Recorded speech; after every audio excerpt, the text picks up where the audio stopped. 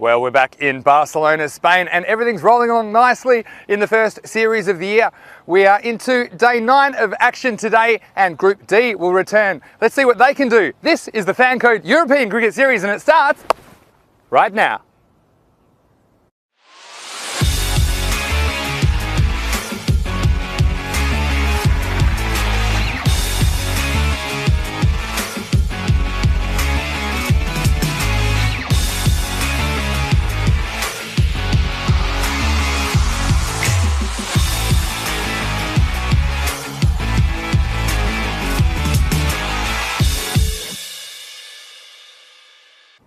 Good morning, wherever you're watching around the world. It's Mr. Maximo here, Vinny Sandu for the European Cricket Network, and welcome to another day of Fan Code European Cricket Series action. It's day 9 today, and we're going to see Group D in action. The first match of the day, match 41, is going to see the Black Panthers, and they're taking on the Punjab Warriors, and their two captains are with the match referee.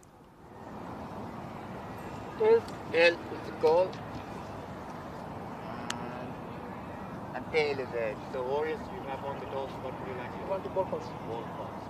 Punjab Warriors have won the toss and elected to bowl first. Well, there you go, the Warriors captain Gagandeep Singh. He won the toss and elected to bowl first, and we've seen that tactic employed quite a bit in the first match of the day, but he told me before the toss that he thought his batting is his strength, so he'd rather do that at the business end of the match. I think they'll likely send out Jagdeep Singh, the keeper, as well as Tejpal Singh. I call him the Turbinator, and I'm sure they'll be trying to chase down whatever the Black Panthers set for them. Speaking of the Panthers, their captain Puneet Srimali, he said he probably would have batted first anyway. He said they didn't play well in their first game, but they've changed their order and changed their tactics, and they want to go out first and make a score. I think you're likely to see Bikramjit Singh and Balwinder Singh opening the batting for them, and also we're likely to see Balwinder open the bowling. Let's talk a little bit about the conditions here in Barcelona today. Now, the maximum is projected to be 14 degrees. It's currently about 9, and it's a little bit foggy, but we do expect it to lift by the time we get play underway. And the main thing is we're not expecting any rain. And this pitch, well, as usual, there's a little bit of dew overnight, and so it starts a little bit slippery. That can be difficult for the opening batsman as the ball skids through a little bit, but all in all, it's going to be an excellent day's cricket. We have 5 T10 matches coming your way today on ECN. Rico, let's get this party started. Over to you in the commentary box. Buenos dias, Vinny, and thank you. Party started indeed. Well, there was plenty of partying yesterday. We've just seen a lovely shot there coming up on your screens of this ground. Absolutely lovely. And it's a great place to be. Well, a lot of that fog clearing away. And, well, it wasn't very foggy yesterday for the batsmen. We had an absolute humdinger of a day. And those 5 matches, well, brought us stacked loads of runs, and I can tell you exactly how many: 1,144 runs. But hey, listen, I tell you something, it wasn't all about the batsmen and scoring runs. We also had 51 wickets that fell, and you know what the amazing thing was? We had some new lovely stumps turn up yesterday, courtesy of our main partners, Fan Code European Cricket here in Spain, Barcelona. Orange they were, and I tell you what, they were certainly being attracted to our bowlers because they were hit many times. So out of those 51 wickets, 28 were bowled. That was incredible. I don't think I've never been in a European Cricket Series where so many wickets had fallen. This match, we're just giving you the opportunity there on the fantasy dashboard to see the teams. Will be interesting. You saw the captain there, Puneet Srimali, saying that he wants to have a bat. They've had a change. They've got some new ideas, some new plans. I'm looking forward to seeing those. They did struggle the first time that we saw them go out there, but so far they've played one and lost one, so they've still got plenty of cricket. That'll be interesting to see. And the Warriors, well, Tejpal Singh, he's a key man to me, as well as the captain Gagandeep. I mean, both of them you just feel have to perform well. Mohsin Ali though is there as well. And well, talk about Puneet saying making changes. Well, they certainly made some changes themselves as well after their first game, which they lost, and they came back strong, winning a good game. Going back to yesterday though, just have a quick recap as we see the umpires Safwan Naeem and Nilkesh Patel making their way out. I mean, it was a mixed match, like I say, lots of wickets, and some of the star performers, well, for me it was Sonal Jangara. He took 4 for 16. Now, he was a man, not only took 4 for 16 there, in the very next game, taking 3 for 12 as well. The Relive Sporting bowler, when all of those 7 wickets of each were clean bowled. Also have to say Shazad Nazir with the bat for the Barcelona Gladiators. The Gladiators opening their account in the European Cricket Series with a win. Then there was also 4 wickets for Zakaola of Minaj. Zishan Budar taking 3 for 20 for Skyways. Amar Shazad 3 for 14. So good bowling performances. With the bat, I've already mentioned Shazad Nazir.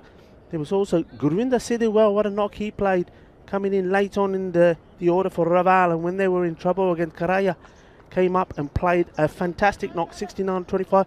But once more, the day belonged to Asjad Butt, and what a day he had, scoring stat loads of runs. He scored 75 of 33 balls against Minaj in an absolutely chaotic game where chasing 149, he almost, when they looked totally out of it, they were needed for a ball at one stage, and it looked impossible, but he made it possible and almost pulled off the most amazing off wins, but it was not to be.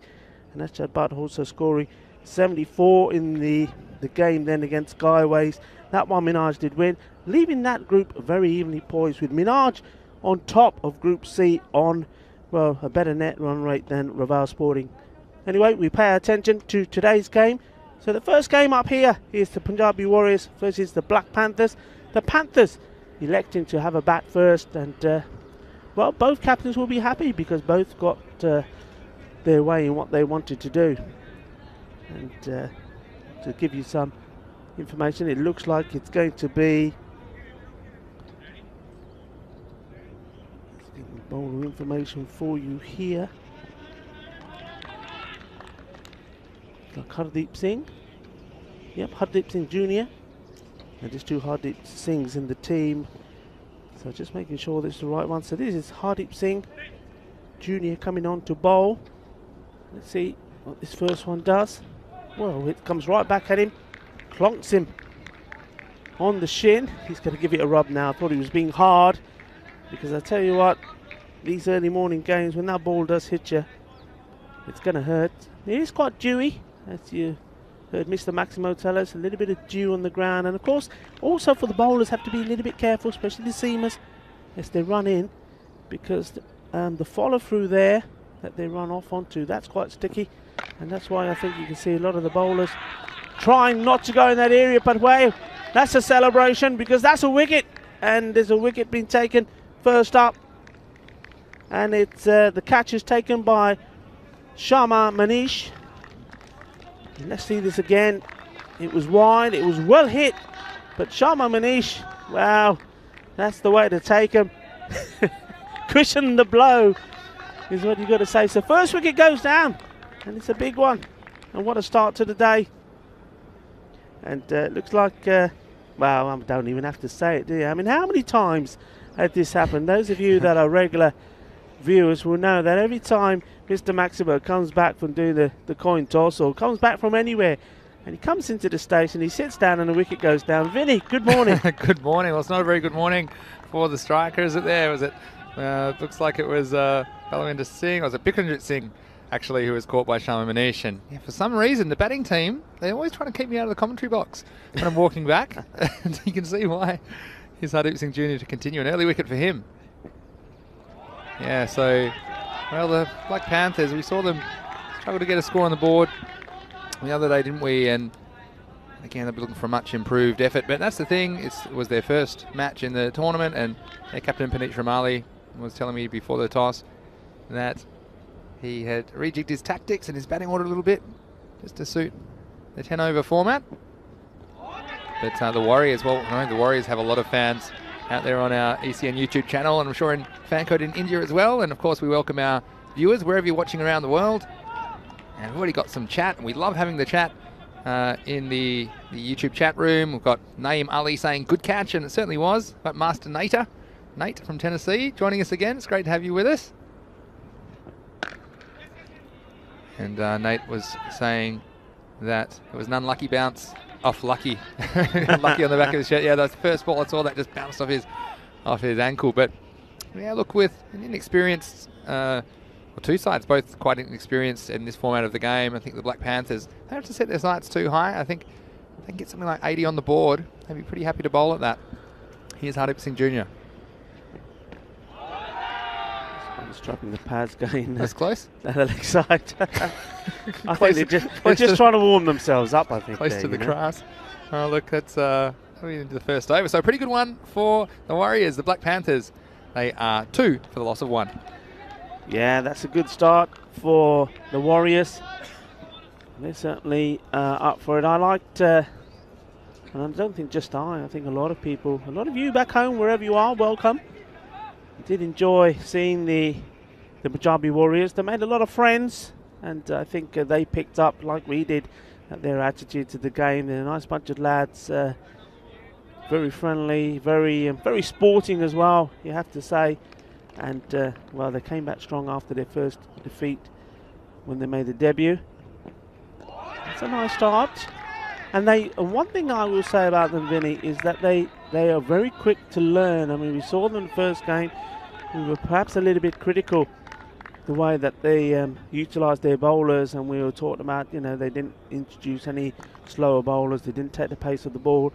The very next game, it was almost as if they'd all the bits and pieces that we've been saying they took notes of, and here they are again with making a very good start, and notably once more just using the bowlers differently, taking that pace of the ball, and it's working for them so far. Yeah, exactly right, Rico, and that's what we like to see. It's a lot of these players, they might have played a fair bit of cricket, but this 10 over format is still a fairly new form of the game, so it takes a bit of getting used to.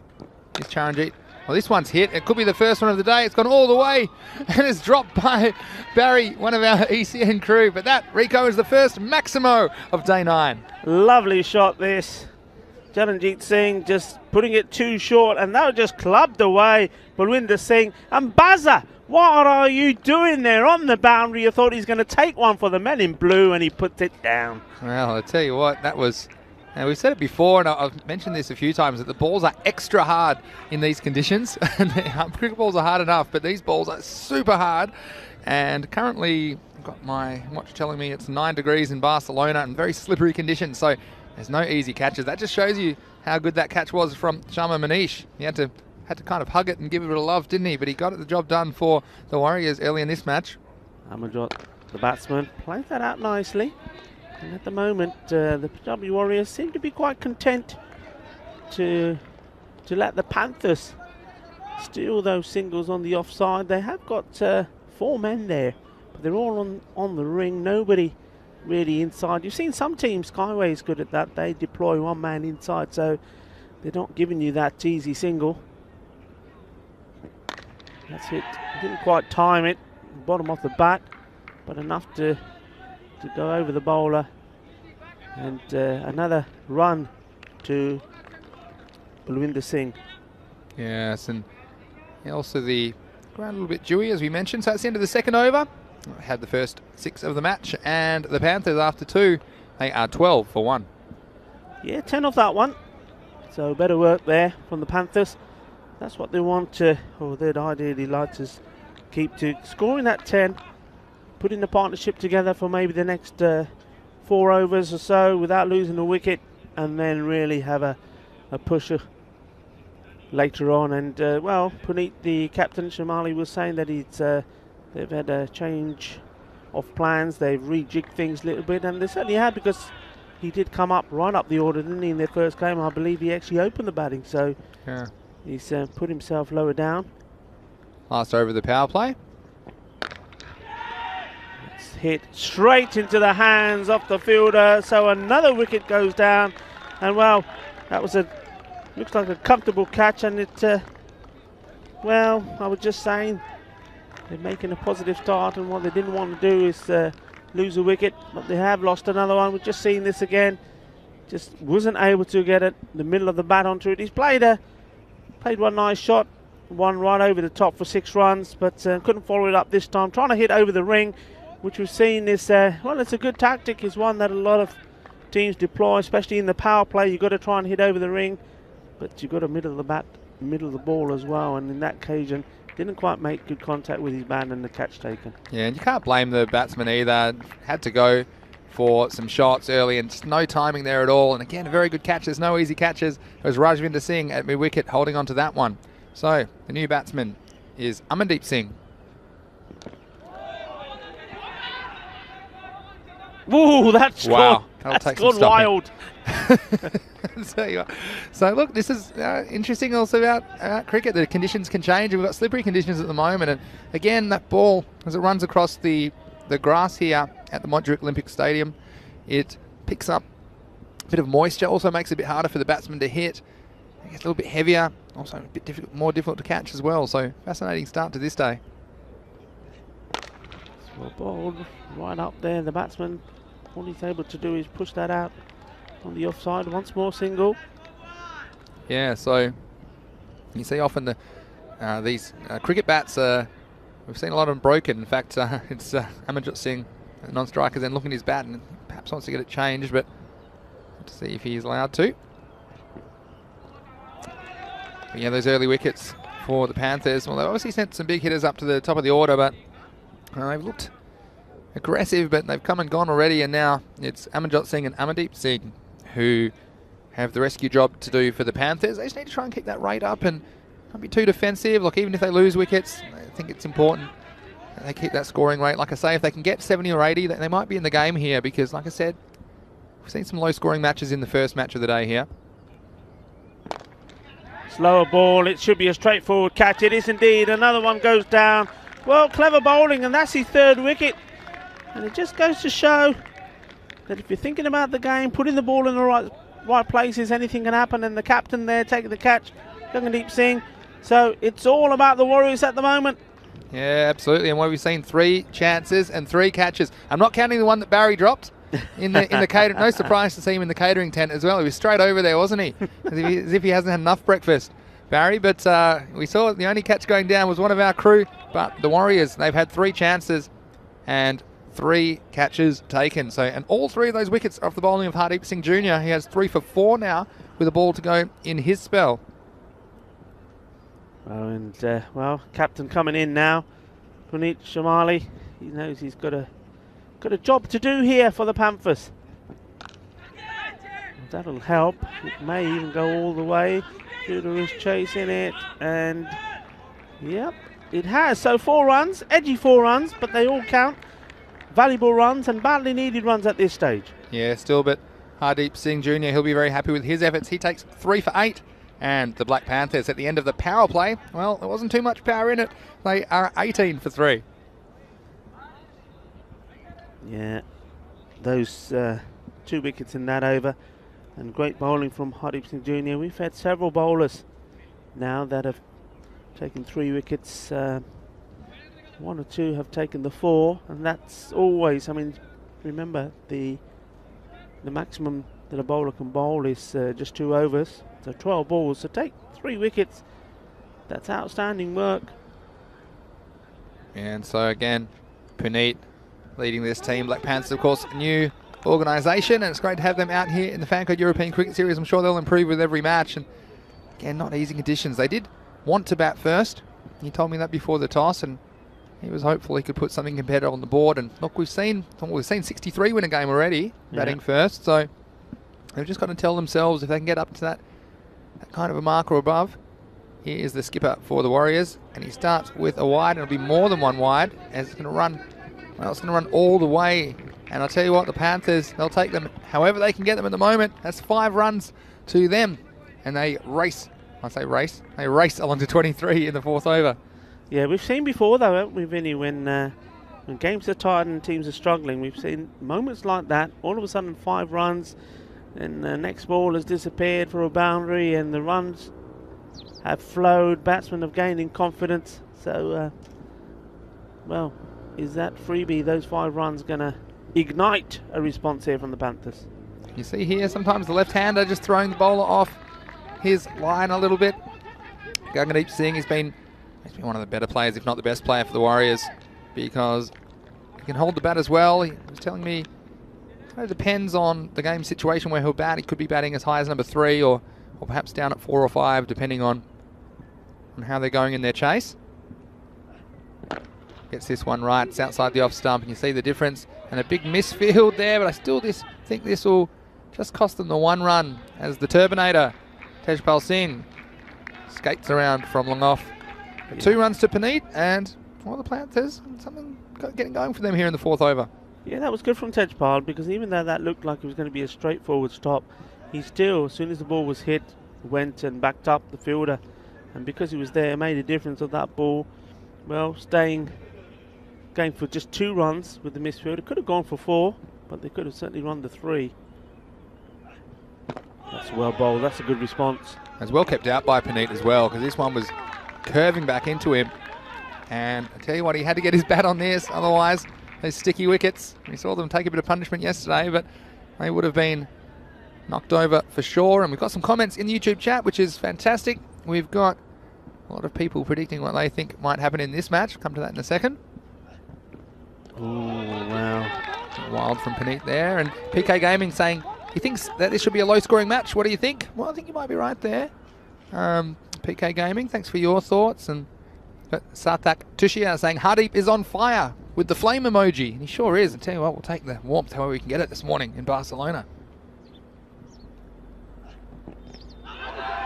Down the leg side. Good backing up there.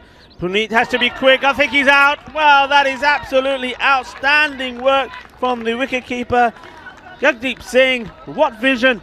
And Puneet was slow going. I was saying it's good backing up from the non-striker, Amjot Singh, but Puneet was slow going, and his little legs just couldn't get him there quick enough. That was a lot of steps, isn't it? And he was on the back foot as well. And look, to be honest, these are the kind of runs that might be worth taking. It can take a very good piece of fielding to get you, and that's exactly what it was from Jagdeep Singh. He ran around like a panther, and he had actually a panther as his victim. I love in that if we can see it again, the reaction of the bowler, Gangadeep, the captain.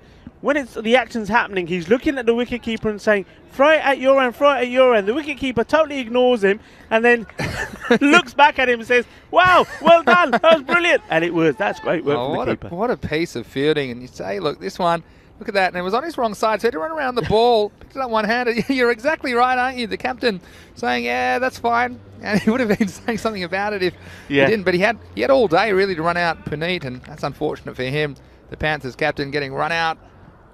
And he'll be disappointed with that. And wow, and we've seen some action here. And talk about the fielding. It was difficult fielding conditions, and we mentioned it. And I tell you, Nate in Tennessee, he will be very, very happy with this fielding effort from the Warriors. And electing to field first, they've held on to every chance, even creating a chance out of almost nothing there with the wicketkeeper Jagdeep Singh. So great work by the Warriors. Yeah, and a learning lesson there, we'll come to that, as this single is taken for anyone who's learning the art here. I mean, as the strike batsman, you've got to listen to the call of the non-striker. You've got to have confidence and faith. And Puneet there, you see, when the ball went behind, the non-striker made the call straight away and wanted it. And Puneet, well, okay, he was on the back foot, but still, he wanted to have a look. Then he hesitated, and then he went. He didn't go straight away, and, well, that's, I think, made the difference there. If he went straight away, I think he would have got in. Yeah, communication, I guess, so important between the batsmen. And look, it may not have saved him anyway, Puneet, because it was such a good piece of fielding. But, yeah, it was a little bit slow to get going from the striker's end. Anyway, onto a new over. It's going to be Mohsin Ali to continue for the Warriors. Starts with a no ball. And yeah, it's one of those things, and we mentioned the baseball comparison. In baseball, well, you do have to run anytime you hit the ball, and in cricket you don't, so it adds this extra element to the game about communication between the two batsmen at the crease. This will be a free hit, because the first ball from Mohsin Ali was no ball for off the pitch, so can have a go at this one. Hits it hard, that'll be just a single. Yeah, Rico, so five games today, of course, so plenty of cricket on the cards, and we see the Warriors playing in the first 2 matches. We'll see the Black Panthers playing in matches 1 and 3. And also get to see Falco and the Trinidad Royal Stars, as well as the Hawks a bit later in the day. But plenty of cricket action here. Mohsin Ali, he's impressed me with his abilities. He looks capable with the bat as well, and fairly good fieldsman. In he comes. Just a little bit too wide outside the off stump, and so another one to the total. And well, the Panthers, we mentioned they're in some wicket trouble for sure. Of course, in an innings, you only have 11 players, so once 10 are out, that's the end of your innings because your 11th player can't bat by himself. You need someone out there with him. So doesn't often happen they're bowled out within the 10 overs. Oh, and that was an edge, I think. And, well, just getting away from the keeper. It'll be interesting to see this in the replay. And the keepers, well, it's not easy for them back there. The footing isn't the most sure behind the wickets. You'll see, I think this was just a little deflection. And it was low and to his right. And just wrong-footed a little bit, the keeper. Almost hit the helmet, which would have been 5 runs. Nice piece of fielding backing him up, though. So, saving some runs. Yeah, that was great work there from Jaranjit Singh. Well, he's pushed his out towards the leg side boundary. The man there, square leg, coming in, doing the work. He's a tall man, isn't he? Amarjot Singh, very tall, towering figure. Gets hold of one. Interesting to see where it lands. And Nate saying, loving this. You cannot hesitate against the Warriors sharpshooters.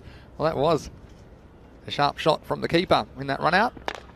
Lofted this, and will Tajpal Singh get there? Oh my word, what a catch! You beauty! That is an absolute humdinger of a catch. Fantastic work. Well, Turbinator alert.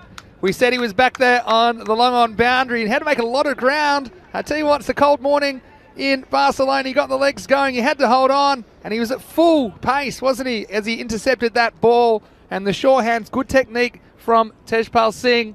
And another chance, another wicket, and we saw really a half chance to the keeper earlier this over, but this time there was no mistake. And I'm sure Nate in Tennessee will be thrilled with that piece of fielding. Again, the Warriors, they've been on fire, haven't they? And the Panthers, oh, they lose a 5th wicket. And big trouble for them now. Well, you know, we were talking about how difficult we believe it is out there first thing in the morning fielding. It's cold, it's damp. See this delivery from Mohsin, played back down by the batsman. You know, and that you don't really want that ball to be coming to you in these early morning sort of chilly conditions. But, well, I tell you what, the Punjabi Warriors, they've just been so good out there. They've taken most of the catches, they're diving around. Well, no wonder they wanted to have a field here first. That one's hit well, it could go all the way. There is a field, oh, he's got his hands to it. But all he could do is parry it over for 6 runs. It would have been another sensational catch. Well, that's a lovely hit, and that's what they need more of. Subraj Singh not messing around, smashing that one away. Well, they've got to keep playing their shots, and he had to go at this one. Took it off the stumps, and again, look at where this fielder, well, it was a good effort. The ball bursting through his fingers. Again, it's baseball ground. A baseball glove would have come in handy for the fielder on the boundary that time, but 6 valuable runs to the Panthers. They end the 5th over at 39 for 5. And again, great comments in the YouTube chat. Please leave your comments and questions in there. Myself, Mr. Maximo, and Rico will get to as many as we can. This is the 6th over, so second half of the innings beginning. It's Akram Ali with the ball. Starts with a wide and all cleaned up by the keeper, so there's no extras on that occasion.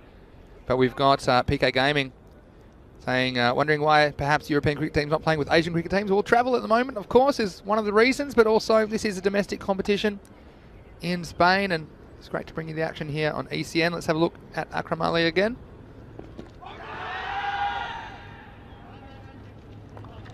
And, oh, pardon me, it's my mistake, it's Hardeep Singh Senior this time, who is bowling for the Warriors. And Nate saying, will the Turbinator get there? Of course he will. MVP. So again, the Turbinator, plenty of fans around the world. It's nicely played out to the offside. So at the end of 5 overs, just before the start of this, 40 for 5 wickets down. So really, I mean, we said that if they can, the Panthers get to in the 80s, that would be a good score. These conditions early on.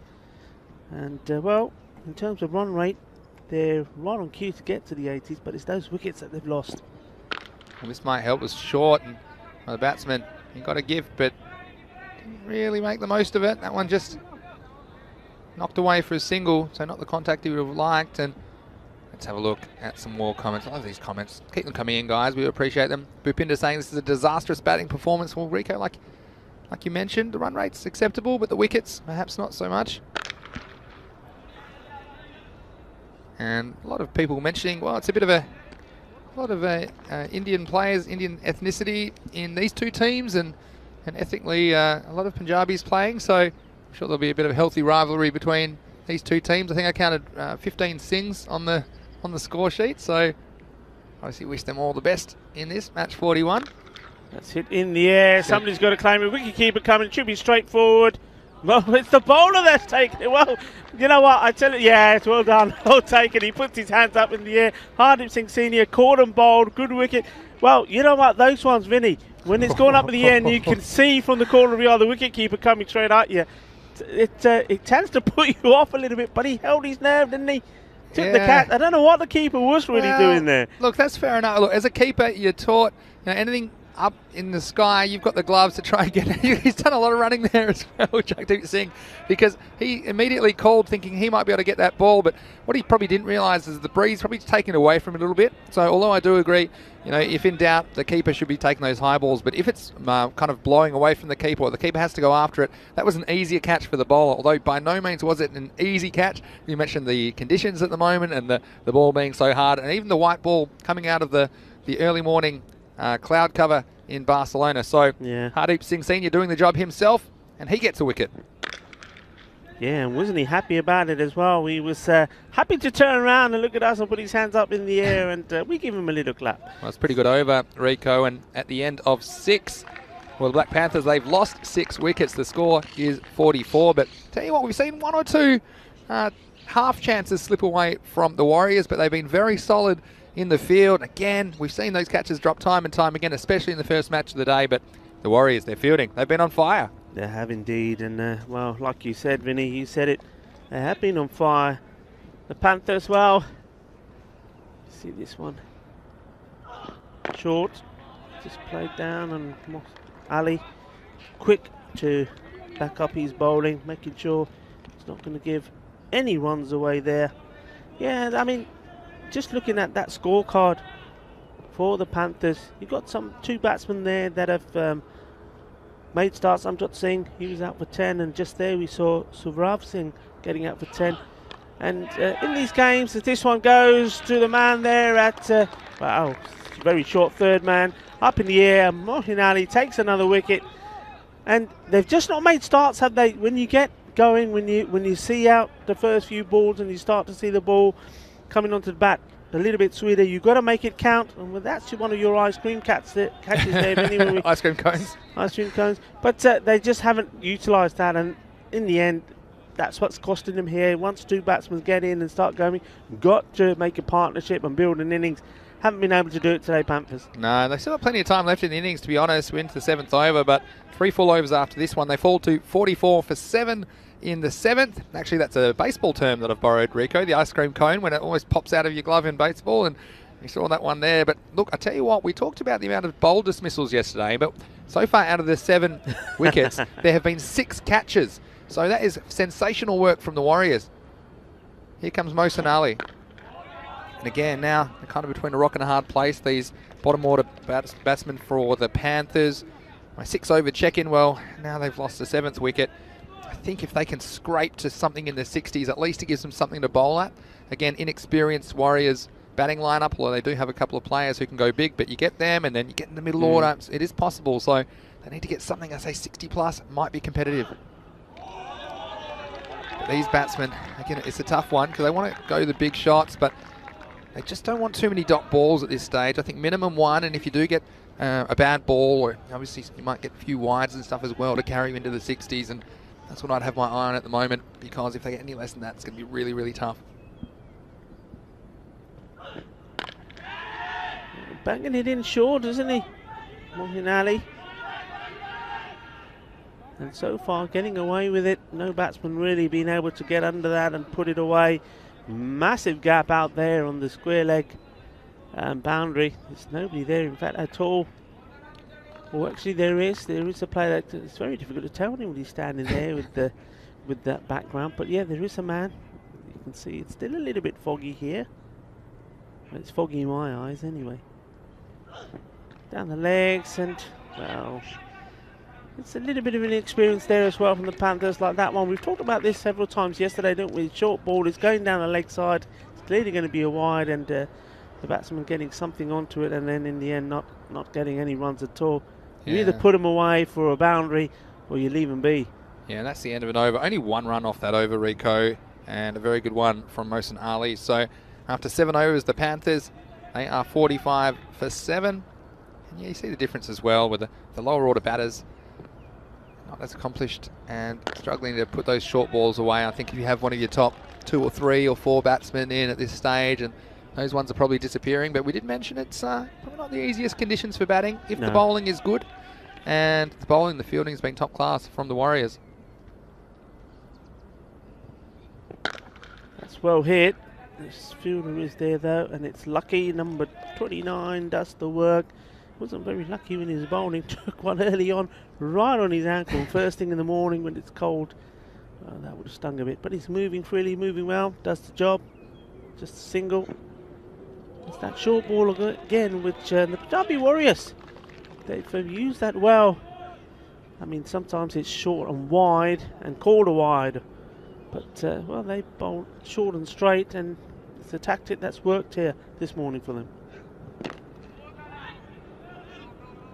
Somebody worked away for the single. PK Gaming saying, I think it's European cricket, European countries like football, Asian countries like cricket. What do you say? I think that's probably fair. And you see sometimes football breaking into the subcontinent in the last couple of years, 2 or 3 years.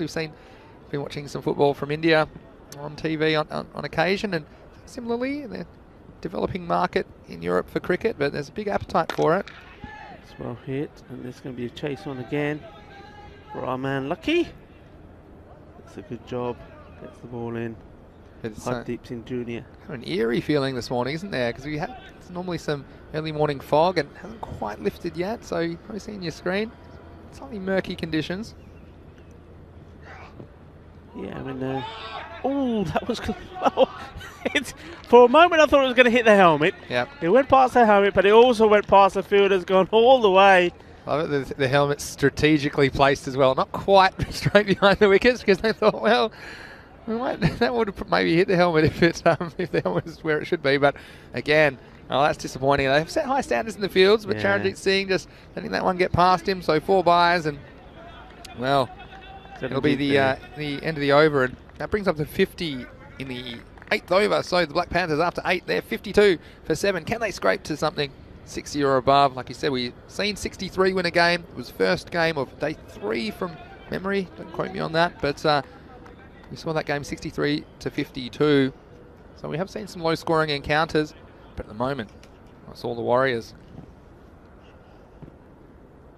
Yeah, bias there. Jagdeep Singh, well, he's been pretty good behind there so far, but that one managed to squeeze past him. But also Charanjit taking the catch, of course.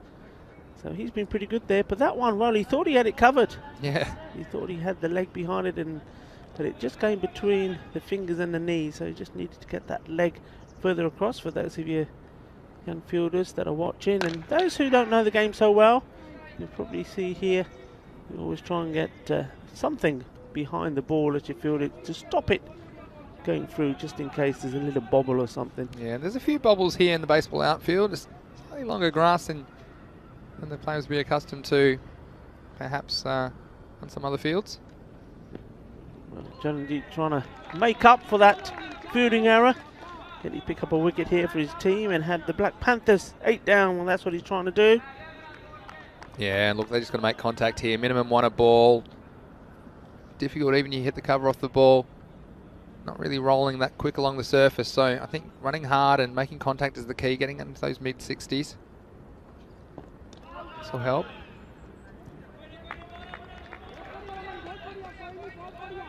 Hay poco frío aquí de primera hora en este campo de Olímpico en Montjuïc, Barcelona. Eso es de Fancode European Cricket Series Barcelona. Appeal, but going down the leg. It's dangerous. One of those that we see a few times yesterday. The ball ricocheting off the pads onto the stumps. We did, didn't we? And also half a catch for a caught behind, but I think this was all pad. Can only be caught out if it's off the bat. That one just flicking the back pad, going through to the keeper. And this will be worked away for a single. Just another, I like to throw in a couple of little rules if you're new to cricket. So in in cricket, even if you only hit it a little bit, you can be caught. So in baseball, for example, they have what's called a foul tip, which is when you swing, and we'd call it a nick. And if the catcher catches it, it's not necessarily out. Whereas in cricket, that would be out. So even the tiniest of nicks on the bat, the tiniest of tips, you will be out caught if it is caught by the wicketkeeper or another fieldsman. It's in the air. He's hit that well. I think he's going to go all the way. It's going to be a bully. Well, they haven't hit too many boundaries. It's all been a lot of tiki-taka. Well, that one has come off the middle of the bat and gone to the longest part of the ground. That's a very good shot. 6 runs. Yeah, don't worry about the tiki-taka. He's brought the boom on this occasion, and geez, they needed it. There's been a fair few swings. Not many have connected, but that one going over cover all the way for 6, and 6 handy runs. Look, that does get them up to 61. It's the end of the 9th over, 61 for 7, and a nice little rearguard action, nice little mini partnership from these two, Daljit Singh and Amarjit Singh, just surviving long enough to carry their team past the 60 mark, and this is the captain for the Warriors bowling Gagandeep Singh, so it won't be easy, but if they can get some at the high 60s or 70s, they'll at least have something to bowl at. It's a good start from him. He's been guilty of bowling a few wides, but that one is right on the money. That's where he's got to bowl. That's where you want every one of these deliveries to be. Wicket to wicket. Yeah, Daljit Singh is into double figures now, and he looks the man most likely. He's had a bit of a go, so I think it's really important to try and keep him on strike. Still got 3 wickets to play with, but if you're looking to run hard, just don't want too many not balls here. 62, 5 balls remaining. Well, there you go. You've got to bowl wicket to wicket, as I was saying. I know Vinny wanted this to disappear somewhere, but that's good bowling. And he's all smiles, the captain. Good length, good ball, and he knows that at this stage, you can't blame the batsman. They're going to have a swing of the bat. You see this again. Very good bowling. Well, it was you miss, I hit, and you can't blame the batsman. Running out of deliveries, had to have another go, and you saw him clear the boundary once, but he'll go for 10. Daljit Singh, end of a nice little knock from him. Better than run a ball. Nice comment here. Satak saying, you speak Hindi so well, Rico. Well, there you go. Nice little compliment for you. Shukriya. Yeah. Shukriya. Thank you very much. I also think you speak Hindi well, just so you know. We've heard a little bit of your Spanish. We're still waiting to hear a little bit of your Hindi. Yeah, well, we'll get there. We'll get there. Chakka de fatte. Aloo parathe khane hain? Khaiye, garam garam. I was going to say si, but I've got too many languages in my head. Just say si, that'll do. Si. Anybody listening? That'd be lovely. Nate said the man will shut them down. That certainly appears to be the case. That's a nice little flick off the legs.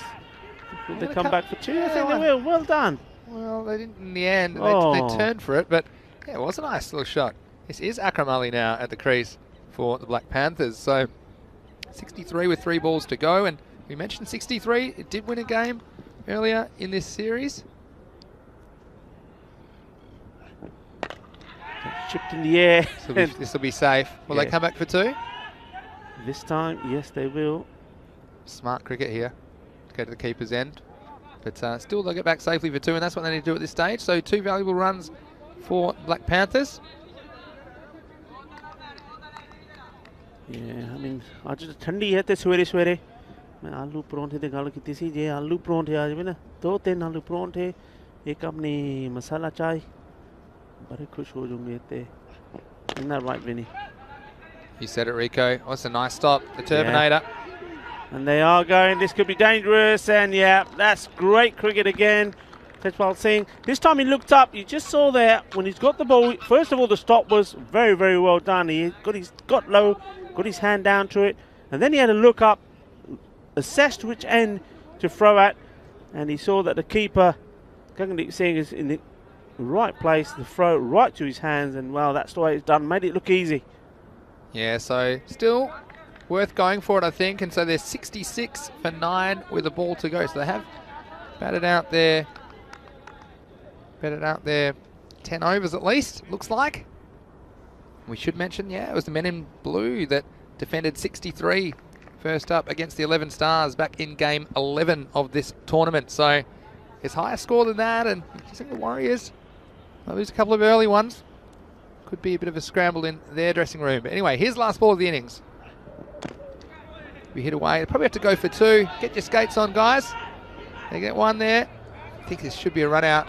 The keeper was a long way, wasn't he? He was Oh, he's still that's, asking the question. He did actually did well there, take the ball and then hit in the stumps, but the batsman ran well as well. Let's have a look at this one, because it's one of those ones that did hit the stumps, knock the bails off, but sometimes you've got to hit them harder so the umpire really notices. Look at this. You got the keeper. Oh, and it was one of those close ones. You wonder if the batsman was grounded behind the line, but regardless, 10 points for effort. So they'll get 2 runs there, and the Panthers, they will end up on 68 for 9 off their 10 overs. That means the target will be 69. And look, some of these targets are a bit south of what an average score is, but a couple of tight overs. It's going to start around 7 and over required. It can get up really quickly, but the story for me, Rico, in this match 41, the first match of day 9, is all about the fielding, and the Warriors, weren't they impressive? Barry, not so much, but the Warriors, well, they took almost every chance that came their way. They did. I mean, that was a top shot there from Bawunda Singh, and we thought, well, maybe he's going to be the man to hit some big shots, but it wasn't to be. You see him falling there to the delivery there from Lucky. And then in the end, like you said, they were very good, great catching. This run out was superb, very, very impressed with that, and I like the celebration. We need to find out, Vinny, why the wicketkeeper Jagdeep Singh has Pepsi on the back. There must be a story behind that. I'd be interested to know that, but this from Pepsi, great work. Maybe he's got a sponsorship deal. I don't know. He might deserves one after that piece of fielding. Anyway, that was very nice, his wrong side. This one just getting past him again, a little bit slippery in the keeper's area.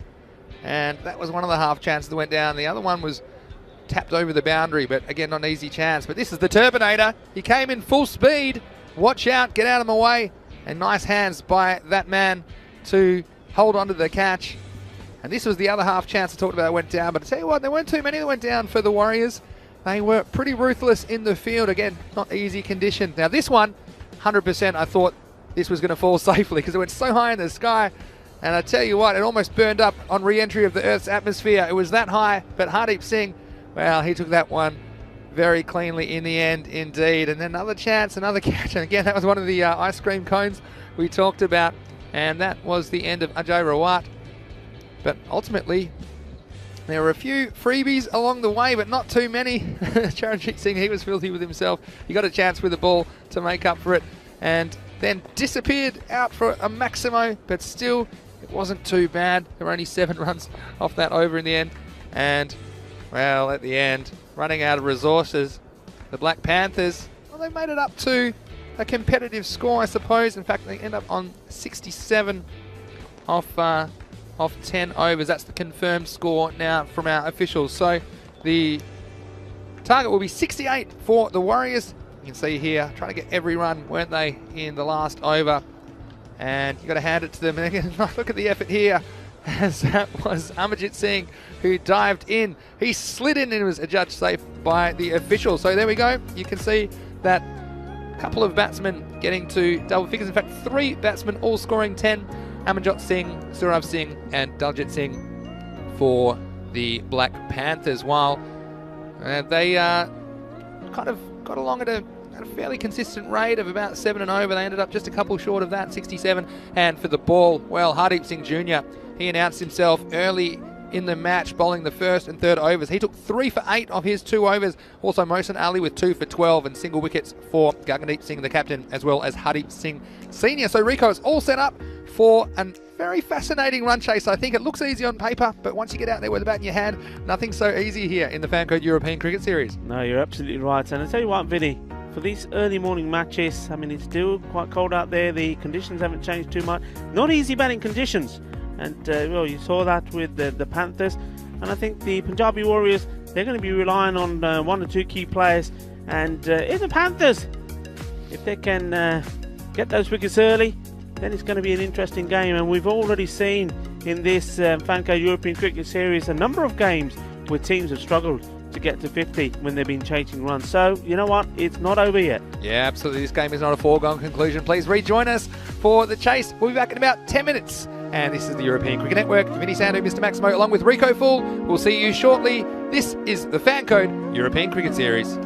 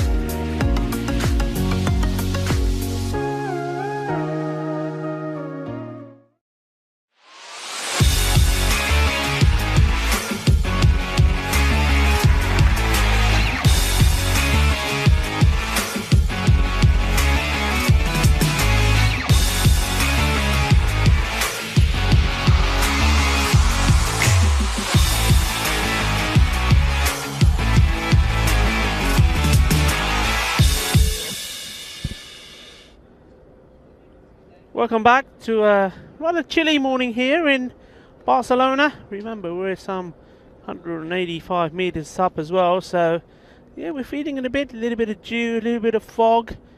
We're still waiting for the sun to come through and burn it away. At the moment, the only thing burning are the floodlights, but hopefully that will change soon during the course of this innings. We're talking about this innings. We saw the Black Panthers didn't quite roar today, but they poodled along to a score of 67, so a target 68 for the Punjabi Warriors, but it's not going to be easy. I don't think these conditions are more favourable for me, for perhaps the bowlers and the fielders.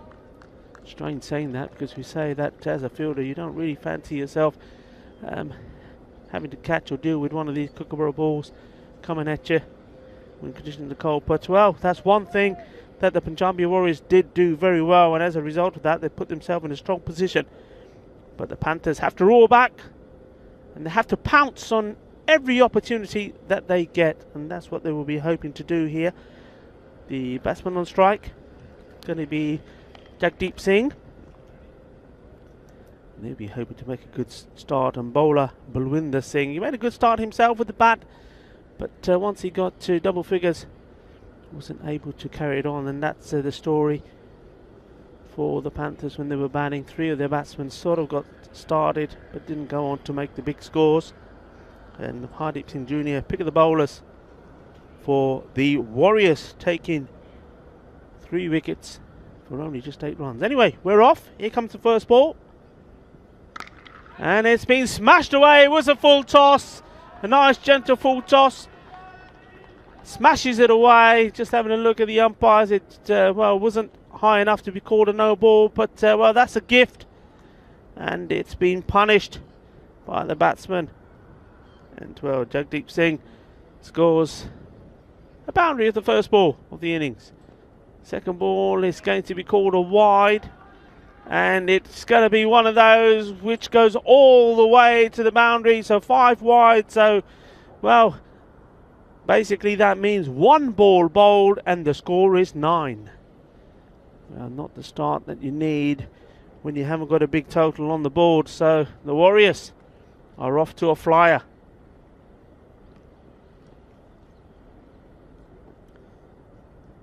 So what's Balwinder Singh now? He's got to put that behind him, try and get a good one in. He's got to get this one to pitch on the stumps, and that's exactly what he's done. Better ball, but how about that for running? Took that single very quick, and well, good positive start here. So the score 10 now. We move on to, as it is now, of course, Tejpal Singh taking guard. He was unfortunate in his very first Vanguard European Cricket Series, had the opportunity to score on a 50, got to 49. I think everybody, viewers and all, would have loved to see him get to that. That's a confident looking shot. Got into position early, played it out, but 4 men on the offside. This occasion going straight to a fielder, but yeah, out on 49, but was very unselfish, wasn't thinking about his own score, was thinking about his team. Trying to take 2 runs to try and get them within winning distance of winning that game on that occasion. This is in the air, but there is a fielder there. It's and it's the little man, the maestro himself, and the captain, Puneet Shumali. Well, we've seen him take some catches in previous European Cricket Series. How important was this one? He's removed the danger man. Tejpal Singh has gone. Great catch. And well, I'm not even going to say it. Guess who's sitting next to me? Guess who's just walked in through the door? Wow, how is that from Puneet? Puneet, we were talking about his memorable catch back in the 2020 series, and it was my man, the Turbinator. Well, he's been out-turbaned, hasn't he, by Balwinder Singh, who's come on opening the bowling. And it was a very loose start. I saw as I was walking around. Balwinder, yeah, was very loose with the full toss and then the 5 wides. But I tell you what, you'd almost take that if it means you get rid of the danger man. Tejpal Singh, the Turbinator. Well, he hit it pretty well, and that was such a good catch. It was so low to the ground, and I suppose Puneet's pretty low to the ground as well, but still he came forward and took it cleanly. So the game on here, and the Panthers, well, if they can get 1 or 2 more, could be game on. And this target of 68 is going to play a lot bigger than it looks. Here's Balwinder Singh again. Ooh, wow, what a change round this is. He's really struggled the first few balls. And, well, he's got it right. And, of course, that wicket behind him now as well. Courtesy of great catch by Puneet Shamali. And all of a sudden, he's on the money. Bit of pressure now for the Warriors. The key man, the key batsman has gone back. Well, I see what they're trying to do there. And also, bring the scoops back to the commentary box, Rico. You're asking me why the Punjab Warriors keeper and opening batsman Jagdeep Singh has Pepsi on his back. And I'll give you the scoop after I tell you the score, that after 1 over, it's 10 for 1. Good over there from Balwinder after a shaky start. And I can tell you that the reason he's called Pepsi is because his brother, and Hardeep Singh Jr. is his brother, number 29, and their dad always, well, he started calling him Pepsi because in high school when he was coaching them, he was always drinking Pepsi all the time. So now that's his nickname, Jagdeep Singh, number 7. You see him there at the non-striker's end. That's why he has Pepsi on his back. I thought it might have been a multi-million-dollar lucrative sponsorship deal, but that's just his nickname. Yeah, I thought that too. And you know what? Somebody's telling tales because, well, I've got a different story for you. All right. Well, we will come back to this. Let's go. Let's find out who's doing what here. I did not expect you to come back with a rebuttal to what I was asking about. Sajay Wright to bowl the second over for the Panthers. Pushed out. Single taken. He's off the mark, Hardeep Singh Senior. Yeah, go ahead then, Rico. Well, I asked the same question, and the story I was told is that the day as he was born, his father just so happened to be drinking Pepsi. So that because of that was the nickname that he was given. So we're going to have to go back to our sources and say, hey guys, come on, which is true? So who was your source? Maybe. Well, that's what they told me when I asked them in the break, in the innings break. Yeah, but that's. Well, maybe the viewers should vote for their favourite story. Yeah, which story you'd like? They could both be true, I guess. All I thought about that's a wide ball and it's been kicked away and they will take 2. All I thought, well, I'm glad. Just think, he could have been drinking something else. Yeah, it could have been, I guess. Could have been called whiskey or something like that. Vimto, you know Vimto? Yeah. Hello, Vimto. How are you doing? Anyway, but yeah, we'll get to the bottom of that. I'm sure everyone's glued to their screens, waiting to hear the next chapter of the Pepsi Gate. This is a dot ball, and Hardeep trying to attack that delivery. Master Nate in Tennessee saying, can I see the communications tower on the website homepage from where with this position? Yes, I can. It's over my right shoulder. It's a nice little impressive piece of architecture, that, for a communications tower.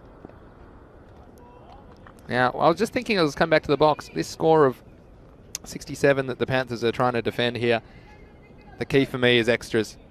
And you don't want to give away the 10, 15 extras, which are just going to take the pressure off the Warriors. And we've seen early the extras are piling up, so they need to do something about it if they're going to stay competitive, the Panthers. And you see another one down the leg side and to change something. And I think, yeah, he might seem going over the wicket now.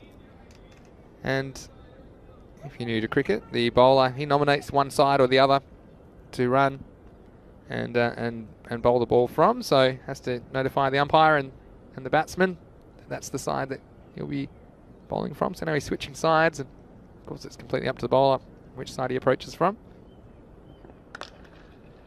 It's firmly hit, but will be fielded on the 30-yard circle, so a single taken. A lot of chat also about the next game already. It'll be match 42 coming to you on ECN. It's not far away. Be starting in about an hour's time from now, so still a bit of time, but yeah, Punjab Warriors returning and they're taking on the Trinidad Royal Stars in the next game. Jagdeep giving that a big old swing. Pepsi himself and gets 4 runs. Nice shot from him. That's right, some next generation batting from Jagdeep Singh. Swinging this one across the line. Yes, he took a bit of a risk because it was straight, and we certainly have seen a lot of dismissals in that fashion, but able to get some bat on it, and with only 2 outfielders allowed in the power play, that one's going to skate away on this surface for 4 runs. Yeah, not looking like he wants to hang around, Pepsi. He's certainly playing his shots. Another one. Slightly slower. Oh, a misfield. They'll come back for 2. It's good running, though. We've seen so often the batsmen sometimes just jogging one, and I like that because they ran the first one hard, so if there was a misfield, they might be able to get back for a second. That's exactly what happened. Pepsi sliding in for 2, and that's the end of the second over. It's 22 for 1. Yeah, going along nicely. And I think Vinny made a very, very good call there. It's these extras that could make the difference in this game. It's going to be a tight game. The runs aren't going to be easy to get. Puneet Shamani, the captain, is now about to bowl this, the 3rd over. So the last in the power play. After this, of course, the field can be spread, and he comes. Slightly shorter run than he would normally be taking.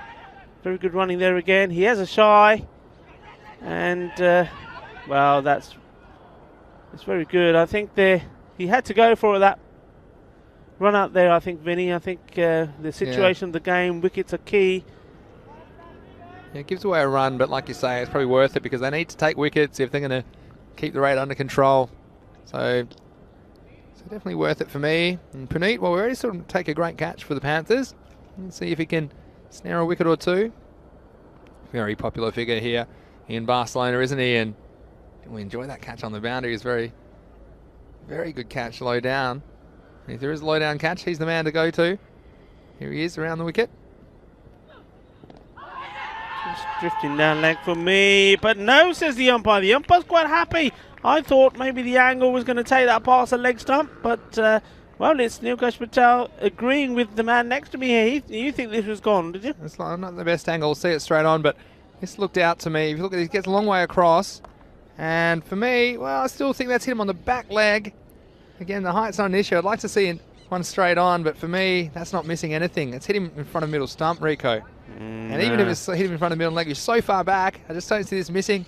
And like traditional cricket theory, I suppose, is that it's difficult to get an LBW in that fashion from around the wicket angling in to the right-hander. But for me, there wasn't that much of a distance to go. You've said it there. You've said it there. You've got to look at where the bowler's bowling from. You're living in the past. You're living in the past, man. Anyway, what do we know?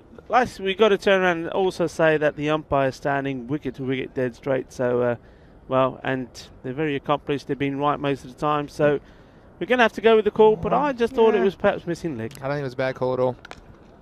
I mean, it was one of those ones, maybe an umpire's call. There's Puneet. Getting accustomed to the ground again. But again, it's a big wicket for the Panthers. And I guess, you give the umpire a chance by missing the ball, don't you? Rico is often what I think as well. And look, I didn't mind that decision, but as you say, to me it wasn't a terrible decision. Keeps the game interesting, that's for sure. Well, this one is going to go all the way. Was there a bit of bat on that? No. Wider signal straight away. So it's going to be 5 runs. And goes back to what we were talking about at the beginning of this over, how the extras could be key. Well, when you're going to be given 5, well, that's 10 extra because we've seen 2 wides go all the way to the boundary there. Wicket keeper there, no chance at all. And that's disappointing. Puneet Shamali, the captain, because he's just taken a wicket, probably put a little bit of pressure on. And then, well, that one way wide, and Bikramjit Singh, no chance. He worked away for a single, and we've got some more chat going on. Robert Gradowski asking what kind of pitch is used here in Barcelona. It's a very good question. Well, this is a temporary surface. It's a wooden base with a carpet overlay that we're using at the moment. Of course, we've converted this from a baseball ground for this Fancode European Cricket Series, but there are plans for a permanent pitch, and that will be installed before too long. So hopefully next time we're back, we do have that pitch in for the players. This one worked away. A little bit of hesitation there from Mohsin Ali. We do appreciate your questions and comments, and let us know. We've got Philippe in as well. A nice bowling, but an outstanding shot. And it's also great to have all our regulars with us as well. Jamie Bundy says morning to us. Short, and well, he's got lucky there. Puneet, and the throw, and they're asking a question. He's gone! Well, how about that? Some very lazy running, lazy backing up. It was a filthy ball on the leg side. Should have been put away, hit straight to the fielder. Would have been an easy thing, you thought, but he's just standing on his back there, Moeen Ali, no backing up. And, well, poor cricket from him. Sees him going back, so the Panthers are making a charge in this. The bat was in the air. Yeah, it was a good decision from the umpire. And, again, we've seen the running between wickets and the communication oh so important, isn't it? And this time, like you say, miscommunication or slightly slow communication from the batsman out there in the middle. And you see what they're trying to do, pushing the score along. But the Panthers, look, they might come to rue the 2 sets of 5 wides they've given away already. That's reduced the score by 10. But well, they're still hanging in the game here. And all it takes is a few tight overs. If they can strike those extras, then they just might have a sniff in this one. But they need everything to go their way. Change of bowling. It's going to be Akram Ali to bowl. Let's come back to a couple of comments in a second. Yeah, the end of the power play, so 32. And the key thing here is those 3 wickets down. And this is very similar to exactly what the Panthers were doing. The Panthers, I remember, were going at a decent rate. I think they were around 44 overs, and it was the wickets that they had lost. That was the problem.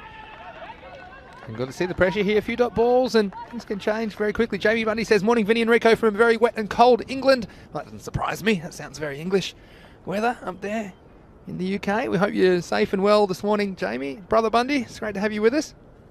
Here's Akram Ali. Well, he smashed that one away. No mistakes this time. They've had a few bad balls there on the leg side, which they haven't punished. They've managed to find fielders, including that run out there. But this time, no mistake made. That's 4 runs, 4 very valuable runs, and will take a little bit of that pressure off the batting side as well. Those few quick wickets there. And, well, we just know in this sort of low-scoring game, 1 good over, 1 magical over, and it's game, set, and match. In the air, it should be caught. Oh, it's just dipped in front of him. Yeah, didn't quite carry in the fielder. Well, he kind of seemed a bit startled by it. He took a step in and then kind of propped for a second. You see this one, not quite carrying in the end. Amandeep Singh there at cover. This one pops up, and in the end, half a chance, another wide. So again, that's going to cost the Panthers. But we had Philippe saying he agreed with me, agreed with the ump straight away on the LBW. But then he said maybe not in the second look. So then I was about to get a bit smug that Philippe agreed with me. But yeah, it was one of those 50-50 ones, I think, in the end, going the way of the bowler. It's another wide, so again, they need to sort this out. Pradesh says irresponsible batting. Well, it's funny, the line between irresponsible and aggressive, it's often outcomes based, as I say in this form of the game. And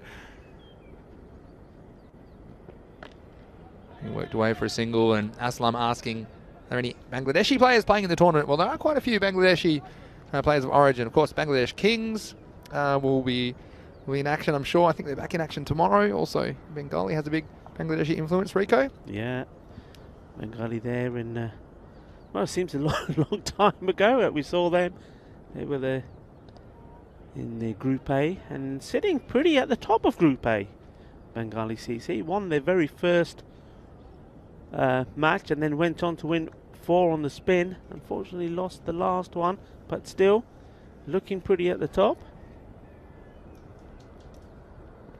Well, this is ending up being a very long and painful over for Akram Ali. And oh dear, that's going to be 3 wides, would you believe? And we see some things here, and well, it wasn't that long ago we were saying we haven't seen too many 3s. Well, you've seen 3 wides there, something else you don't see too often. These extras, I mean, I'm not even going to look. I can tell you they're definitely got to be the top run scorer at the moment for them, and that's going to be a no ball.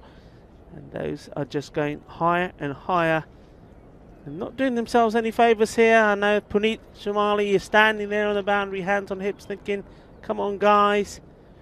Well, he's Puneet, a little man, he's hard, just wearing that t-shirt in these very cold conditions. But what a catch he took, something for him to look back on. But of course, as another one goes wide, so this is still a free hit. Yeah, still be a free hit, as you say. And Simon's joining us, saying good morning. It's nice to have you with us, Simon Cavell. Here's Akram Ali. Can he straighten it up?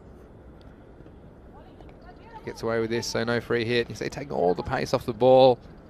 But you just think those extras, I don't know what we're up to, but I think they'll probably be the highest score. In fact, confident it is. Already up to 23 extras out of a score of 45. It's well played. I mean, they've got to target the Panthers. Yeah, no, not to Puneet, you don't. Yeah, you've got to target the other batsmen away from Jagdeep Singh. He's set, he's batting well, he's got to be the key player, but well, just the other players not looking too confident for me. Put the ball on the spot or make them play. That's what they haven't been able to do. Yeah, and 46 for 3 at the end of the fourth over. Looking ahead to match 42. It's not that far away, starting about 45 minutes here in Barcelona. The Punjab Warriors, well, they'll be returning for their second match of the morning. It looks like they've got the Panthers covered in this one. They'll be taking on the Trinidad Royal Stars, who return for their second match of the tournament after winning their first one. So for all the action, don't leave us here on ECN. And of course, you can go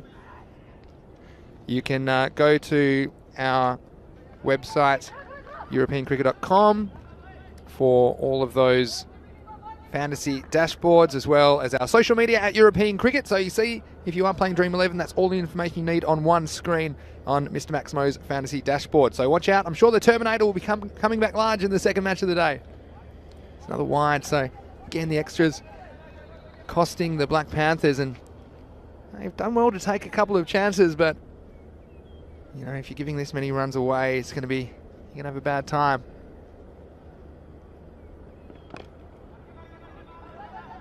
A little fella, Pepsi. I'm a big fan of him already. We've seen him take a great run out, and look, he's busy out there, isn't he? And he's trying to move the score along, and he's already up to 17 not out, so he's doing okay for his team and anchoring this chase for the Warriors. Yeah, I mean, but he is key for them now at this stage. He and the extras, it has to be said, and well, did a little dance there in the middle of the two batsmen and decided they'd return back to where there were no runs. Yeah, I mean, he's playing really confidently. I think he's just getting, you know, he's getting a bit frustrated, and I have a theory about this. We see this ball. Plays this one straight to the fielder. You know, sometimes when you know, you're quite an accomplished batsman, you're feeling pretty good, and these wide balls, you're standing there and it's just wide after wide after wide. You're not able to play. So when you do get a ball, I think you're just trying to really make the most. I mean, that's what I'm talking about. You're trying to make the most out of what you're actually getting. So he's just got to take that away from his head. Think about, well, each one of these are runs. It may be frustrating, but you'd rather take the runs. Don't worry too much about himself playing too many shots. This one's hit out to Puneet. Take the single.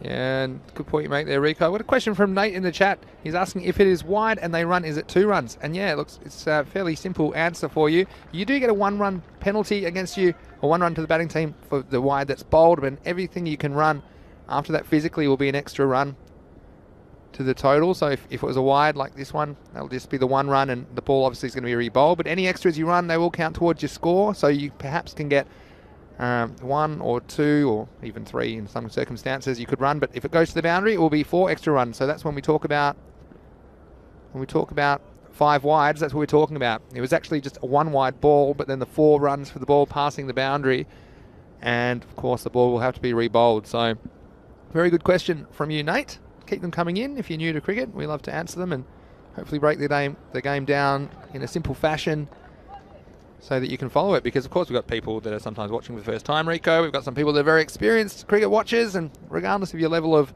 knowledge of cricket, we really want you to enjoy the action here on ECN. This ball's down the ground, just a single. So yeah, all rolling along, and actually the Warriors, they quipped to me 5 overs is what they said. They said they reckon they can chase down about 5 overs. I tell you what, they've almost faced the full 10 overs already, considering the amount of wides we've seen from the Black Panthers. As we see, that's Balwinder Singh. He was good early, wasn't he? He bowled a couple of loose deliveries, but came up with a big wicket. But they just have given too many gifts to the Warriors here in match 41. Yeah, he was giving some advice to Puneet, and looked very serious as well, and probably telling Puneet, look, this is get a good over in here. You never know. Don't give up. Keep going. Well, you don't have to tell Puneet that. And the highlight's never far away with Puneet either, is it? He's a interesting character. We've seen him take some great outfield catches, and now he's got the ball in hand. Can he snare a wicket for the Panthers? And he does indeed. Chuck you there, Fateh style. Over go the stumps. Well, whatever it was that was said to him by Balwinder Singh has certainly fired him up. That's another wicket. And, well, another one bites the dust. We've seen some wayward bowling from the Panthers, but this one was right on target from Puneet. Puneet Shamali, that one was angling in, and batsman again hitting across the lines, crashing into those sticky wickets, new fan code European Cricket Series wickets. And, well, he'd be very happy. And I said to Puneet, well, regardless of the game situation, don't forget the highlights only ever one ball away, and he certainly come up with a highlight there, Rico.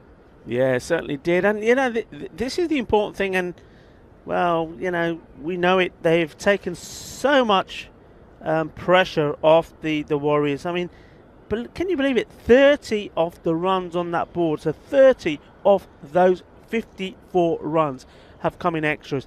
And you just get the feeling as he comes in and bowls this. Oh, again, that's what I'm talking about. 31. That's what I'm talking about. Yeah. Now, if you just take that away from your mindset for a minute and thought, well, that ball that he bowled wicket to wicket, if these bowlers bowled wicket to wicket, well, you know what? I think they would have had the Warriors in trouble. And this was what I was talking about at the beginning, before the start of this innings. I was saying if they bowl a good line and make the batsmen work hard for their runs, it's not going to be easy. But when you're going to gift them 31 runs, yeah. You know, you just made it really, really difficult for yourself. Yeah, couldn't agree more, Rico. And he comes again, Puneet Shamali. Oh, it's pretty close to the target. We've got Philippe Lima de Melo saying, amazing delivery, and it certainly was.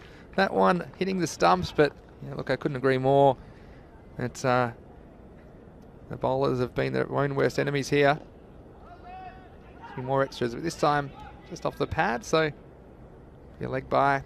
So leg byes, if you're new to cricket, we're doing a bit of rule chat this morning. They count towards the total, but they don't go on the individual batsman's score. So you do have to hit it with your bat if you want the runs to go to your name. As we see, the Warriors, they're within reaching distance of this target at the moment.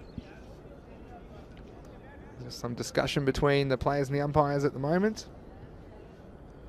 Just 13 runs away, this target of 68 here in match 41. And don't forget, it's only the first of 5 matches today in the Fan Code European Cricket Series. And don't forget, not that far away, we've got the Trinidad Royal Stars returning to the stage, and they'll be taking part in match 42. That's the end of the over. And the Warriors are 56 for 4. And that match is not far away. Make sure you settle in for the day at ECN, because the fantasy dashboard there just letting you know that we will have that match for you beginning at 9:30 AM GMT, which is 10:30 in Central Europe, and it's 3 PM in India.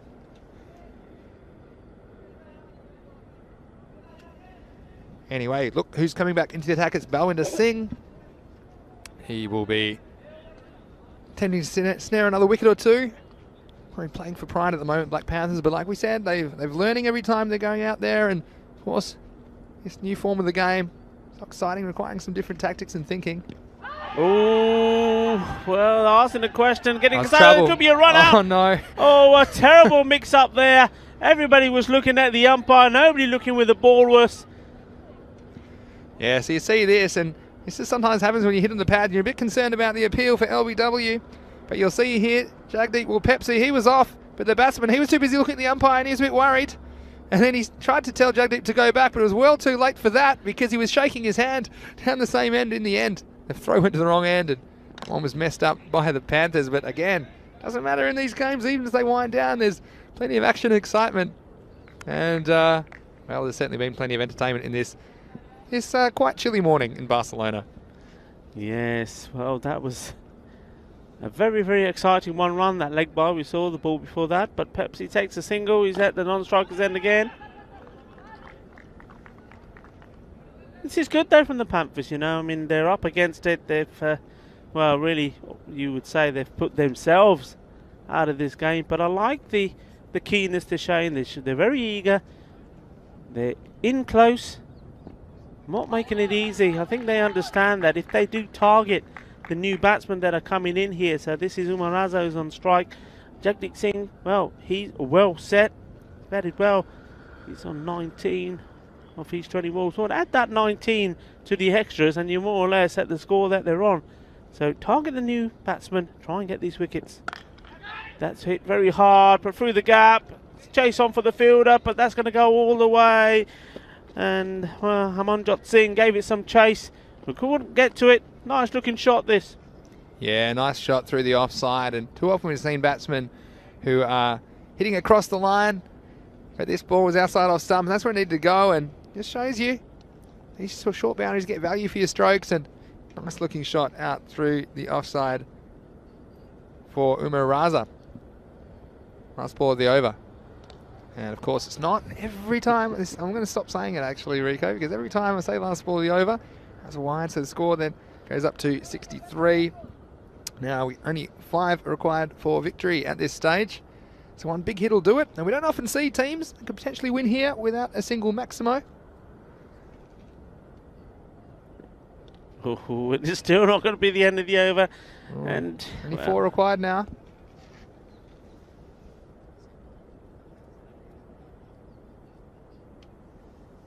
Still 4 required, so could we see a team win without a Maximo? I don't think I've seen that before, actually. It's always first happening here in the ECS. I tell you what, they're going to finish. Must have heard me. We're still not going to see it. This one's gone all the way out of the ground for a Maximo, and that's game, set, match. And the first match of the day, well, they're a very popular team on ECN. And the Punjab Warriors, they get the first blood here on day 9. yeah, that was a big hit. I was just saying, are we going to see the first win without the Maximo? Well, no, we weren't. And that was a good hit, a good way to end the game. And, well, in the end, Punjabi Warriors winning it quite comfortably. But they will have to really thank the Black Panthers for those extras. I think in the end probably ended up being something like 33 extras, 34 in fact. And going back to the innings, you see the highlights. And it was Pepsi, and Nate in the chat saying Pepsi is always hustling, such a great player, and wasn't he? But this is the Turbinator. We know how dangerous he is, and for the Black Panthers to have any chance, they had to get him early, and they did actually, with a fantastic catch on the long on boundary by Puneet Shremali. He came forward and held on to that half chance, and then the occasional boundary. But really, you have to say that the Panthers were their own worst enemy because too many balls were down the leg side and wide. But that was a nice piece of bowling. Puneet Shremali getting the LBW decision from the umpire. That one just hitting Hardeep on the back leg. And you see, there was just too much of this. And 30 extras when you're defending a score of 67. It's going to be tough. But I did like the hustle of this man, Pepsi. You saw a run out, nice bit of fielding. So just showed you the Panthers. They had the occasional highlight. But the Warriors, well, they didn't take this lightly, and they knew they had to keep moving, and they just did enough. In the end, they got the runs off the last ball of the 7th over. Yeah, and what a way it was to bring up those runs. There was an appeal there, but a terrible mix-up between the batsmen, and unfortunately the ball thrown at the wrong end. Could have been another ball watching again. You can't be doing that. This was a nice shot. Play that out well out there on the off stump, Umar Raza. Just when we thought we weren't going to see a Maximo, well, there it was. It was up and away. So they must have heard me that one. Well, I'm not sure where that one landed, but it wasn't in this zip code, and nice way to end the game. That was very, very well struck by Umar Raza to finish this match. So there you go. It's the confirmation of the result in match 41. The Punjab Warriors, they were 70 runs off 7 overs, and they defeated the Black Panthers 67. So quite a low scoring affair, but still a quite interesting game with plenty of highlights.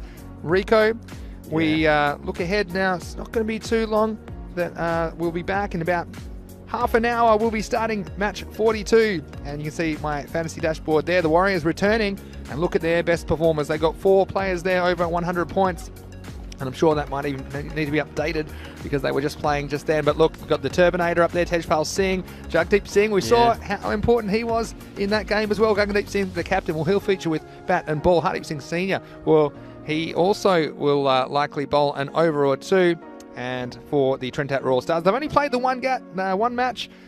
Wouldn't be surprised to see Muhammad Fiyaz Haider batting a lot higher than that. I think they fancy him at the top of the order. Mudassar Ali and Sufyan Ansar as well will be turning out for the Royal Stars. Akil Ansar, okay, who can forget his contribution as well back in their only performance to date. Well, Rico, we have a quick break, but we will be back in about 25 minutes, won't we? And so we want you to join us in 25 minutes time wherever you're watching around the world. Please keep those questions and comments coming in on the YouTube chat. We'll monitor it during the break and get to as many as we can. But Rico, 1 game down, 4 to go today in Barcelona. Yeah, we're just having a look at that scorecard there, and we see the man right at the top there. Jagdeep Singh, I think he played a very good innings, and you know, they needed it. They needed one batsman to be there. We say quite often that when wickets are falling around you, somebody needs to play that anchor role. Well, he dealt with that really well. I think he rotated the strike well, he ran well, and when needed to, he played some nice shots. And other than that, it was all the twos, and then it was Raza playing some nice shots at the end. Bowling figures, well, unfortunately, nobody really did what they should have. There's only one man, of course, and that's a man who took a great catch to take the wicket of Tejpal Singh. Punit Shamali, the captain, led by example, but unfortunately the other bowlers just a little bit wayward with the line. Maybe it was a little bit too cold and nippy for them, but they'll let themselves down a little bit there. They had a fight on their hands, and well, if they were able to follow the captain's example, it would have been interesting, but well, they didn't let the Warriors off the hook there. But a great, interesting game and a good one to come. Yes, I think we're going to have a cracking contest coming around the corner in match 42. Well, they say the 42 is the meaning of life. Rico, we're going to see some great entertainment hopefully in match 42 here, so please rejoin us in about 25 minutes. This is the European Cricket Network and you are watching the Fan Code European Cricket Series.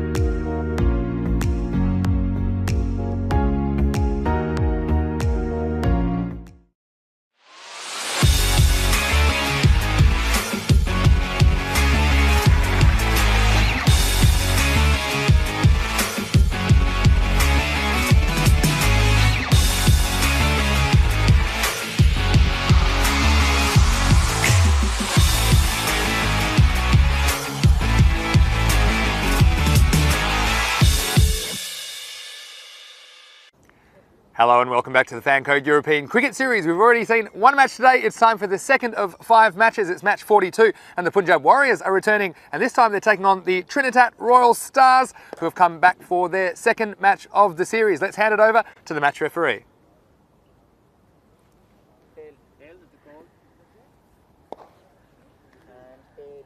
So, Stars have won the toss. What would you like to do? To bat first, to bat first. Stars have won the toss and decided to bat first. Well, there you see the TRS acting captain Amir Shahzad. He called correctly and decided to bat first, and he is just telling me that he wants to come in and put a score on the board straight away. I don't think that will bother the Punjab Warriors at all, because they fielded first and fielded very well in that first match. They said they would have bowled first anyway. So Rico, a fascinating contest between these two teams. It's over to you in the commentary box. Yeah, thank you, Vinny. Yeah, it's going to be fascinating, I think. Trinidad Royal Stars batting first. Looking forward to seeing this, because in fairness to them, the one game they played so far, which they won against the Black Panthers, Panthers were bowled out for 55. So the Trinidad Royal Stars didn't have too many to chase. So we only saw them lose 2 wickets getting those runs. So this is an opportunity for them to have a little bit of time out there in the middle. Some of their batsmen to play an innings, put some runs on the board, and also an opportunity for us and you, the viewers, wherever you're watching from, our global cricket family, to see just what they've got. Well, speaking of what they've got, we know what the Punjabi Warriors have. They're quite competent in the field. We saw that in their first game. Just looking at the dashboard there. And of course, Jagdeep Singh, he had a very good game behind the stumps. Also did his job with the bat as well. Key man, I think, Jagdeep Singh, the captain. Just get the feeling when he has a good game, and the likes of Hardeep Singh Senior as well, that the team rallies round. But one thing they were very, very good at was taking their catches. So they'll be hoping that they will bring that form into this performance in the field as well. So an interesting game. The Warriors, well, they're on the warpath at the moment, winning the first game of the day. And I have to say, the way form has been going, teams which win their first game go on to win their seconds when they got back-to-back games. And we've seen Falco do it, we've seen Minaj do it, we saw Raval Sporting do it yesterday. So our Punjabi Warriors are going to continue that trend. Well, they'll love to. It'd be great for them. It certainly will help them in the tables and the standings. So going to be an interesting game, I think. But like I say, we don't know too much about the Trinidad Royal Stars. So opportunity for them to show us what they've got with the bat. And we're just having a look at personnel for you, give you some names. So it's going to be the captain, no surprise. Gagandeep Singh is going to open the bowling. That's the umpires there, you see. Just checking that the scorers are ready and with them. Shahudil Ahmed, Nukesh Patel, doing a fantastic job. Our man in black. And first over, getting ready to start. And it's going to be batsman on strike, Faiz Haider. And the non-striking batsman, Mudassar Ali.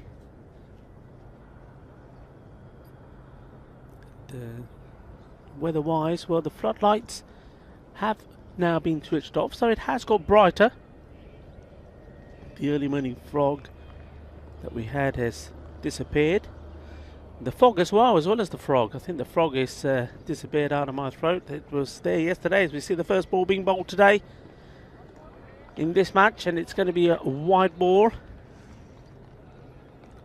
Yeah, it's not surprising that I had a croaky voice yesterday, because, well, that match there between Minaj and Karia, I should say, not Karai. Different versions of saying that. It's a bit like Pepsi's name. Different stories we get why it's called Pepsi. Well, we get different versions of how to say it's Karaya. I've been told Karaya now, not Karayan. But anyway, what a game that was. And what a knock from the captain first up, as we see this. Still yet to see a legal delivery, so certainly a day of extra so far today. Yeah, Adil, the captain, Adil Ahmed made a fantastic knock in Karaya's innings. 68 he made, and he thought he'd easily put the game out of doubt, scoring 149. This one's hit well, and well, haven't started as well as they did in the first game in the field. And Mohsin Ali didn't fancy getting anything behind that. Was hit hard, but in fairness, the fielder should have kept this just to the single. Didn't fancy it. It was at that awkward height, but he had to get down and, well, cushion the blow, to speak. Take one for his team. So, first runs off the bat. Thought about the single, yeah. So, like I say, Karayan, 149. And then, well, Minaj never looked in it. They didn't get the best of starts, losing wickets. Always Ahmed, the big batsman at the top, going for a duck. And Ashtad Butt, who was dropped first ball himself in that game. Wow, that's been whacked away. What a start this is. He's just hit one boundary out on the offside. And then now comes back with this one. Lovely shot all the way over. Timing was perfect. Just watch this, how quickly he picked it up. There you go. And that was what we saw from Ashtad Butt in that game yesterday, after he was dropped first ball. And in the end went right to the wire and got to a point where they needed 2 to win. No, 2 to tie off the last ball. A boundary would have won it, and in the end, scrambling to try and get the 2s and run out. An incredible game, boundaries galore, and well, it left us all a little bit croaky, but recovered. Well, talking of recovering, the recovery needs to be made here from Gaggandeep. Hasn't started very well. A few extras, a few boundaries.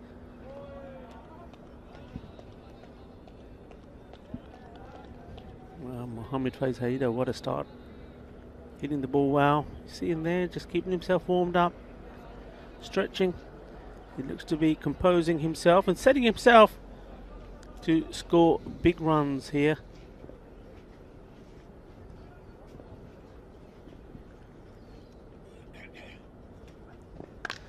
Well, that's hit hard through the gap. The captain shouts catch it, but he's the only one shouting catch it. The others are saying, no mate, we're going to have to fetch it. Forget about catching it. Score moches along. What a good shot that was. All about the power. So we come to the end of the over.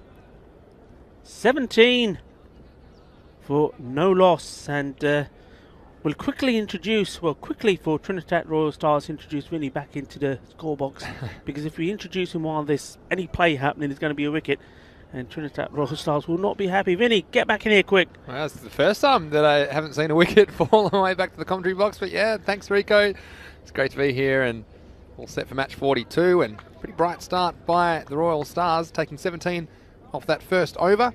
It's going to be Mohsin Ali to bowl the second over for the Warriors. We're hoping to change the early momentum of this match. And he comes. What, it bends his back, doesn't he, Mohsin Ali? And that one past the outside edge, and of course in this first 3 overs only 2 outfielders are allowed, so difficult to protect, and I think the next 2 overs will be very key for the Warriors to try and slow the Royal Stars down, perhaps take a wicket or 2. Here comes again Mohsin Ali. Stays down a bit, and it's going to go out to the square leg boundary. Slight fumble, but it'll just be the 1 run. And so yeah, Rico, we saw some amazing fielding from the Warriors earlier, didn't we, in difficult conditions? Yeah. And I think they won't mind being out there. Good toss to lose there out in the field, and we've seen 1 or 2 jittery efforts. They'll be very keen to hold on to the chances and keep this Royal Stars innings under control. Here's Mohsin Ali again. Slower ball. Oh, there's nothing slow about it off the bat. It's gone all the way. The Terminator can only look up and watch. It's over his head, and that is a maximo for the Royal Stars.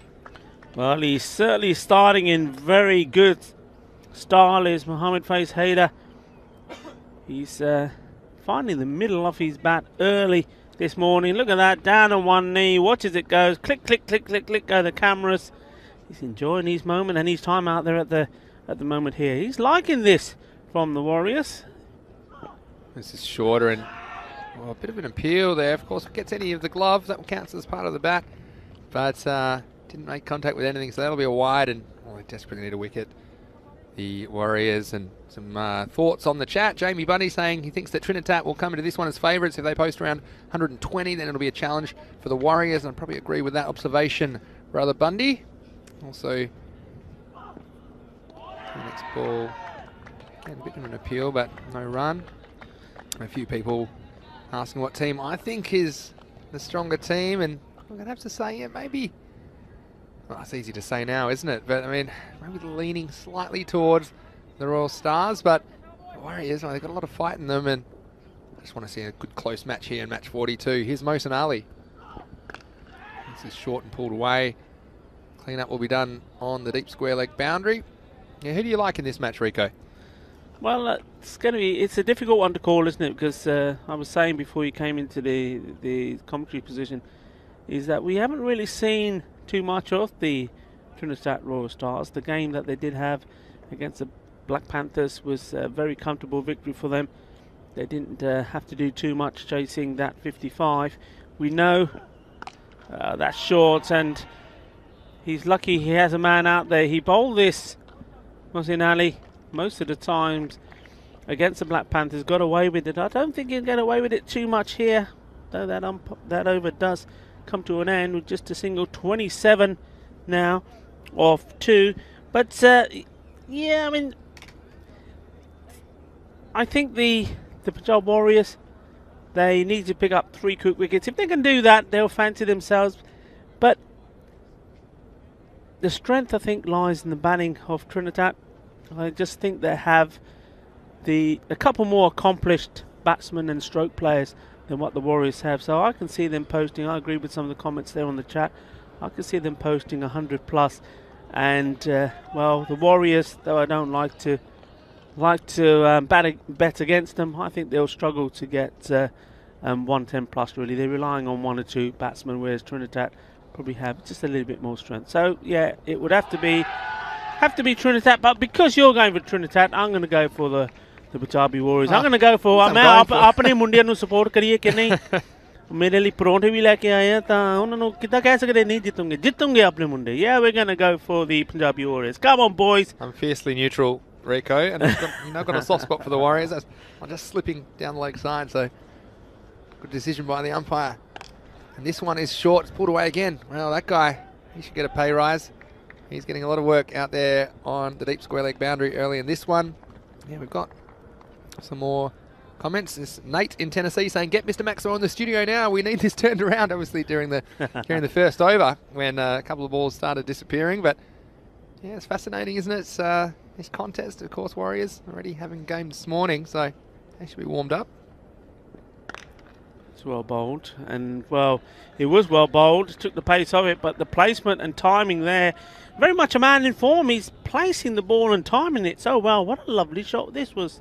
Yeah, it's a nice shot, wasn't it? And you see the difficulty of protecting the outfield in the early overs. And again, after the 3 over mark, you'll be able to put some more men out on the boundary, but there's not much they could do about this one. All the way for 4. Let's see if Hardeep Singh can come back. This one's up, it's in the air. Again, nice bit of fielding that time. He rifles it back to the keeper. Pepsi. Jagdeep Singh cleaning up the work behind the stumps, but a nice bit of fielding there from Mohsin Ali. He's a strong man. And yeah, Rico, we're just seeing some momentum shifts in this game, and we've seen it before. We've seen some power plays. They've gone the batting team's way, but the bowling team coming back in the middle overs, that's what the Warriors will be hoping for. Hardeep Singh has a bit of a false start, and of course, it's great to be here in Spain. It won't be too long. It'll fly past, I'm sure. We'll be back 31st of May. European Cricket League in Spain. A bit more about that in a second, but first here's Hardeep Singh Senior. Oh, this one's up and it's over, and this one is going to be over everything, over the wall. It's a Maximo, and the Royal Stars, well, they're shining brightly early in this match. बड़ा अच्छा shot सीगा. Timing देखो, timing C perfect. Yeah, Gay shakka ho gaya. Nicely played shot there, and he's looking in very, very good form indeed, is Haider here. I see the Warriors would sorely like to see the back of him. Facing up again now, this time swing and a miss, but not hitting the stick. So that's the end of the over after 3. The Royal Stars are 38 for no loss. Yeah, just seeing that delivery and the one before that, I just think that taking the pace off now could be quite key. Yeah, I agree with that. And looks like it's the end of the power play. So there will be 5 fielders allowed back. And let's see who gets the job. It looks like they might be turning to spin. Yeah. And we didn't see him employed in the last game. And it mentioned to me before the toss, Gaggandeep Singh, the Punjab Warriors captain, that difficult conditions for the leg spinner early in the game with a slippery ball and, of course, really cold, and with that kind of dexterity required to employ that over-the-wrist bowling. It's not so easy first thing in the morning, but he comes in, it's a bit of a calculated gamble, I think. It's a good start. And he's bowled him straight away. And how about that? The Turbinator. Well, he's come in, had an immediate impact, and aren't they happy about it? Tejpal Singh as well behind the stumps. They celebrate at a safe distance. But you see the leg spinner was a calculated gamble from the Punjab Warriors captain, and he was right on target straight away. So, Mudassir Ali, well, he didn't want to have a look at Tejpal, and he'll just be looking himself in the mirror when he goes back to the pavilion. And an important wicket, a momentum-changing wicket for the Warriors. बल्ले बल्ले बल्ले बल्ले बल्ले यही गल हुई मैं क्या स्पेस थोड़ा कट्टो spin ball आवे तापरा Munna Tejpal Singh, well bowled, right on the money. He struggled the other day with getting them in the right areas. Today the first ball just where it needs to be, and well, it's not the wicket they desperately needed, but Mudassir Ali does have to go, done with a good in there. And it just goes to show this is something which Punjabi Warriors have learnt as in the short time they've been in this European Cricket Series. Take the pace of the ball, change the bowling around, vary it around a little bit. They didn't do that in their very first game. They just stuck with the seamers, which they lost, but they came back strong with the variation, and it's working for them. And it's worked for them here today as well. Oh, this one's very close. It's going to be close. Oh, balle, balle, balle. wow, 2 in a row, the Turbinator. Well, we saw him struggle with the bat this morning, but would you believe it? He's taken 2 wickets off his first 2 balls. And Rico, after a big power play, and this is an easy decision for the umpire, pitching in line, straightening. The batsman, I think he knew he was in trouble. And we got Turbinator turned up to the max here in the 4th over as the Royal Stars, they've fallen to 38 for 2 wickets. Yeah, and that is a big wicket because, well, Safwan Ansar, he was very impressive, wasn't he, with bat and with ball. But, I mean, he scored 26 of just 18 balls in their last match. And see him go very first ball. Well, that's an amazing, amazing turnaround here. And a hat-trick here. Well, is on. Yeah, could be on a hat-trick, and we've only seen one taken so far in Spain. And well, the Turbinator, I was about to say, it all comes down. I think his good balls will be difficult to play, but the bad balls will be easy to put away at that pace. So he'd be high on confidence now. Well, pressure on Ali Raza, the new batsman. Ali Raza, what's he thinking at the moment? So on a hat-trick, the Turbinator, Tejpal Singh. Oh, and this was pretty well pitched as well, and some indecision in the end. They take a single, and that'll put Mohammad Fiaz Haider down the striker's end, and he struck the ball nicely, but again, that puts a bit more pressure on him. He's been hitting the ball well, but when wickets are falling at the other end, you wonder if they could grab him at this stage. The Warriors will really have their tails up. Here's Tejpal. Well, he hits this one across the line, and it's pretty well placed. In fact, it's going to split those 2 fielders out on the onside boundary, and 4 runs. Well, there might be wickets falling at the other end, but Haider, well, he just keeps on keeping on. He's a key man, isn't he? I mean, they've got 2 fielders out there who've been very busy, and up until now they've patrolled that area well on the leg side and have been able to stop the boundaries, but not that one that was hit too well, split them. So this is the challenge. This is the big wicket. This is the matchup, I think, as well. I want to see. Again, next one he misses, and it's just the thing with Tejpal. We saw him bowl some loose deliveries in his previous appearance 2 days ago, but it's been right on the money so far here in match 42. Important over for the Warriors. But Haider, he's the man who could take it all away again for the Royal Stars. If they grabbed him right now, the Warriors would be over the moon. In he comes, Tejpal Singh. And this one's a Unusual Yorker. I seem almost jammed him on the second bounce. So again, we talked about the difficulty of bowling this style of bowling. And the end of a very, very good over for Tejpal Singh. There were 2 wickets, only 5 runs off that.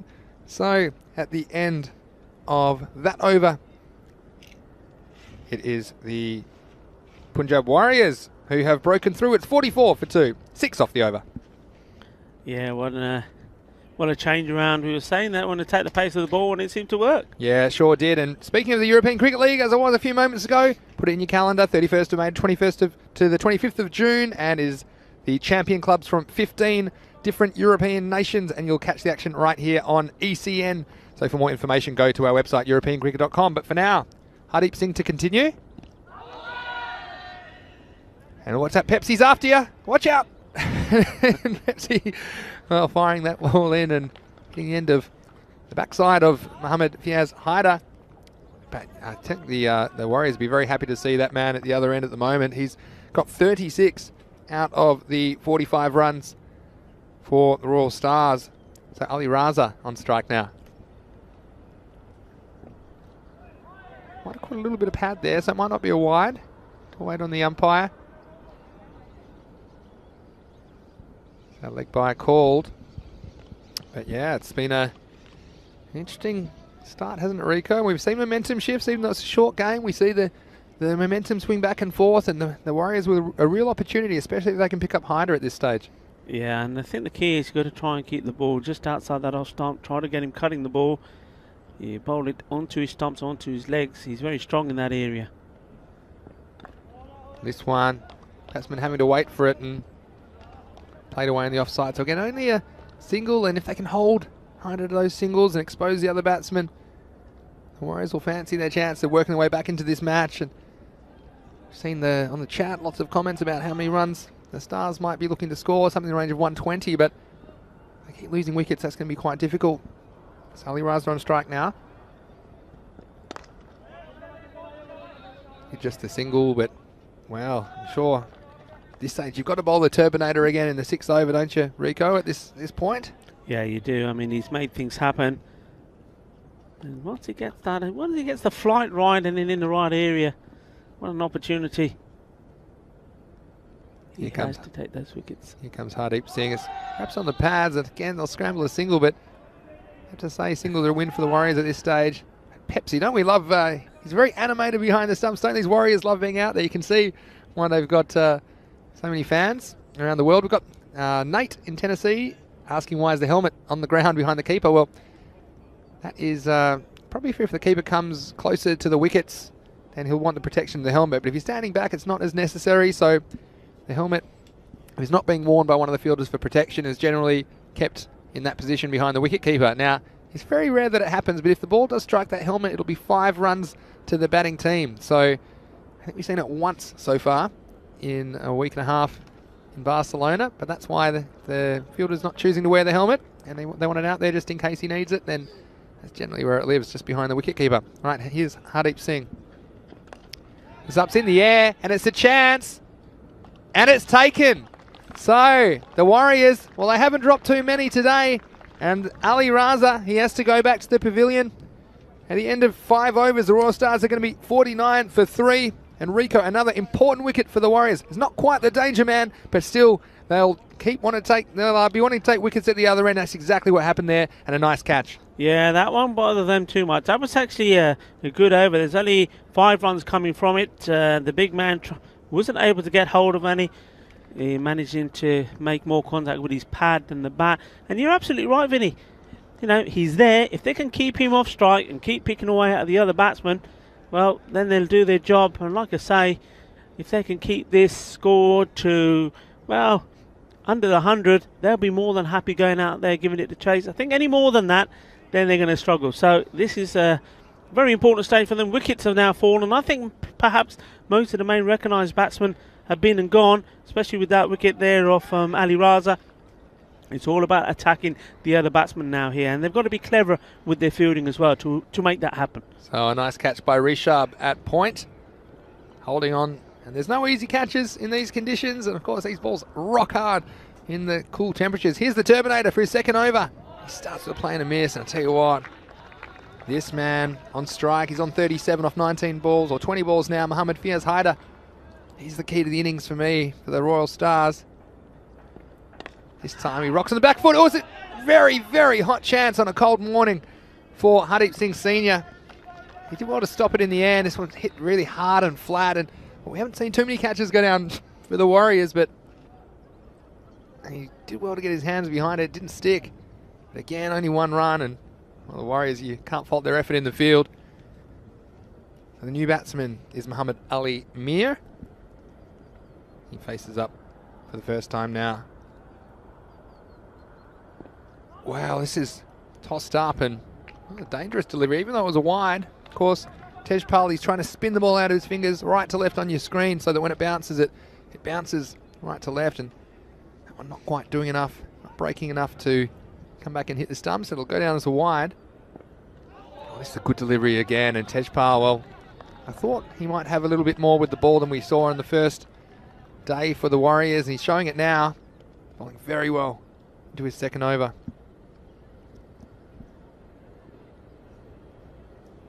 Just wondering whether they need to just bring up the man on the leg side and not allow him to. Oh, that could be a no ball, could it? We'll just see what the.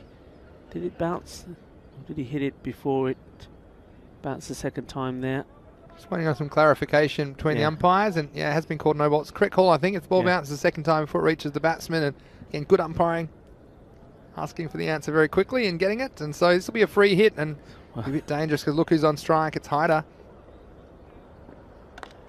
Well, he misses out, doesn't he? This was there to be hit, and he'll just get the single, so it might be one run to the Royal Stars, but I might feel like they missed out on 5 there because that could have gone for 6, and again, just a few things going the way of the Punjab Warriors since the end of the power play. Again, it won't quite break back enough, so another wide, and Tejpal, well, we mentioned this before, that his good balls will be very dangerous. His bad balls should be easy to put away, so a calculated risk by the captain. This will be a no ball this time, so it'll be a free hit. And well, Tejpal, he's shown to be a wicket taker, but if he's going to be dishing up free hits, won't be taking too many more wickets. So they missed out on the last one. TRS, this will be a free hit. So a free hit, if you're not sure what we're talking about, following a no ball for off the pitch, or perhaps the ball overstepping, batsman cannot be out, caught or bowled, or any manner of dismissal which is credited to the bowler. And it's going to be a wide, so the wide will mean it's still a free hit. And well, it's he started very well, didn't he? I mean, his figures look very impressive. I mean, they still are pretty impressive, but all these extras are hurting him. And this time he does miss out. So again, last ball of the over, and the Royal Stars, I just hit a bit of a speed hump in the innings. And this one, well, it is a bit of a gift from Tejpal. I'll be disappointed with that. It's been hit, and it's bounced inside the field of play, so that'll be 4 runs to the total. So still a good effort from Tejpal, picking up 2 wickets and changing the game for the Punjab Warriors at the end of 6 overs. The TRS, they are 61 for 3. Yeah, and he let himself down a little bit there, Tejpal. I mean, he's bowled well. The first over was brilliant, and he started this over pretty well. And then, of course, that no ball, the ball bouncing more than once on its way to the batsman, and after that just lost his line, sprayed some down the leg side. But you know what, we sometimes do say if you can bowl your 2 overs under 20, you've done well. Well, he has managed to achieve that, and for a spin bowl as well, good effort from him. And well, it did show to me also, just by taking the ball off, how this man, the big hitting Haider, just lost his rhythm, and now the pace is back on. He's just going to do what he likes to do best, which is smash it. So that's right. Now we do know they have got other spinners in the team. We saw that the second time they came out to play. Now I'd like them to introduce those guys, because I just think putting the pace on here, especially to the big man, is just playing right into his game plan. Yeah, good observation, Rico. And we see Charanjit Singh bowling for the first time in this match. First ball just a single. Again, swing and a miss, and keeping low, and batsmen, especially new batsmen, not adjusting to the lack of bounce which you sometimes see on this pitch. And well, Mohamed Fiaz Haider has been starved with a strike, hasn't he, since the power play, and just this innings stifled. I want to keep him down the non-striker's end for as much of this remainder of this innings as possible. Well, this one will be dragged down just a single. But yeah, sorry, I was just going to do my 6 go on. over check-in, Rico. They were 61 after 6 overs, so I think they'd be eyeing off 10 and over would give them 100, and I think they'd be more or less happy with 100 to 110, something in that region. And the Punjab Warriors, we've seen their batting, perhaps they don't have a lot of batting depth, and I think they'll be happy with a score in 3 figures. Yeah, but if this man stays in for the remainder of this innings, I can see it being more 130. I really think he's going to really push on. Guess we'll find out. He's on strike now. Hyder. Well, he goes up. The fielder's got a chance. Just backing off and not thinking he could get that on the full. Hardeep Singh Jr. that was down at long off. So again, they'll probably take that. A tough one to decide whether to go for the catch and risk the boundary, but it's a big wicket if they can get it. Yeah, it's one of those, isn't it, where you just think, well, is it worth the gamble? And when it's against one of the bigger players, it quite often is. You know, what I was going to say just there, when Mohamed Ali Mir is on strike, what I would like to see is that one of those fielders, one of those 3 on the leg side, coming into the ring and putting pressure on him and not allowing him to get the single, because at this stage of the game, you know what the thinking has to be. Thinking has to be to have Hayde again on strike. So put the squeeze on the other batsman. Don't let him do it. Well, okay, you risk the chance of the odd boundary here and there, but not as many as what Hayder is likely to get if he's on strike. Yeah, expert comments there from Rico Full, and I'd agree with you. Perhaps trying to put the squeeze on and to keep Mohamed Ali Mir up the striker's end and get him to feel some pressure could also create a wicket, and we see the bat getting changed, obviously. These hard balls doing a bit of damage to the bats in Spain, so he's been sorted out. And the key for me, Mohamed Fiaz Hyder on strike. He's on 41, has 41 of their 65 runs at this point. So last ball of this over from Charanjit Singh. Been a pretty good one so far, only 4 runs off it.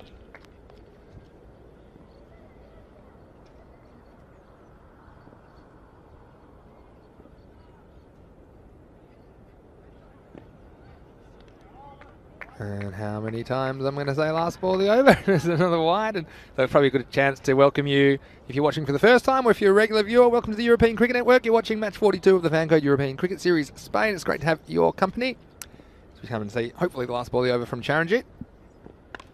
Well, he goes after this one, and in fact this one, well, it might have gone all the way. It has. That's a Maximo. And, well, he couldn't close out the over, Charanjit. So 6 runs to the Royal Stars. And at the end of 7 overs, they're 72 for 3. Yeah, and that's the danger here, Punjabi Warriors. There's 3 overs to go, so 18 balls to go. They'll be wanting to keep this score to around about the 100, not too many more than that. But, well, the more strike that Hayder gets as he moves on to 47, then the chance of that being 120, 130 is very likely. So they need to be a little bit smart here. Still not bringing anybody in there to try and stop the single being taken here. So, well, let's see how this progresses from here. Oh, this is short. It's gone very, very high. The fielder's entertained. Has he got any chance? Nah, it's going to go all the way. Another Maximo for the Royal Stars. And, well, they had the pressure on the Warriors, but consecutive 6s off the last 2 deliveries. And the Royal Stars, well, they're up to 78 here in the 8th over. Well, I said it before with Mohsin Ali. He likes to come in and bang it in short. Well, he got away with it against the Panthers. He's not going to get away with it today. Not in this match. This one's short again, but again, the fielder's got a half a chance, but it's only half a chance. It's over his head and 6 more. So 3 consecutive 6s for the Royal Stars. Yeah, I mean, not only are they keeping the pace on the ball, which I think is a mistake here, but, well, Mohsin Ali is banging it in short as well. And this is just easy for both these batsmen now. And what he's done is he's given Mohamed Ali Mir the confidence that he needed to start hitting the ball big. And, well, with both these batsmen hitting big, that 120, 130 certainly does now look on. Almost now he has to pitch it a bit close to the batsman. Let's see what he comes back with here. Well, it is pitched up, but it's a beautiful looking shot. He hit it with a vertical bat. It was straight down the ground, over long on, and 6 more. That's 3 from 3 this over. And Mohsin Ali, well, he's feeling some pain here in Barcelona. Yeah, shaka, shaka, shaka. 3, 6 carreras. 3 veces. Vale. Oh, we haven't seen 6 in 6 yet. Can he keep it going? Oh, he tries very high. It doesn't have the carry this time. It's a chance for the fielder. And down it goes. So the Warriors, they miss out on that one. It was Charanjit Singh. Well, he's had some issues in the field so far. And to make it even worse, it's rolled into the rope. So you see this one. Well, it was very, very high out of the sky. It might have brought rain. Just not judging it correctly out of the clouds. And, well, I let off. And that might come back to bite the Warriors. 5th ball of the over. Might be some respite. Wait for the umpire's call, and no call there. So a valuable dot, and you see the momentum, Rico. It does change so quickly in this game, doesn't it? They look to have Muhammad Ali Mir on toast, and he's just broken out. Yeah. With all these boundaries in the 8th over. Here comes Mohsin Ali again. Again, he bangs it in short, and this time it'll be just a single, and well, that'll bring Haider on strike, who's 47, but Mir has raced to 29, and we talked about, well, in fact, that'll be the last ball of the over, so 95 for 3, and that's one of your magical overs, Rico. There were 23 off it, and Charanjit, the previous over, had only conceded 5 off the first 5 balls, but since then, the last 7 balls have gone for 29 as the Royal Stars have bounced right back into this match. Yeah, and, well, Gagadik, the captain, bringing himself on now. We've seen some very, very expensive 9th overs as well. Well, maybe the captain here, as we see him coming in to bowl. This is well bowled. I think the captain's the man for the job here for me. Rico, he's been pretty solid, but also, like you say, he does have the kind of slightly pace on the ball, which these batsmen seem to enjoy, and it's important he gets this length exactly right. Attacking the stumps, and it's been starved with a strike, Haider, but he's on 47, pretty close to a half century. This will be a chance, going straight down the ground. Fielders trying hard, they're not going to catch it, so that's 4 runs. And that brings up the 50 for Mohammad Fiaz Haider. He has 51 off only 26 balls, and he's batted very well for the Trinidad Royal Stars. Yeah, he has. I mean, pace on the ball, he loves it. That's where all these runs have come. We've seen 2 overs of spin where he struggled. But, well, I don't think the Punjabi Warriors... Brought up the 100 as well for the Royal Stars. And there's more runs here. And this has gone like a laser between the 2 fielders out on the leg side. So 4 more runs. And tell you what, Haider's past his half century. And you mentioned it, didn't you, Rico? That if he gets going, they could get quite a large score. And they're right on their way after a destructive couple of overs for the Trinidad Royal Stars. Absolutely. They missed the trick. For me, the Warriors, they needed to use more of their spinners, utilise them more. They haven't done.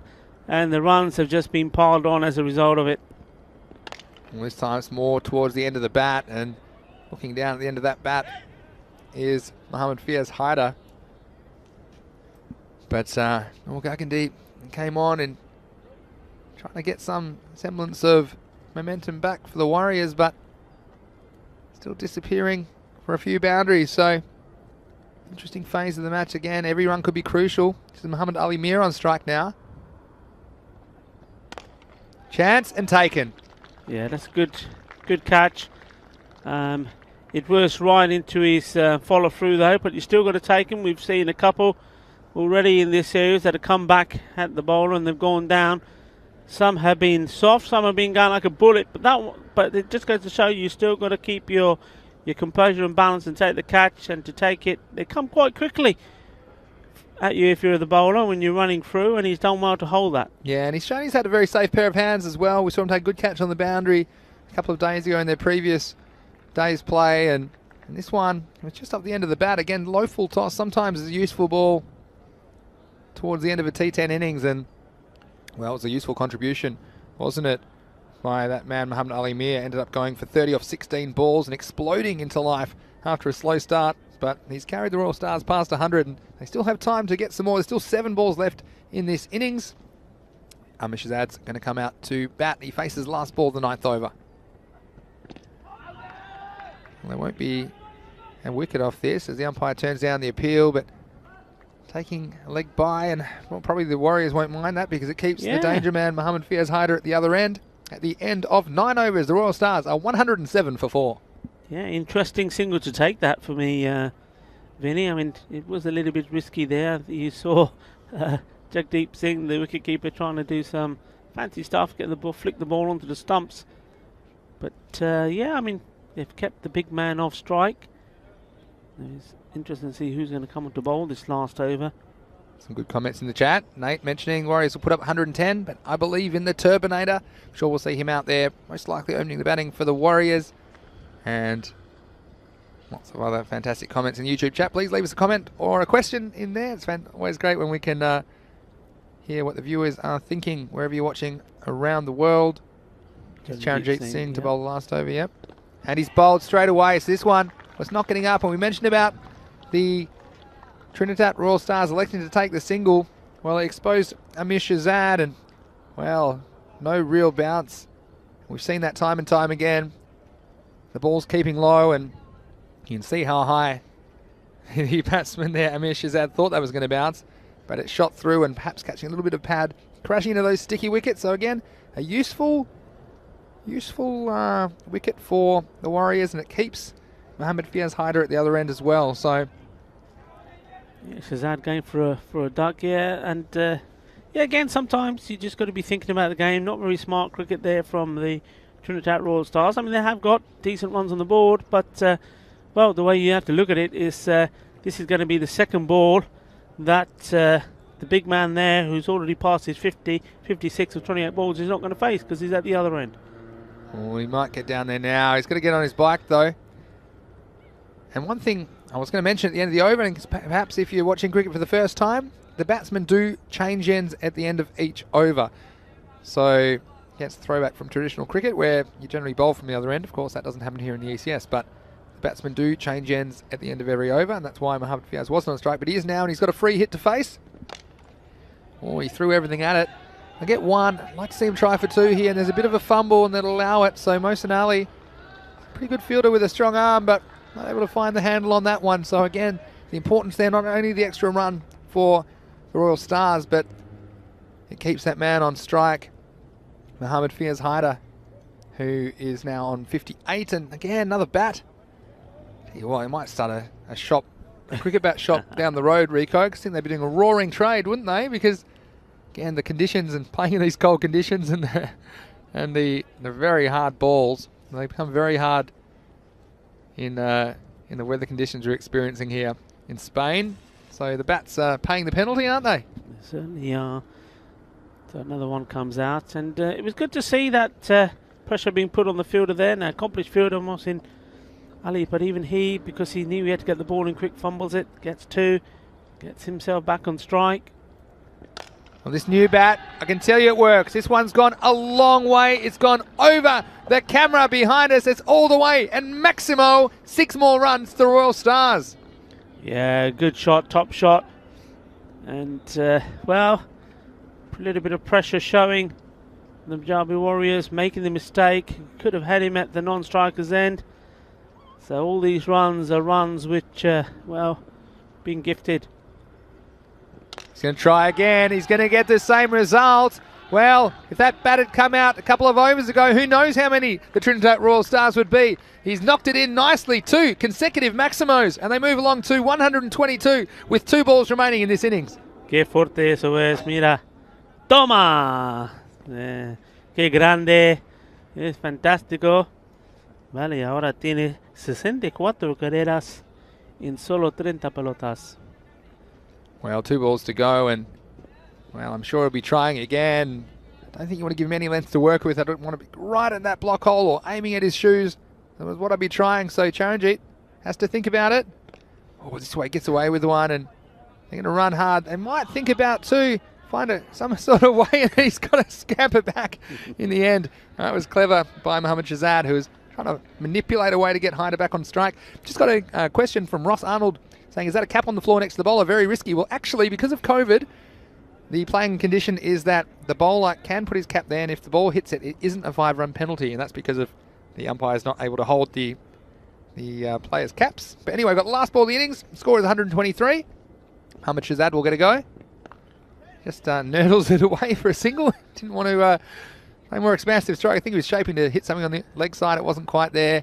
And so he'll have to settle for the single. So, Royal Stars, well, they had a couple of bursts, didn't they, in that 10 overs. There was a few wickets going down in the middle, but they finished their 10 overs and the score at 124 for the loss of 5 wickets. Yeah, and they'll be happy with that. They'll feel that they've got enough on the board. And it's going to take something special from the Warriors. And one man, I think he's going to have to get himself in and play a very, very good and important innings. And whether it's going to be the captain, Gagandeep, or Chachpal Singh, we shall have to wait and see. They do have the batsmen that can do it. But at the moment, you would think that the money has got to be on the Trinidad Royal Stars to hold the nerve and hold the cool and see them get their second victory. And wouldn't they love it if they could get 2 out of 2?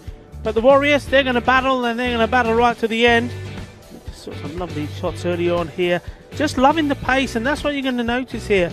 They did like the pace on the ball. Take the pace off the ball, and bang, bang. Thank you, my man. And a little bit of dance there as well from Tejpal Singh. And, well, if he was happy about this one, the batsman wasn't. He didn't want to go anywhere. Just wanted to stay there. I liking that. And watch this. This was his second ball. Who got to go? That's right in front. Adios, amigo. Yeah, it was right back, and he was stone cold dead, wasn't he?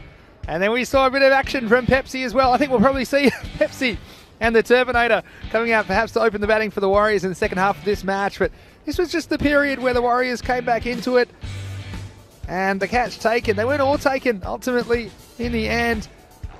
But the Royal Stars, well, thanks to contributions from Mohammad Fiaz Haider of 70, as well as Muhammad Ali Mir, 31. They scored over 100 of those 124 runs, which the Royal Stars were able to get on the board. Of course, they won the toss and elected to bat first. Like you say, they do have runs on the board. This was a chance that went up in the sky after there was some carnage before that. It wasn't taken. Finally, one was, and it was the captain who had to do it himself. Gagandeep Singh off his own bowling. Nice reaction catch. Made good position. And one thing about the Warriors, well, they certainly love being out there in front of millions of television viewers around the world, across the subcontinent on Fancode, and of course on our YouTube channel, ECN European Cricket Network. It's great to have your company.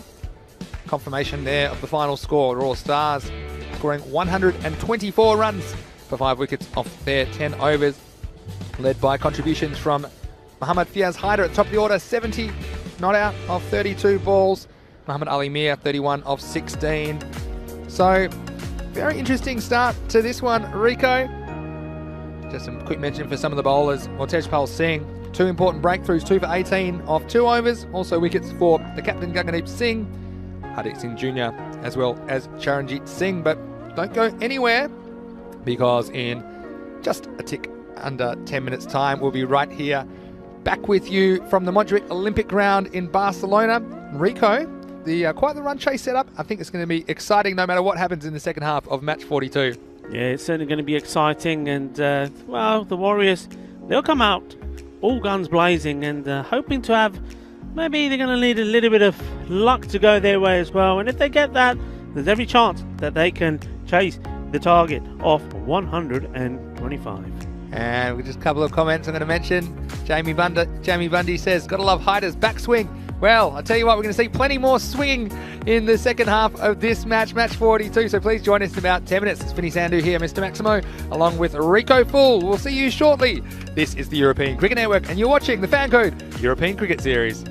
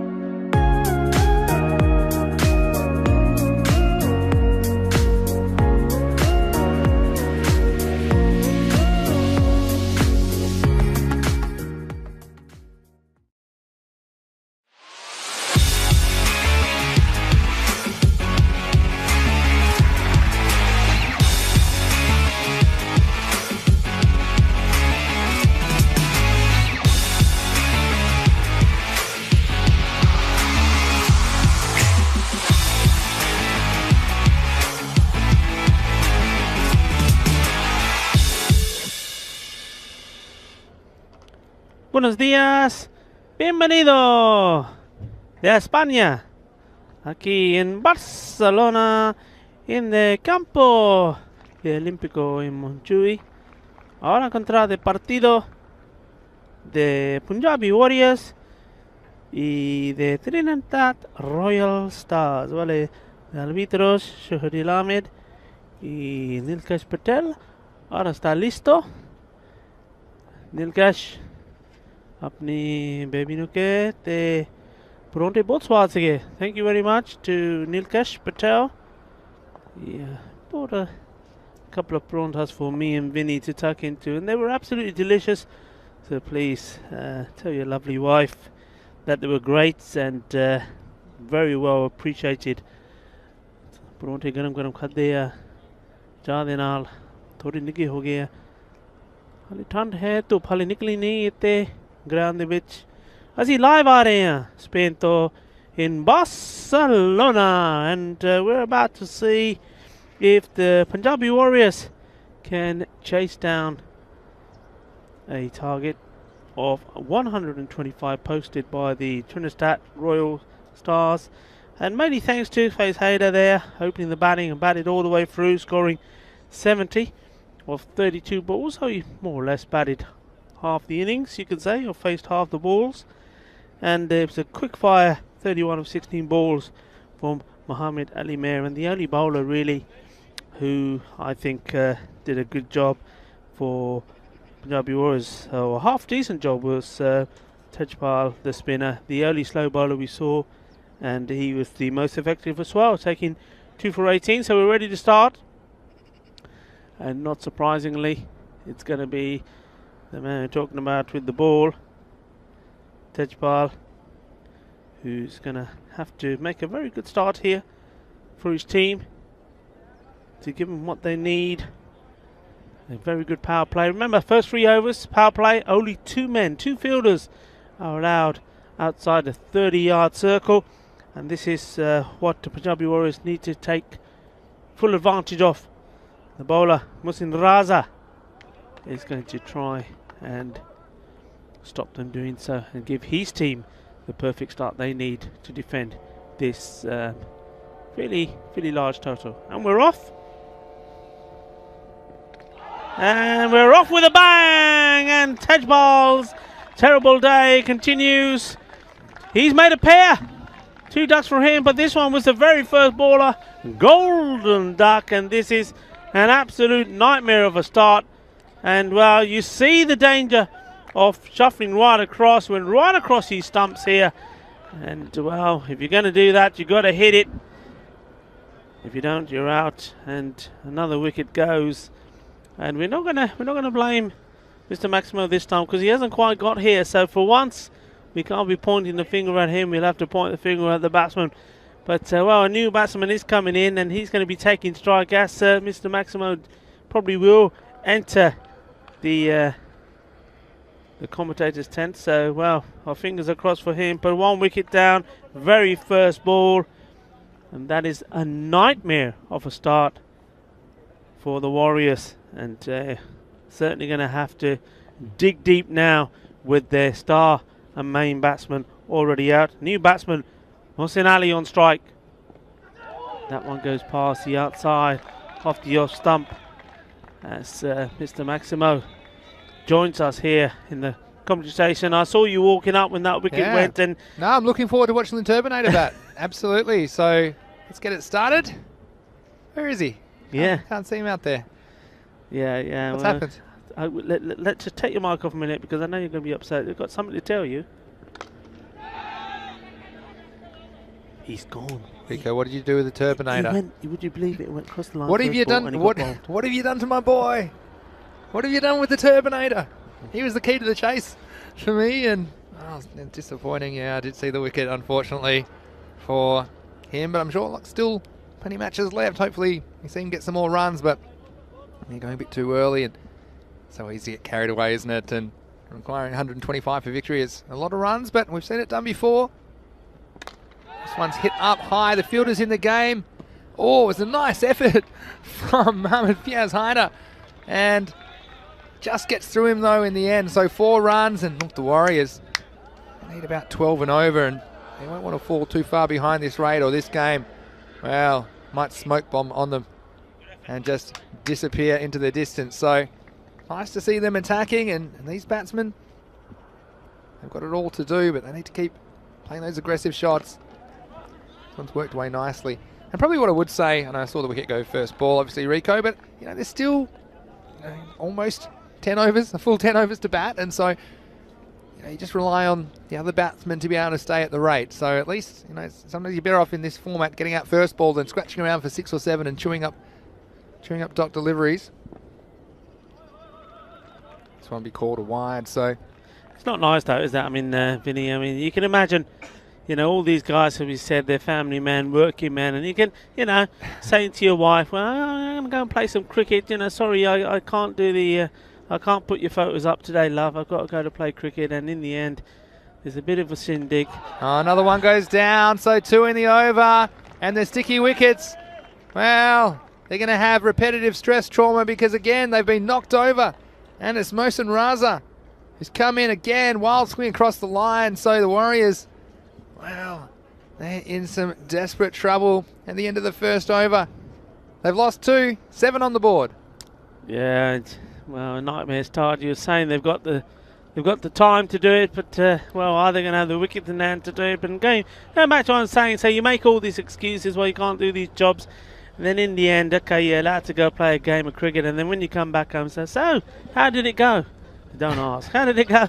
The hardest thing is explaining, especially if you're playing on TV. You have to explain to your wife why you've gone for 5 or 6 hours and they see you only face 1 ball. Yeah. So it's not that easy. There's so much gardening and painting you could have done during that 6 hours. Anyway, it's going to be Sufyan Ansar to bowl the next over. And starts with a wide, but look, the Warriors, they're just going to have to try and hang on. Mechanical Bulls bucking them at the moment, but they need to get somewhere above 20 after this over. Just stay on track in this chase, of course. Yeah, just over 12 and over required. So, see what Ansar can deliver. Again, wild swing and a miss. And this is the thing, isn't it, Rico? We say there's no one square of the wicket back on the offside. There's no outfielders out there. And so we've seen the Warriors batsmen so far just taking the bait and trying to hit across the line. But more correct cricket strokes, I think, required at this point in the game. And this time it's exactly where it goes. It's going to go over the head of the men in the circle. It may pull up. They're going to come back and they're going to hustle. That's nice work. Gagandeep Singh, the captain, leading by example. And 2 runs to the Warriors. You see there, the ball's on the offside. Hit it on the offside. Simple. Yeah, I know you get a lot of people, or we get a lot of people asking about the game and some of the rules, etc. We'll see just this ball from Ansar. Was very almost a third as well, and the keeper almost eating it as well. Tough on the second bounce. Just before we come to what you're saying there, we've got Nate on the chat saying the Warriors have a deep roster. It's okay. Well, luckily he's still confident, but not as confident, to be honest. You were saying, Rico? Come to after this ball. Yeah, so you a lot of questions, but one thing about cricket, which is I think really, really hard and so unlike so many other games, that as a batsman you only get 1 chance. You make a mistake and that's it, your game is finished. I know that you made a lot of comparisons, Vinny, with baseball. Sure. Well, if you're, I think they call them hitters or strikers, but whatever it is, you get, you may have a bad couple of balls and where you've totally fluffed it, but you can come good and it can still be a good day. But in cricket, as a batsman, you make 1 mistake or you see 1 moment of magic from a fielder who takes a great catch. And talking of catches, there's another chance here and it is taken. And you don't get another chance. So sometimes you've given up the whole day, you've travelled a long distance to play the game of cricket and you get 1 ball and it's over. So here's a question for you on the chat there. What's the furthest distances you've travelled and come back with a duck? That's a very good question. And unfortunately, a third wicket goes down for the Warriors. They're now 11 for 3 with a ball to go in the second over. And this chase is in some serious trouble at this stage. That's a very good question, and of course I've played both, as you know, Rico, and this is one thing coming from cricket to baseball later in life. I found that when I got out in baseball, I was having these, I won't call them tantrums, but I was pretty upset with myself and, you know, throwing equipment and whatnot in the privacy of the dugout. Yeah. And everyone's like, Vinny, relax, you bat again in about 20 minutes. Yeah. You know, you just don't get that in cricket as well. Like, often in cricket, you might not bat for another week or two in some formats of the game. Anyway, last ball of the over, 11 for 3 the score. So it was almost 4 as well, and that's the end of a very good over from Sufyan Ansar. Only 4 runs off it and took a wicket as well. So at the end of 2 overs, the Warriors 11 for 3. Yeah, it's a sorry-looking scorecard. They've got to remain positive. It's all about getting something out of this game, and well, if you can get yourself in, start playing some shots, you never know what can happen. We've seen many a game turn around. Just look at that game, Raval Sporting the other day. They looked well out of it, and Gurinder Sidhu played a magnificent 68. He scored. That's what they need to do. They just need to start scoring however they can. This one's tucked away behind square, and that'll go all the way. So a nice shot from Usama Tariq, who's very capable with the bat. He's turned that one round the corner, and Quattro Carreras, 4 runs to the Warriors. Yeah, that's just a lovely played shot, just to help that along. And remember, we're still to see Pepsi come out there, so they have got batsmen still to come. So, going to be positive. Forget about what's happened so far. Think about what they've got to do now going ahead. Build a partnership together, and leave yourself a few wickets in hand to try and go for the big push at the end. Well, they'll need more of that this time. Oh, coat of paint. And that would have been another dismissal. But you got a few chats. Nate saying he's starting to worry a bit about the chase, and Jamie, brother Bundy, agreeing. Thinks this is too much now, and you can see there, regardless, the Warriors, I think they've got plenty of balls remaining, and like I say, they're probably 10 to 15 runs behind where they need to be at this stage.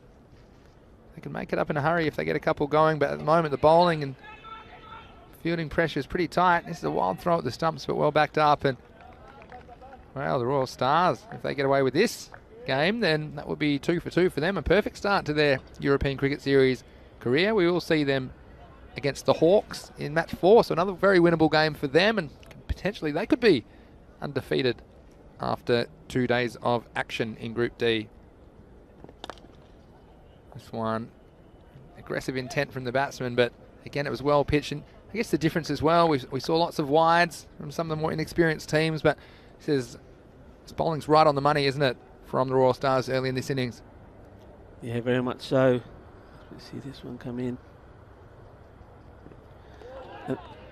And this was a comparison, I think it's a good example of what we were saying about the Black Panthers in their game against the Punjabi Warriors. And one of the things we were saying, and we know they didn't score too many runs out there, but if they bowled well and attacked the stumps, they had every chance of having the Punjabi Warriors in the same position as what they find themselves in here. But all those extras, remember 31 extras in that game, in a low scoring game. You gave more than half the runs needed away, well, you're going to struggle, aren't you? Yeah, exactly. And you see the good pressure put on the fielder by the batsman, taking off that quick single, forcing the misfield. And in the end, they were able to come back for 2. So that was a nice bit of running, and it ends the over. The Warriors, though, they're still teenagers, unfortunately, at the end of 3 overs. They're 18 for 3. Yeah, just not a power play they needed, not the power play that was going to get them off to a good start. But what they have managed to do at least is go an over without losing a wicket, and starting to rebuild. Sufyan Ansar, like Mohsin Raza, is going to bowl his second and bowl himself out as well. Yeah, he bowled a good first over, and he's come back to bowl out, has Sufyan Ansar. Of course, give a guy a wrap. First one down the leg side, but there haven't been too many wides, and we saw the Panthers, and that's something we'll see them shortly in the next match. Something they need to sort out, because those freebies, it's just rule number 1, isn't it? You've got to make the opposition work for their runs, and don't want to give any of them away. Here's Ansar again. Well, nice looking shot, but not quite out of the middle of the bat, so they'll get a run. And yeah, keep those questions coming in and comments. And Master Nate saying that Warriors need Pepsi's intensity. It feels a bit too late. I thought we might see Pepsi in the Terminator, which is one of my favourite shows. Opening the batting. This next one's cracked away. And again, fielder not quite gathering it clean. He might have been on for run out. Yeah, Pepsi in the Terminator. It was like the shortest running series ever. Actually, it wasn't even Pepsi. It was the captain in the Terminator that went out to open the batting. But it was that's a sitcom that only lasted one ball, wasn't it? Unfortunately, the Terminator lost his wickets early in this game. Here's Ansar. Nice slow ball and well pitched. And again, you see that pitching it up near the batsman and not giving anything to work with. So yeah, we've seen Tariq play some nice strokes, but normally it's cashing in on some loose bowling. But there hasn't been too much loose bowling early in this match. Match 42 of the Fan Code European Cricket Series Spain. And there we go again. I'll tell you what, I reckon I could get the Warriors this total if I just keep praising the bowling and how tight it is. I reckon they might bowl 50 wides. But no, for the most part, they've been pretty solid and well led by an excellent contribution at the top of the order of the Royal Stars. Hit away, it'll be just a single, yeah. But Mohamed Fiaz Haider, well, his 70 not out off 32 balls. 6 fours, 6 maximos. And aided by Muhammad Ali Mir. Between them, they scored 101 of these runs. No other batsman scoring more than 3. Aided by 17 extras as well. So, it's a slower ball. It's going nowhere fast. Harbeat Sim Jr. He hit it pretty hard. Straight onto his back pad, I think, and going nowhere. But you see there as well, 17 extras. 8 wides, 3 no balls. And a bye. Leg byes, we can't do too much about them. But, just those extra runs that made this chase a little bit too steep for the Warriors, it looks like. But anyway, here's Sofian Ansar. Again, well, going to go down swinging, aren't they, the Warriors? They know no other way. Yeah, very good variation there from Ansar, trying different things. You saw in that over 2 slower balls, the quicker one, the one outside the off stump, and he just keeping the batsman guessing. Yes, and just a reminder to you guys, the European Cricket Championship, it was announced last week. We're right here on ECN, starting on the 13th of September, going through to the 8th of October. So over 4 weeks, we'll see 15 nations competing in a T10 format right here on ECN. And for all the details, go to europeancricket.com. That's exciting innovation, and it's the first time that that tournament has been held right here on the European Cricket Network, coming to you in September 2021. So lots of great cricket action coming your way. New over begins, and it begins with a wicket. And Akil Ansar comes into the attack with his leg spinners, and much like the Terminator, Tejpal Singh, he begins with a wicket and hitting the stumps. Another one goes down for the Warriors. Yeah, it's unfortunate this. I mean, just starting to build a partnership. Usman Tariq, he's played some nice shots outside the off stump. He's not been able to split that field. They're always finding a fielder. And then there on that one, trying to work this one round to the leg side. And I think, well, just totally deceived, I think, by that ball there. It came to him probably a little bit slower than he expected, and finds his stumps in a horrible mess. So another wicket down, in a real muddle now are the Warriors. Well, it was a perfect start for Akil, but this one isn't so perfect. In fact, it has been dispatched to the boundary. So a nice start for Umar Raza, who's come out in a very difficult situation indeed, but still 6 overs left in this chase, and wanting to get as many runs as they can and see if they can get in a run. We saw in the Royal Stars innings how the game can change very quickly with a flurry of boundaries, and there's one handy boundary for the Punjab Warriors. This is out this time though. I've just got word from Mark Lovell in the ECN office that the Day 10 preview is now out on the website. That's great work from the boys in the media office there.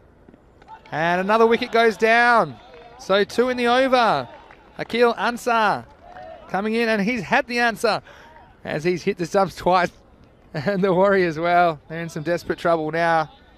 You can't blame them for going for their shots, but again, when the spinner gets it right, the batsmen haven't really had much to do about it, and this one, well, over go the stumps again. Yes, and isn't the bowler happy? Akil Ansar took a wicket the very first ball. Seeing the next one smashed away to the boundary, but he has the last laugh. Sumaraza, his very short innings comes to an end, and the Warriors, they're falling over here very easily. Well, there's still 2 balls remaining in the over. There's been no run. So, yeah, make sure you get to the website, europeancricket.com. A lot of people asking which team's favourite and want more information about the players. Well, the match preview at europeancricket.com, that is your one-stop shop for all the information you need to know to keep up to date in the ECS. This is well pitched again. It's a nice shot by the batsman round the corner, but also good work by the fielder to skate around the boundary and cut that one off. So that's the end of the 5th over at the halfway point of the innings. The Warriors are 28 for 5. Yeah, Jagdeep Singh coming in. Now he certainly showed signs of good ability, good technique, played some nice shots. I mean, looking at what this rate is just under the 20 runs required an over, and like you say, we've only just got to the halfway stage, 28 for 5, so there's a lot to do. Understatement over the century. Look who's in. It's Pepsi facing up. Jagdeep Singh. I tell you what, this one could run away for some freebies. It's going to go all the way. So starts with a loose delivery. Muhammad Ali Mir. It'll be 5 runs total and have to be re-bowled. Told you this is the rule change I hate as a wicket keeper, because it used to be that they would be scored as 5 no balls. But now it's considered 4 byes. Poor keeper didn't have much of a chance as that one. He needed one of those fishing nets and he still wouldn't have been able to reach it. But anyway, this will make this a free hit. So let's see if Pepsi can shake up the bottle and open something here. Here he is facing up to Muhammad Ali Mir. He tries and, well, he might get 2 here. Watch him hustle. Oh, and he's sent back by his partner. Yeah, good choice there. And then the keeper in the end didn't take it clean, but if he had, he would have been in trouble. Yeah, I don't know. Pepsi's call if he thought he could make it. But, yeah, the free hit just going for the single. So here's Muhammad Ali Mir again.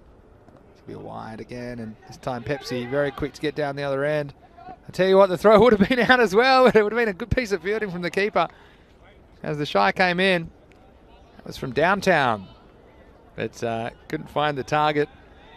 And so that'll be 2 runs for the batting team.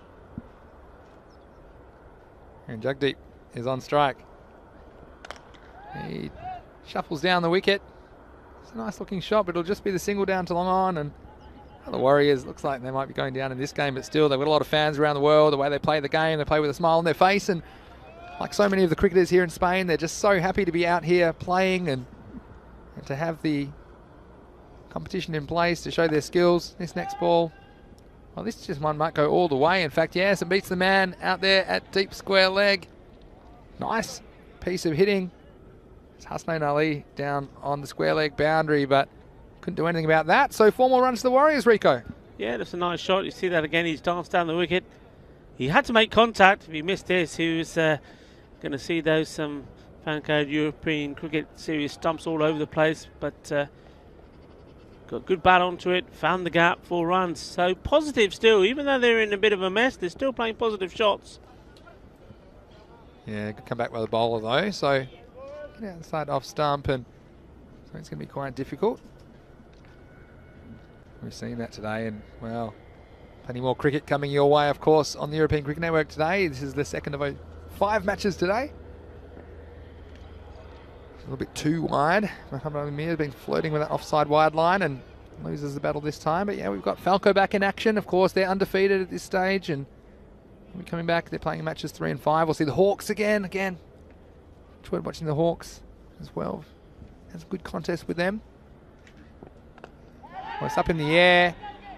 And the fielder's under it, and he's going to take it. So a nice bit of catching from the man there for the Royal Stars. That went up, and there were 2 fielders that were under it in the end, and Tariq Mahmood, well, he took control in the end and took it easily, and nice piece of fielding, Rico. We've seen some good catching this morning. That was a good catch. They're never easy when you're well, one, they're going over your shoulder and you're running backwards trying to keep you on the ball. It was still a fair distance away from him, so I had to stretch and reach out. Held it well. It's one of those things, though, isn't it, Vinny? When things are going your way, when things are going right, and those sort of things end up sticking, and taking a good catch, another wicket goes.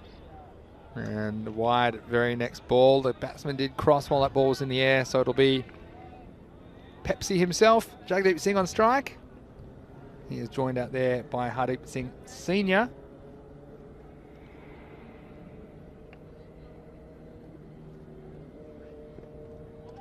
And no contact there, so that will be the end of the over. And they finish the over at 43 for 6 after 6. Yeah, it's quite a sad-looking scorecard. We mentioned before, sometimes these sort of scorecards, when you look down them, they represent more of a phone number than they do a batting scorecard. But, well, Punjabi Warriors, they're still in the early stages, the learning stages, if you like, of this European Cricket Series. The big men didn't click off today, and now it's left to the lower end to try and get to a respectable total. Akil Ansar continuing with his leg spin. This will be just a single.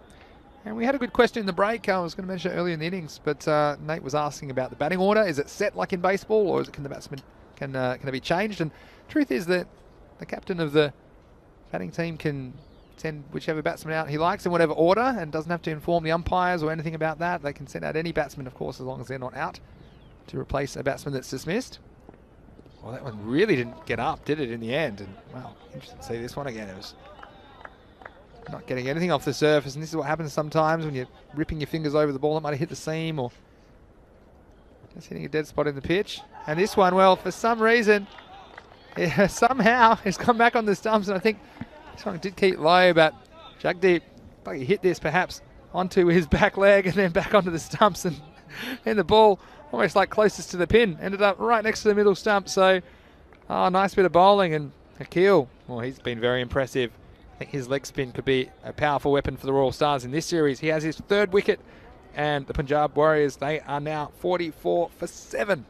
Yeah, you see there, it's a good bit of turn for Akil Ansar as well, getting that ball to turn away. So Jagdeep Singh trying to make room for himself, but didn't allow or compensate for the turn, and in the end just playing that ball back onto the stump. So another wicket goes, and well, they're going to do well here, Vinny, to bat out the 10 overs, aren't they? Yeah, it's Rishabh coming in to the lineup today. He's got to face the music, coming out at number 9. He's going to have his hands full dealing with Akil Ansar, who's bowled very well in this match. He's got 3 for 6.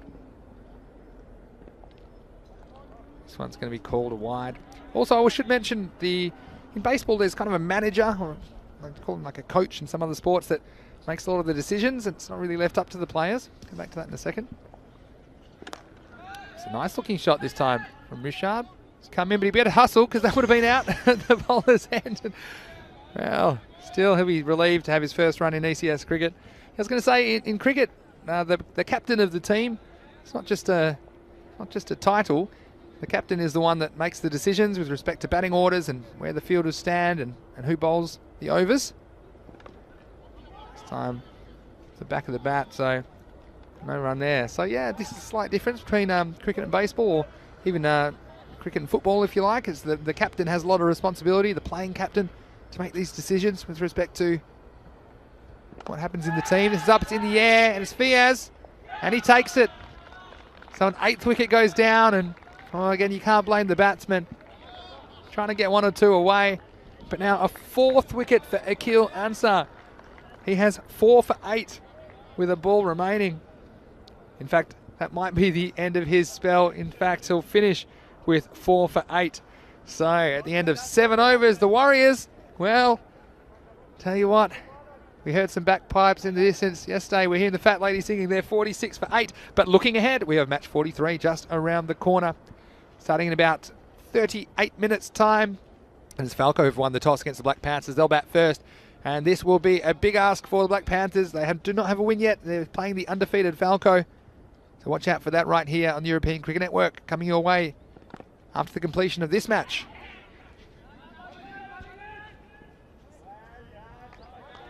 Three overs remain. So again, another run and they stagger towards the 50 mark. 52 is the lowest score we've seen so far. Hopefully they can get past that, the Warriors. So Mir Shazad, who's come on to bowl, and it's a wild throw, but backed up. And the Royal Stars having a bit of a giggle about that one, and no one wanted to be backing that one. It was Tariq Mahmood. Well, he's been good in the field so far, taking a good catch a moment ago and then backing that throw up. So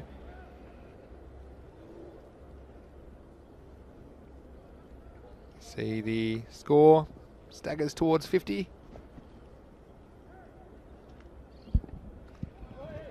Nice bit of keeping that time. Ali Raza behind the stumps. Again, not very easy for the keepers in these conditions either. Very cold, very hard ball. And the footing back there, a little bit slippery. This is another one now. And the captain getting it on the act, Amir Shazad. And the Warriors, well, they lose another one. Yeah, Charanjit going. It's, well, relatively easy, isn't it, for Trinidad Royal Stars here. They're just finding if they keep persistent and patient and bowl at the stumps, they're going to get wickets here. So the 9th one going down. And I said before the game that Trinidad, because they had quite an easy victory, their very first game, where they were only chasing a very low score posted by the Black Panthers of 55, doing it with just 2 wickets down quite comfortably, that we never really saw them as a unit. We never got a chance to see all of their batting, all of the bowling. Well, we've had a chance to see that here today, and well, they certainly look a very accomplished team, a tight unit, and they're not going to be easy to beat, Vinny. No, exactly. My thoughts exactly, Rico. And Nate saying the Warriors will regroup, come back strong. Well, it's great you're still watching, Nate. Thought you might have gone back to bed. I could have excused you to do that. And let's see if we can get past the lowest score so far, which is 52 so far in the series. Chance here. It's a nice looking shot. Is that going to go all the way? Fielder's got some work to do. In the end, it'll be just a single. So still, nice shot, Rajvinder Singh. Nice shot for a number 11, wasn't it? He's going to take a single and he will retain the strike. And the Warriors, well, after 8 overs, they're 49 for 9. Yeah, it's having a competition here, I think, with Puneet in terms of size.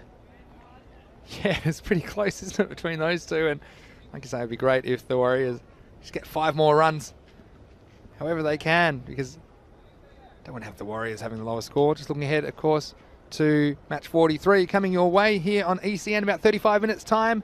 All the information you need there. If you are playing the fantasy games or playing Dream 11, it's all right there for you on the dashboard. You can also find them at European Cricket on social media. All right, here we go, 9th over. And the end of this game could be 1 ball away, as these are the last 2 Warrior batsmen at the crease. So, of course, if 10 wickets go down, the 11th player, they can't bat by themselves, so that will be the end of the innings. That's called a wide, and that brings up the 50. So I'm happy to see them get to 50, Rico. Yeah, couple of more runs. Come on, boys, you can do it. Couple of more runs. Mudassar Ali bowling now the 9th over for the Royal Stars. Again, all they need. What do we need? 2 more runs. Umpire. Stretch out those arms, umpire. Stretch out those arms. What are we at the moment? Are we 50? Yeah, we're on 50. All right, we need 3 runs. This is a real game. This is a real game. 3 more runs. Come on, guys. Pressure situation. You don't. That's a record you don't want. Lowest score of the series. This one, well, I wouldn't say that was very close to being hit, but luckily it was far away from the wickets. And look, we enjoy your company here on ECN, and hope you can join us as well for the rest of the day. Plenty more cricket to come. There you go, 51. Come on, run. Stretch those legs. These little steps. I think he's got something loose, falling about and moving about where it shouldn't be. It's supposed to be protecting something, but it's gone down to his kneecaps. Tell you what, they're all queuing up to bowl, aren't they? The TRS guys. As soon as there's 9 down, everyone thinks they can bowl. There we go. That's a nice shot. Come on. Oh, could be trouble. It's very slow. He's got to run though. Oh, 52. It's a tie now. It was the Lions that fell a bit short of Men in Blue in their first game, losing that game 63 to 52. It was a very low scoring game, that one. Yeah. So here we go now. At least we've got 52 on the board, so that's equal lowest score. Let's see. They probably don't know that out there, of course, but we'd like to see at least one more run. Again, living dangerously is the batsman, and how great for these guys to be out there. That's the end of the over, and they survive another one. So the score moves on to 52.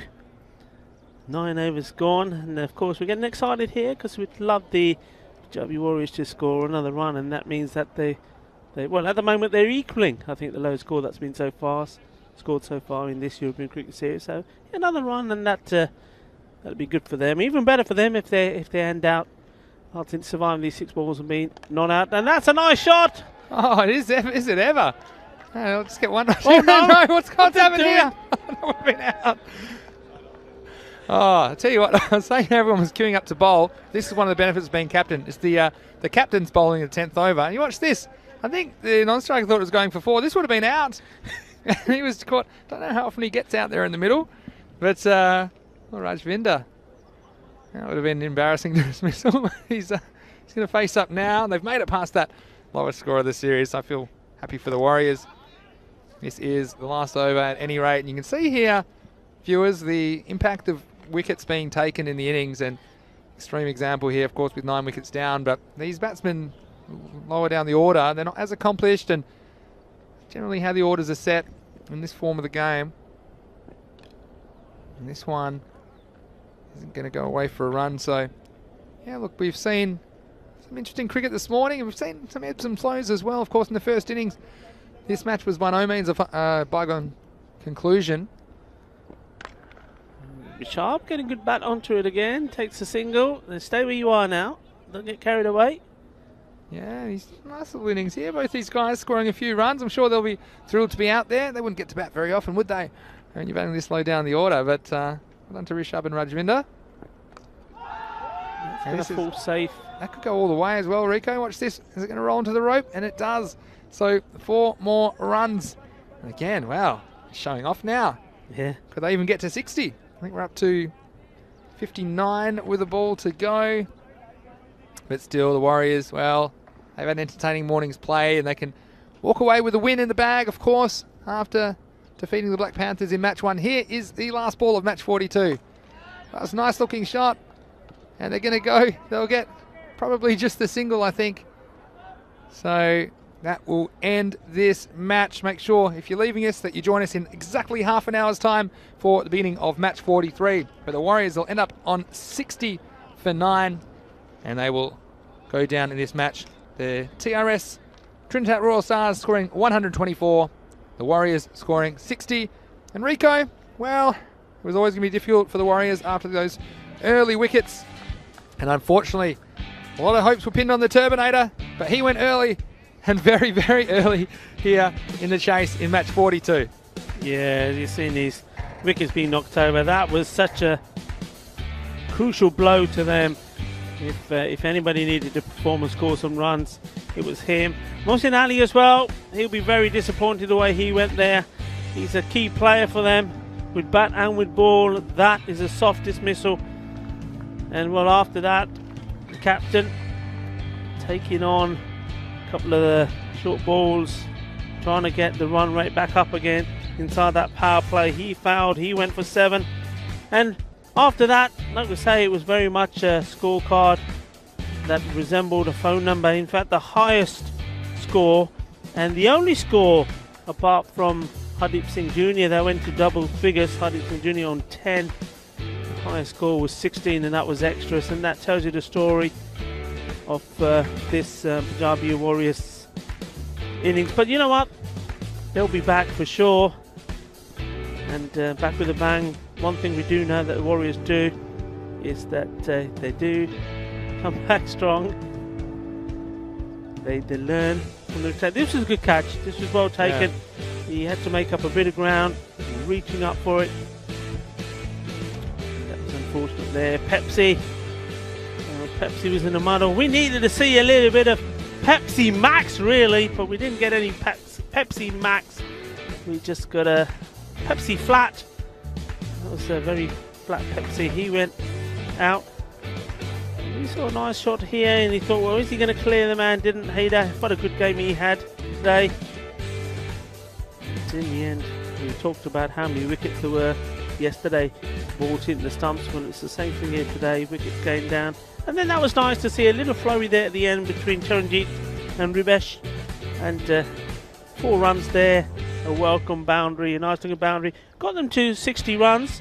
So good effort from them, but not good enough. So well done to the Trinidad All-Stars.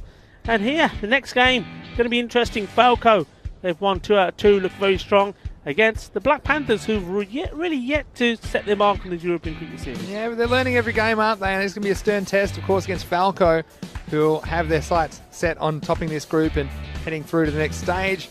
So only 2 undefeated teams left in Group D are Falco and the Trinidad Royal Stars now. And you can see that Adil Sarwan and Ijaz Ahmed, they're listed to open the batting for Falco. Raman Ullah and Awais Khan also there. Mohammad Yassin, well, I wouldn't be surprised to see him actually at number 3. He's listed at number 5 in that graphic you see there. But Black Panthers, well, we've enjoyed Puneet, of course, from Mali, who chipped in with the ball and also took a very good catch. Balwinder Singh, well, he's probably their most accomplished player with the bat, and he's likely to open the bowling as well. So for all those fantasy dashboards, make sure you go to our social media at European Cricket. Make sure you follow us if you're watching on the YouTube ECN European Cricket Network. It's important that you subscribe to our channel and like the video, of course, because we have plenty more great content to bring you as well. There's always highlights videos and man of the match videos as well on our YouTube channel. So an endless galaxy of entertainment of the cricket variety here on ECN. So Rico, we're going to take a little bit of a break. Just confirmation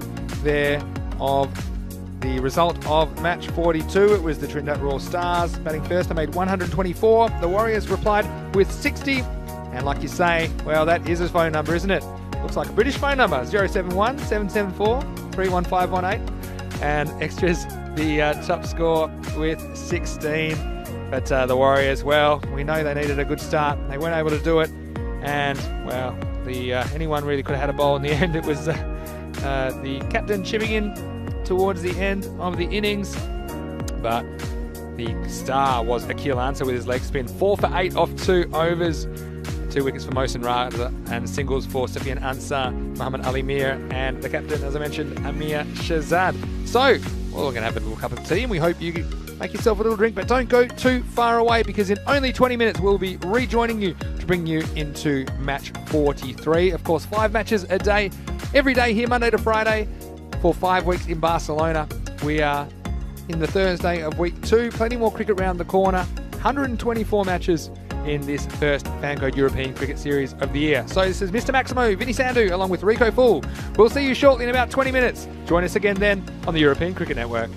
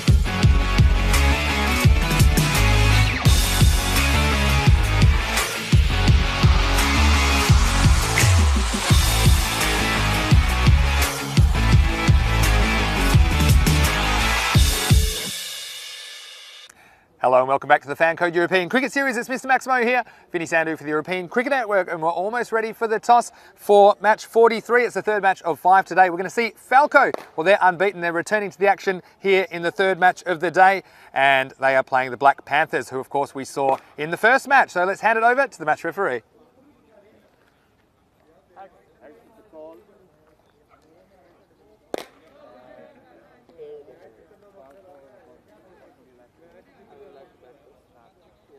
Falco have won the toss and elected to bat first.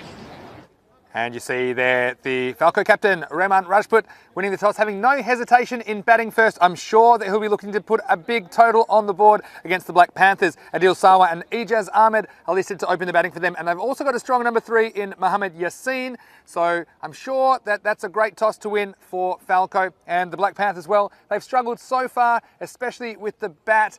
And I think they may struggle again, especially if Falco get the runs on the board. But still, we've seen plenty of highlights for them. And I'm certainly looking forward to watching their captain, Puneet Shrimali, one of the most popular players in the ECS. So Rico, time for match 3. It's over to you. Thank you very much, Vinny. Well, Falco, they impressed, didn't they? When we saw them, I was saying they're one of 3 teams that came to the party.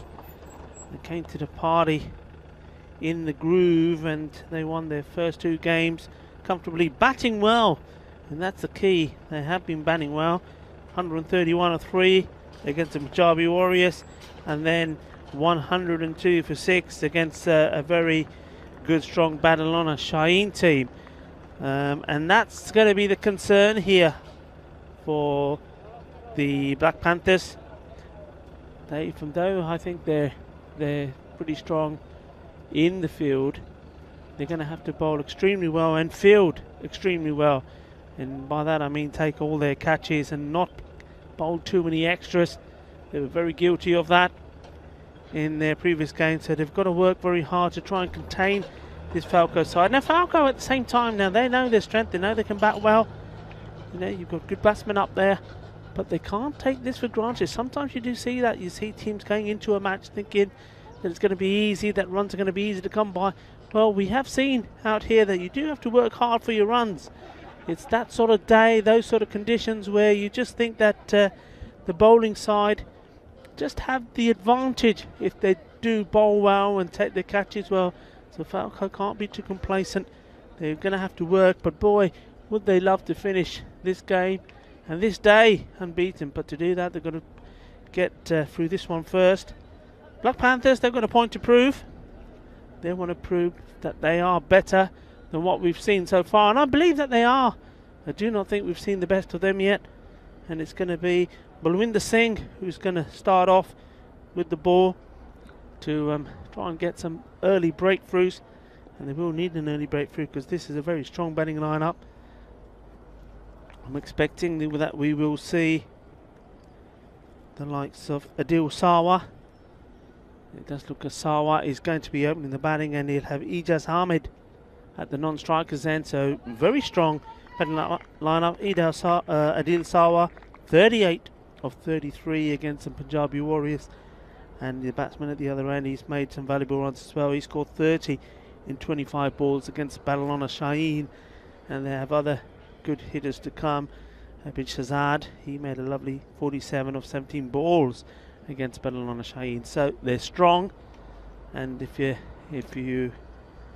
you're not strong and tight in the field, and if you give them too many freebies, they are a team that can punish you. So this is going to be hard work here for the Black Panthers. They've got to have it on the money right from the start. So we're off. Balwinder Singh with the first ball.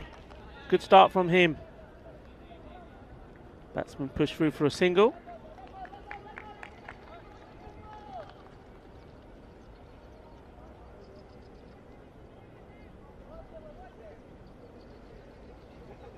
And the bowler just setting his field again, just moving Puneet around a little bit as Ijaz Ahmed gets ready to face his first ball. It's in the zone. Ijaz looking to hit this one out over the offside, looking to hit it through the gap. Now, the Panthers in very close. You look at that offside, so the batsman will be looking to take on the field. This time it was a full bunger, full toss. Just pushing that out to take the single. Falco want to make the most of the power play when you've got these men that are in close as they are at the moment.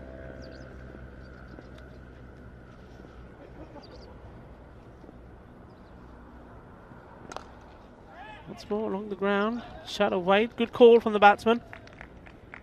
A clean pick up from the fielder. So Buildup Singh. Bowling well here, making the batsman play every ball. And they're asking the question, and the umpire unmoved, maybe just going down the leg side. We'll see this again here in the replay. Yeah, not a long way, but I think the ball, the natural angle of it was going to continue along that path and miss the leg stump, but worth a shout.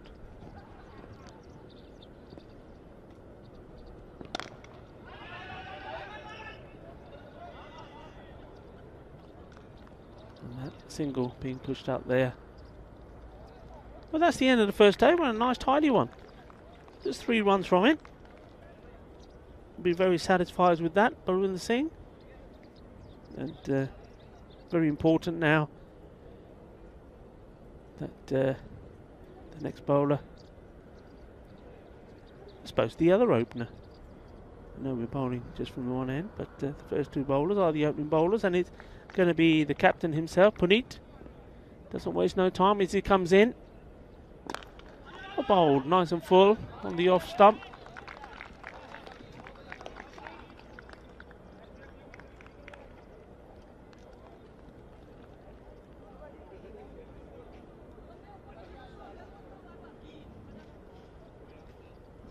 Just adjusting his field slightly, keeping his men in close, so that's good to see. It's good to see him putting pressure on, not pushing men back straight away. A little bit of hesitation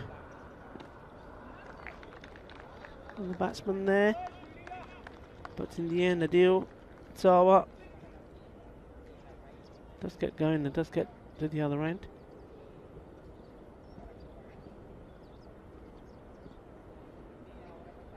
And there's the wicket, and that's the benefit and the rewards, if you like, for bowling wicket to wicket, and he gets another one. And Puneet, the captain, बहुत अच्छी ball है, हाँ जी बहुत अच्छी ball से की wicket ले ली, knocks the stumps over, and Ijaz now looks very disappointed with himself as he walks off. Has a look at Adil Sawa, and Sawa just puts his head down and says, "Don't look at me, buddy. Just carry on walking." So, well done to the Black Panthers there and their captain. This is a good start from them, and that's what happens when you bowl tight. We've had a good first over from Buildup Singh. Only 3 runs from it. There was a chance of an LBW maybe, but the umpire deciding correctly so, I believe, that the ball was going down the leg. And here, the second over, no change, just bowling wicket to wicket, and Puneet, he gets his reward. Clean bowling, he does, and well, so far they have learnt from their mistakes. I know it's very early on, but it's nice and tidy. And Falco being made to work hard for their runs here at the moment, so new batsman off the mark straight away.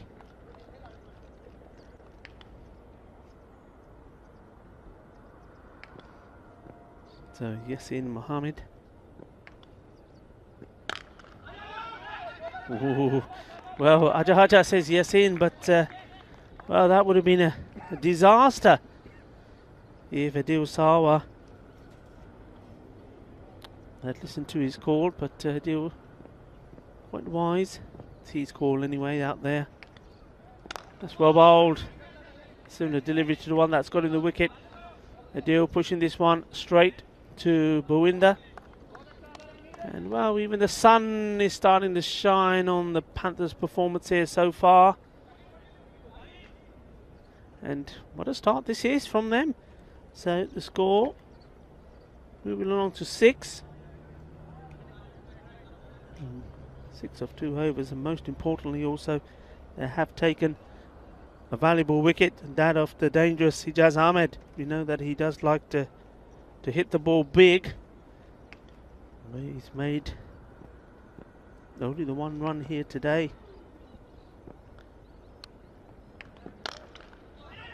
Hit out towards the fielder. Oh, tiki-taka at the moment. Tiki-taka, and the early boom has been from the bowler, Puneet Sumali, with the ball knocking the stumps over. And they're starting to feel some warmth as well, not just in the performance of the Panthers, but also the sunshine here. And well, that's the first one that's gone astray, the first extra. He's got to bring this back. Can't let that play on his mind. It was the problem they had in their game earlier. 30 odd extras, remember, they're bowled. 31 to be precise. They will not want to have a repeat of that. Balwinder. And that's a good shot. That's what he was looking to do. Hit that over the top. Like I said before, those men are very close in there in that 30-yard circle. A lovely positive shot. Got his feet in the right position and just lifting that over the top. Nice shot. And that will take a little bit of pressure away. Mohammad Yassin hits the first boundary of the Falco innings, and it's 6. Used his feet well. Good fielding. Pressure straight back on him though. Yassin just a little bit too keen to get going. For a couple of times we've seen that. You see seeing his partner Diosawa hit the ball and wants to go, or he himself. Just got to calm down a bit. He seems to be in a little bit of a hurry. And once again, it's been there, up there, and he smashes it away again. It's going to be 6 more. So, Mohammad Yassin, he's not in the mood to hang around. Yassin the assassin, as sometimes he's been called. Many times he's been called, I say.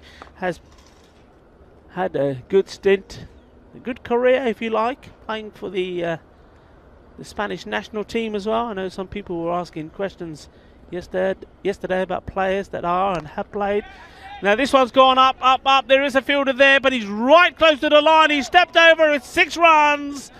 Well, it was a good catch, but it wasn't very smart cricket. He was always going to be in danger of going over the line, and maybe here in concept of the game, he could have just dropped this in front of him before he stepped over and just kept it to a single.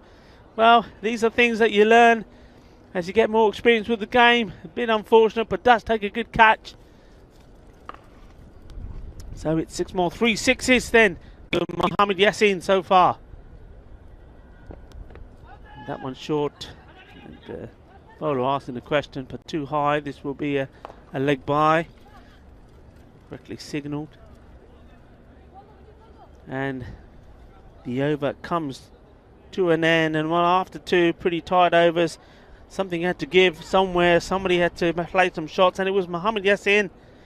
And well, 27 now, the score of 1. So acceleration was needed. They needed to make something out of the power play with the fielders still in and only 2 men out. And Mohammad Yassin was the one to provide that. End of the power play. Yassin is back on strike as well. They're taking that leg by.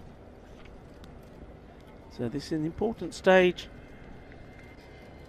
The game now, new bowler being introduced. The Panthers have to keep the pressure on. It's Manpreet Singh.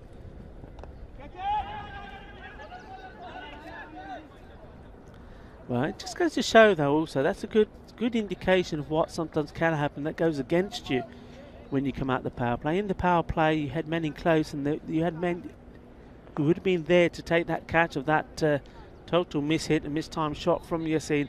But you see, as soon as that power play has come to an end, the players have been spread out, and as a result of that, nobody in there for that. They're moving one in now, once they've seen what can happen, and they've seen the benefit of having a man in close. chances of it happening again, and you're also bowling to a different batsman. This one is smashed away. It was a full toss. It gets the full power of the bat from Sarwar, and we've got one of the Falco players trying to take a catch there. A crowd catch, as you say, puts it down, makes himself look silly. We'll find out his name and shame him. But all that matters at the moment is that 6 runs. And Sarwar now in on the act. He's gone again. This time it's, well, he's got a lucky. Just dropping short of Akram Ali. And Akram Ali, we know he can catch. Fortunately, in this game, the one he caught, he couldn't keep himself inside the field of play. Took a catch, and when he did look back down, he saw that his foot was over the line. So the catch didn't count. Single taken. Yasin, oh, he's drew that away. Fielder giving it chase. Stops it with his feet. Chose his feet rather than his hands. Got down one. A good throw as well, and that would have been close. Good bit of fielding. More so with the throw than the stop. Chose to use his feet. You see this throw in. Not the best of angles here, but I think, you know, yeah, I mean, if that was a direct hit, I think Adil Sarwar would have been out. His bat, even when it did come into the shot, was in the air. But we've seen some very good run-outs today already. Could have been another one there. Come down the track, hit this hardest to the fielder, just dropping short. Well, he's been in the wars there. Well, what he has done well there, Balwinder Singh, is made sure that the ball wasn't going to sneak past him and go to the boundary. It will be a single. So both these batsmen trying to now push on and push hard, especially Mohammed Yasin.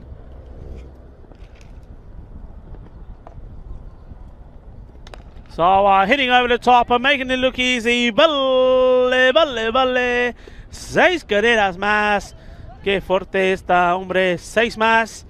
Y de fin de esta over. Entonces ahora fui 4. Y hay 43 por 1. 43 for 1. Big 6. The end of the over there. This is a good recovery from Falco.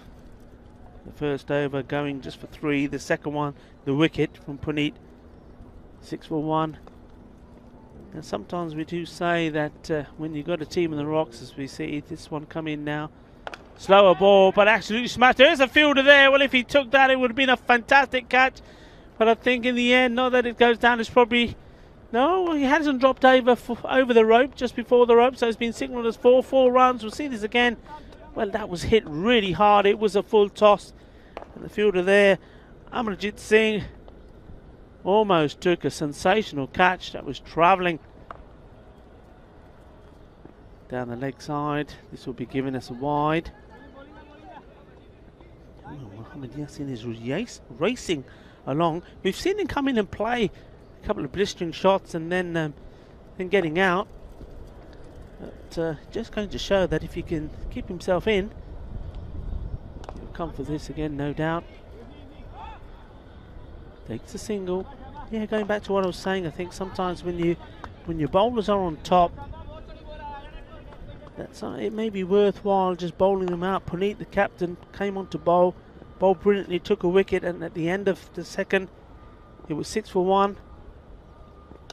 It's well hit, he's gone all the way over. Ginna, Badda, Shaka, 6 más, and this is all going very well indeed at the moment here for Falco. Slow start, but they picked it up. So Balwinder, he did bowl. He second and bowled himself out. Went for a few, and I just think maybe because of the situation of the game that perhaps Puneet would have bowled this one just to make sure that what's happening here doesn't happen,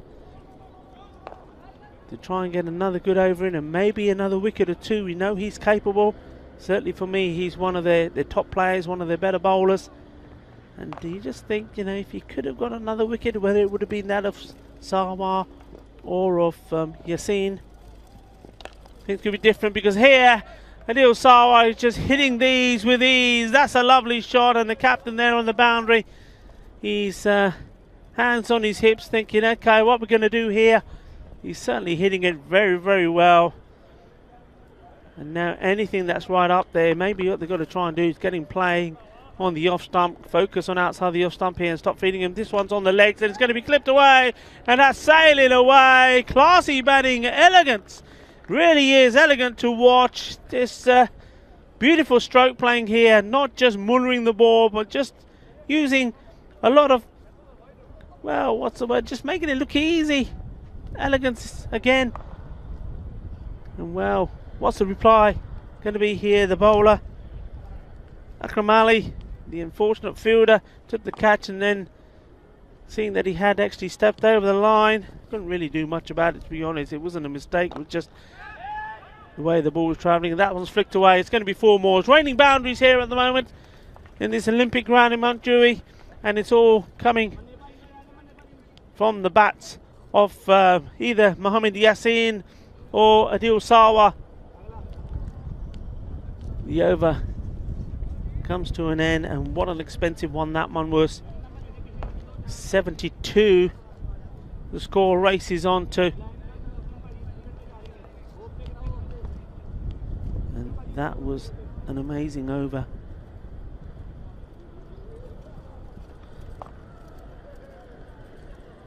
And Manpreet Singh coming on to bowl to see if he can stop the flow. Well, unfortunately there's a law in the game that says if you bowl it very wide that the batsman can't reach it, you have to bowl it again. It's a wide, so you can't hide the ball. Hiding it won't do, because you've got to bowl it again. That's just flicked away. Oh, the fielder almost makes a mess up, but Falco quite content to take the single, not push for the second. So another single to Mohammad Yassin.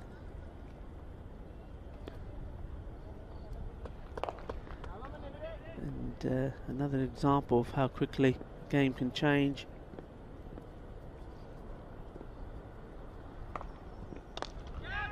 It's a chance here. He's got to take this one. It's so important, and he does take it.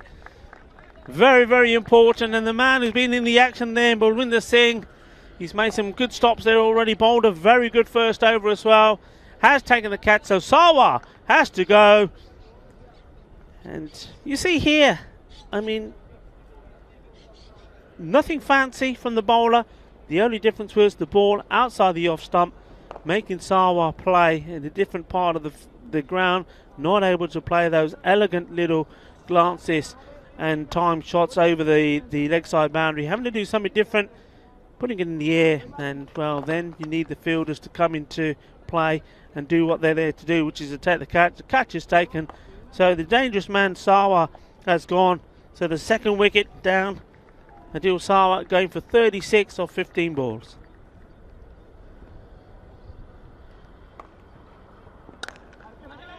So very important here for Falco, for Yassin to continue the way he's been batting. He's got to take charge now and give the new batsman Zishan Raza, now on strike, the left-hander, time to get himself in.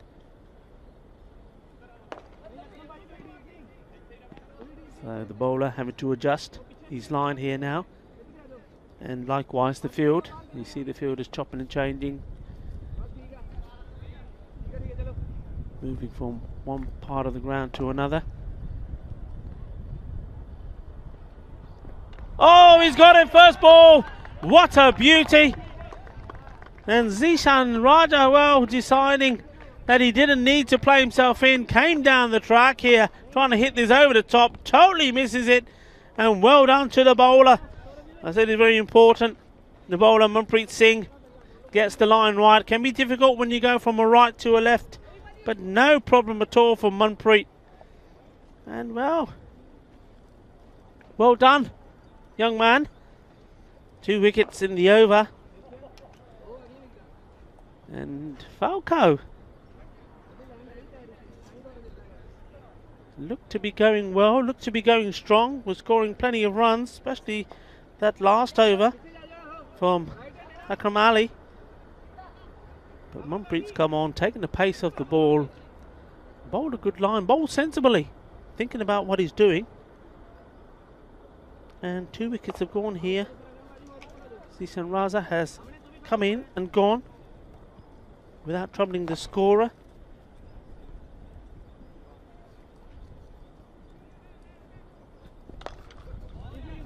This one hit out. Puneet Shumali, the captain, does the fielding.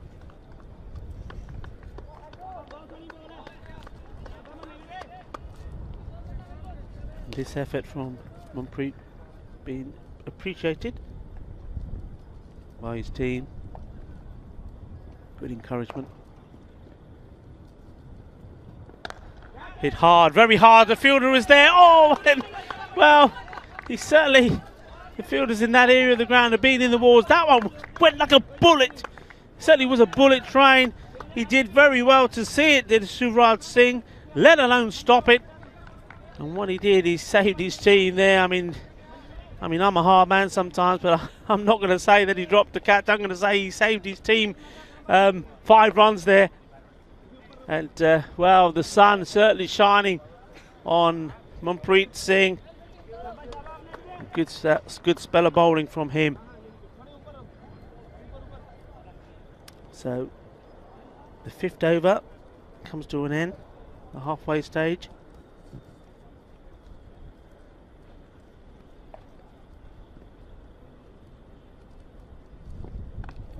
.69 the score. Oh, is it going to be a mix-up there? Well, certainly would have given. Oh yeah, well, Mohammed Yassin struggling with his running here. Manjot Singh.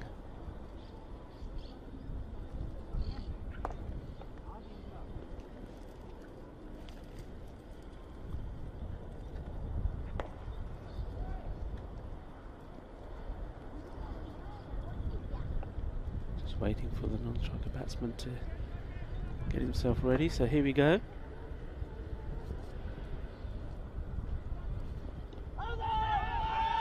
Down the leg side. Big gap there, if the batsman can work it round to that area of the field.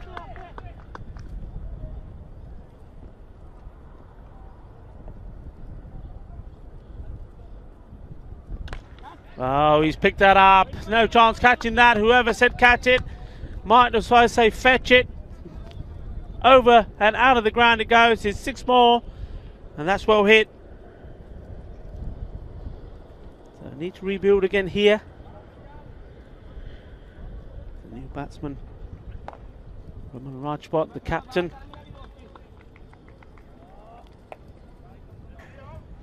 Well, he knows that he needs to spend a bit of time out here with Mohammed Yassin.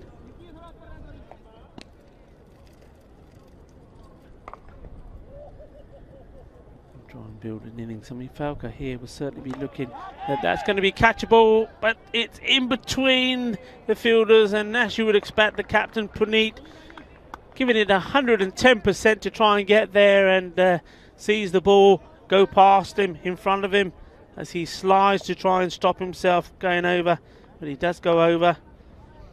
So another boundary, said the captain here, Raman Rajput. Making shots, a little bit of chat, so they've changed in the field. He still comes down the wicket, but this time plays out to the offside. Clever batting. He knows where the fielder's high, he knows that another man's been put back there for that shot. At the end of the over. The score moving along nicely now, 89. 3 wickets down, 7 overs gone. So 3 to go. I think the 120 that Falco would like is still on at this stage. But a good over. You can get a good one in here. Maybe just 7-8 runs. Will certainly put the pressure back on.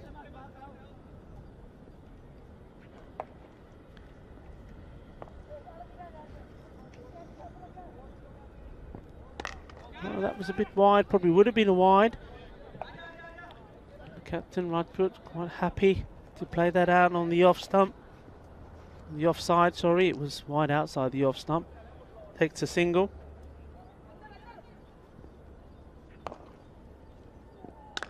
Hit hard, Mohamed Yassin. You just see now with that field spread out and in the right place, and the bowlers bowling a good line outside the off stump. There's only certain areas that the batsman, without taking real risk, can hit the ball, and if you've got the fielders there, makes it difficult. But this one is a little bit too short, and it's been sent over the top again. So the captain, well, he's in the groove, he's in the mood to party. Raman Rajput, nice shot from him. 6 more.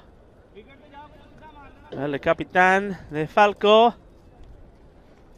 Ahora tengo 18 carreras.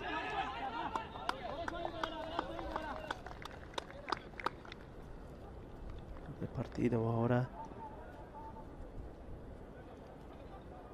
95. Vale, hay 6 más aquí. ¡Qué fuerte! ¡Qué grande! Eso es 6 más.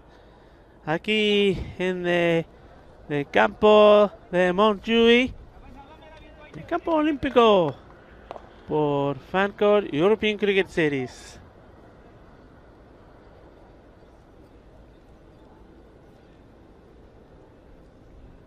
And that's a full toss, and it's, well, he sliced it in the air. I'm just wondering what the umpires are going to call that. No, it's going to be a normal delivery, no ball. And in the end, a very soft delivery, slower ball. It was a full toss from Amandeep. Just watch this. And that was dipping, so good call from the umpires. And the straightforward catch taken. So the partnership has been broken, and broken at a key point because, well, certainly playing his shots, the captain, Raman Rajput.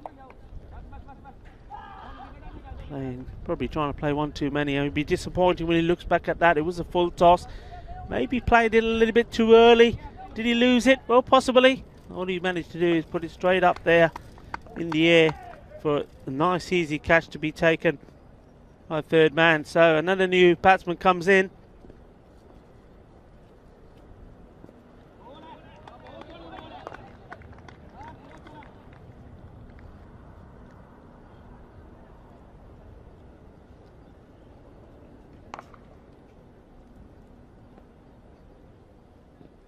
That's going to be a wide ball.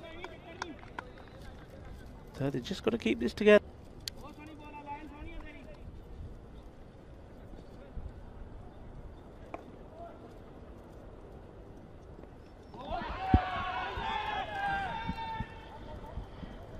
Appealing, but didn't touch anything. It's another wide.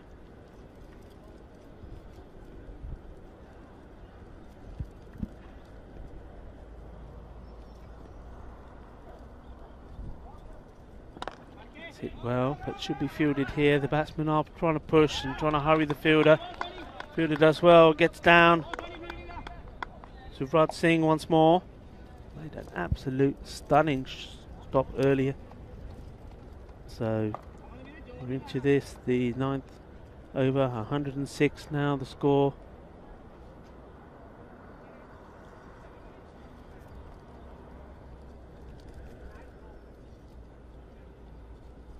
Slower ball, and that's smashed away. That's big. That goes all the way out of the ground.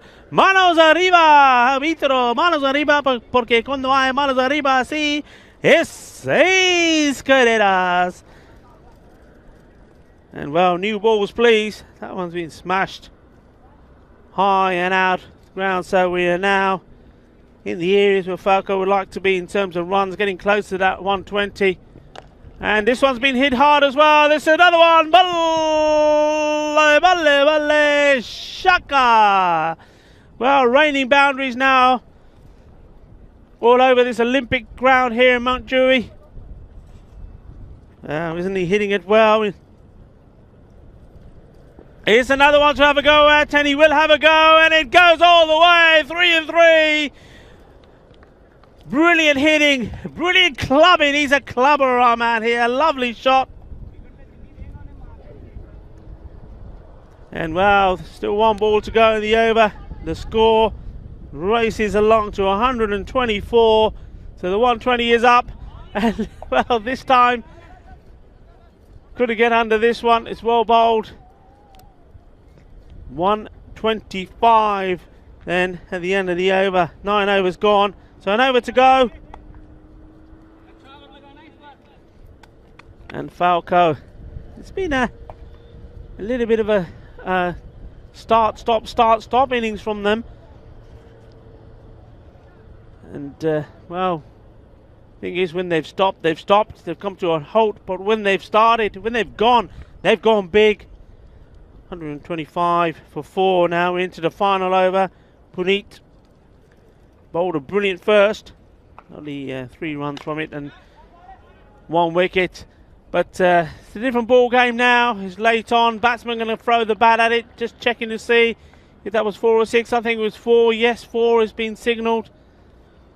And racing along now, 129. Score moves on to.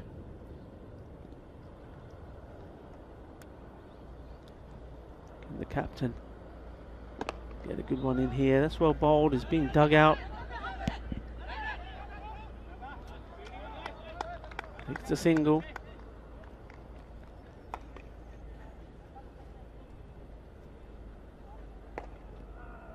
This has had a very valuable innings from him, hasn't he? Hit the ball well. Yassin now. Well, it's not had too much of the strike. Mohammad Yassin. Well, Shahzad just really taking over, or continuing from where he left off against Badalona Shaheen. That's a nice shot down on one knee from Mohammad Yassin. Takes a single. Yeah, in that innings, Shahzad made 47, just 17 balls.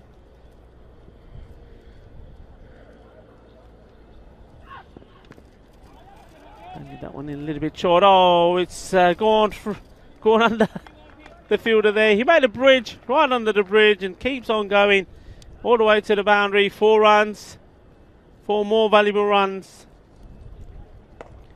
So 1 ball to go, 135. Well, Maximo here will take him into the 140s. That'll be job done, really, as far as Falco concerned. It's short and horrible, but it's going to be a wide. They think about taking a single to turn it into 2. In the end, don't. So Shahzad stays there. So 136.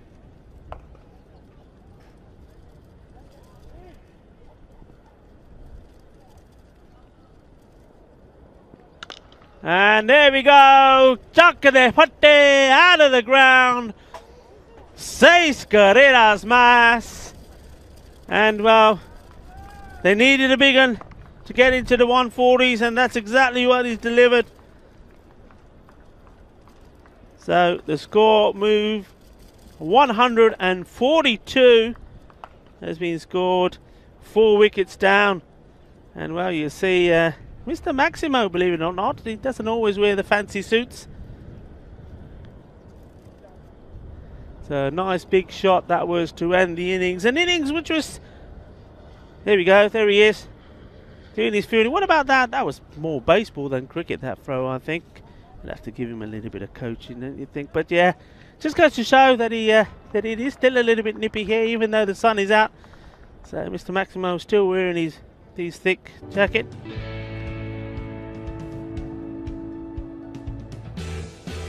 Just seeing the highlights. Well, there was Puneet.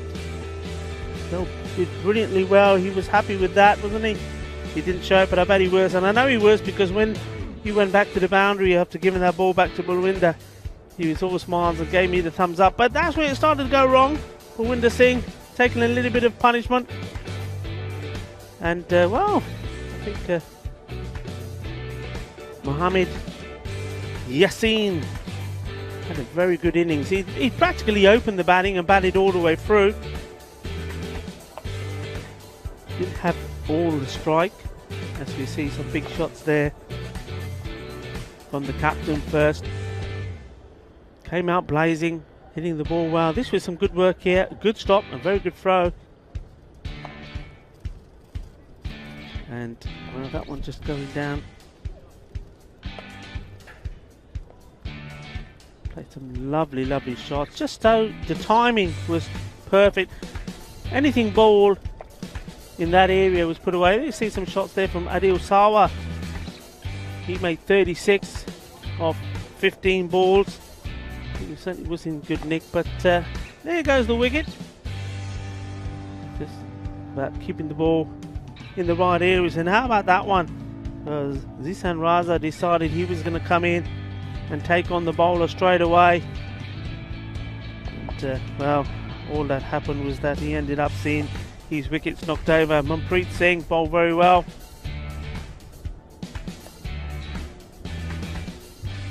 Captain versus captain there. Puneet trying to stop Raman Rajput scoring another boundary. Couldn't, but in the end they did get him. Got him with a full toss. He would be disappointed with the way he got out. But then came this man, a bit Shahzad.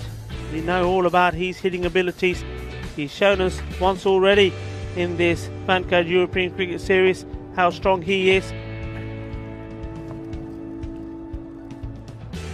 Well, if he gets the ball in his zone, he certainly puts it away, and he put another one away there, sailing way over our head of the commentary station, and Mr. Maximo himself doing a little bit of fielding. So Falco batting first, and well, when you bat first you have got to be positive in your abilities. They started a little bit shaky. It was a good first over from Balwinder Singh. He'll be fairly happy with the start he made. They had to go big against him though in the third, and they did. And many runs coming off there. One of those magic overs. Krumali came on, wasn't able to stop the flow. Well, the man who was able to stop the flow eventually was Puneet. Puneet bowled well, and even at the end there, you know when you're going to come into bowl towards the end, you're going to take some stick. And you see there 34 from Yasin. The bowlers, we were just talking about Balwinder Singh, bowled a very good first over, as did Puneet. Then took a little bit of whack in the second. So nobody really able to tie down and keep the Falco batsman quiet. And well, the first wicket fell at 4, and then 74-71 partnership, and that was big. Then the first bowler, and then we saw a partnership there towards the end between Shahzad and Mohammad Yasin.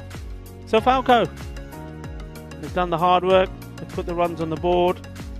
It's going to be a big chase. 143 is required to win this. Match number 43. The Black Panthers, to be fair, they've struggled with the bat, so they've got to find something special now to make this incredible chase. And incredible because there's a lot of runs. They've struggled with their batting. Somebody's got to perform. Somebody's got to step up the mark. Who's it going to be? Well, we haven't got long to find out. We'll be back in just under 10 minutes for the start of that second innings. Can the Black Panthers pounce back and reach 143 to win this match number 43 and their first game in this Vancouver European Cricket Series? Be right back. Hasta pronto todos.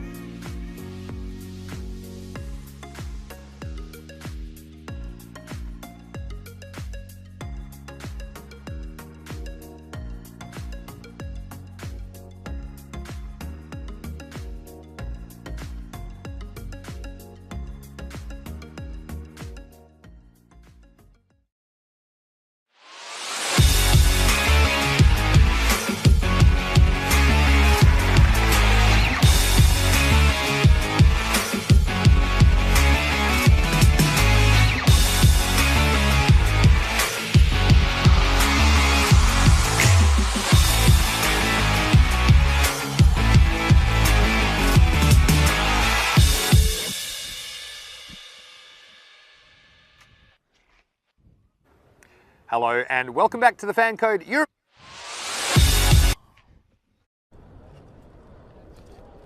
Welcome back.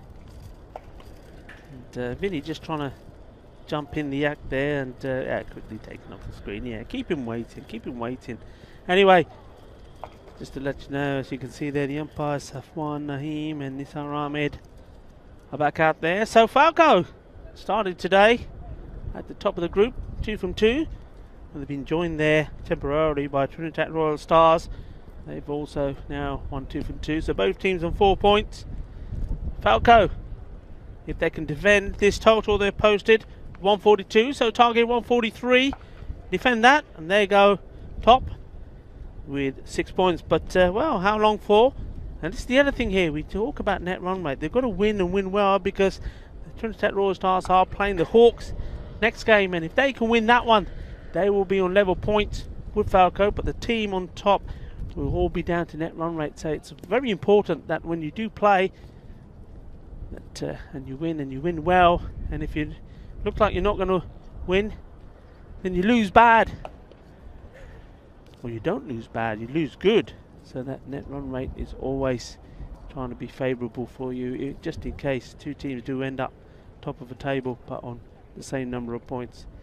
We are ready to start. Balwinder Singh to face the first ball. And that first ball is going to be bowled by Shiraz Mahmood. In fact, Shiraz Mohammed, apologies, Shiraz Mohammed starts with the dot. And just to recap, 142 was the score. And Adil Sawa started well. He scored 14 of 17 before he skied a full toss in the air to be caught. He was very disappointed with himself. And then 2 men not out. Mohammed Yassin, I think he batted very well. As we see this one played out. The offside chase is on. It should be 2 runs. So Balwinder Singh off the mark with 2. And then Abid Shahzad, he made once again a quick fire, 34 of just 8 deliveries. And the bowler, the man who bowled I think very well for the Panthers, was Manpreet Singh. Anyway, now the Panthers have to do the job with the bat.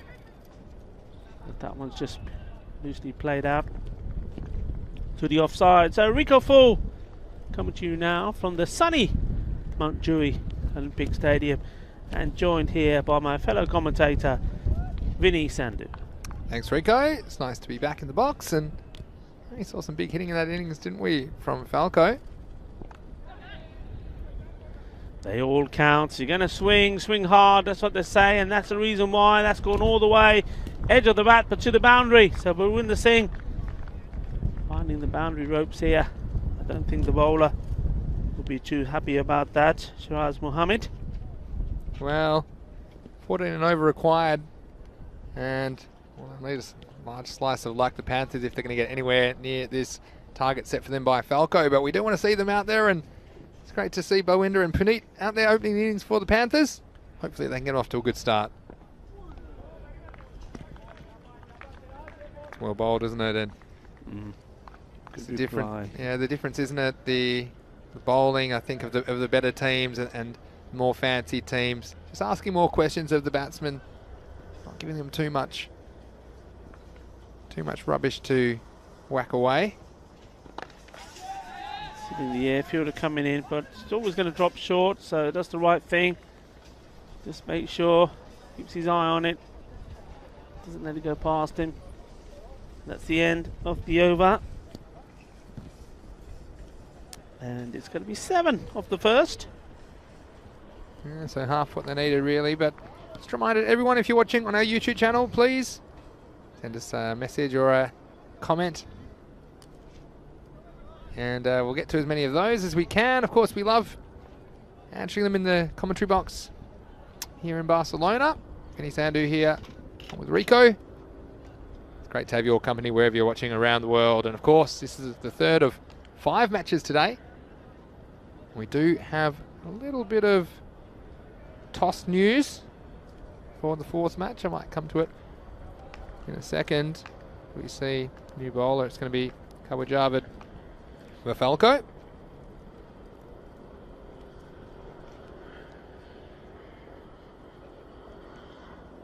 Let's see if the Black Panthers can get a bit of a run on here. They did hit a boundary in the first over. We'd love to see them do well here in match 43. Here's Kawajavan. Well bowled. Bowling still to Malvinder Singh. Puneet Shamali yet to face the ball. He's enjoying the scenery there from the from the non-striker's end. He loves life, doesn't he, Puneet? But yeah, the news for match 44, if you're following the toss, I'm sure many people are. The Hawks versus the Trinidad Royal Stars. Give you the result after this ball from Javed.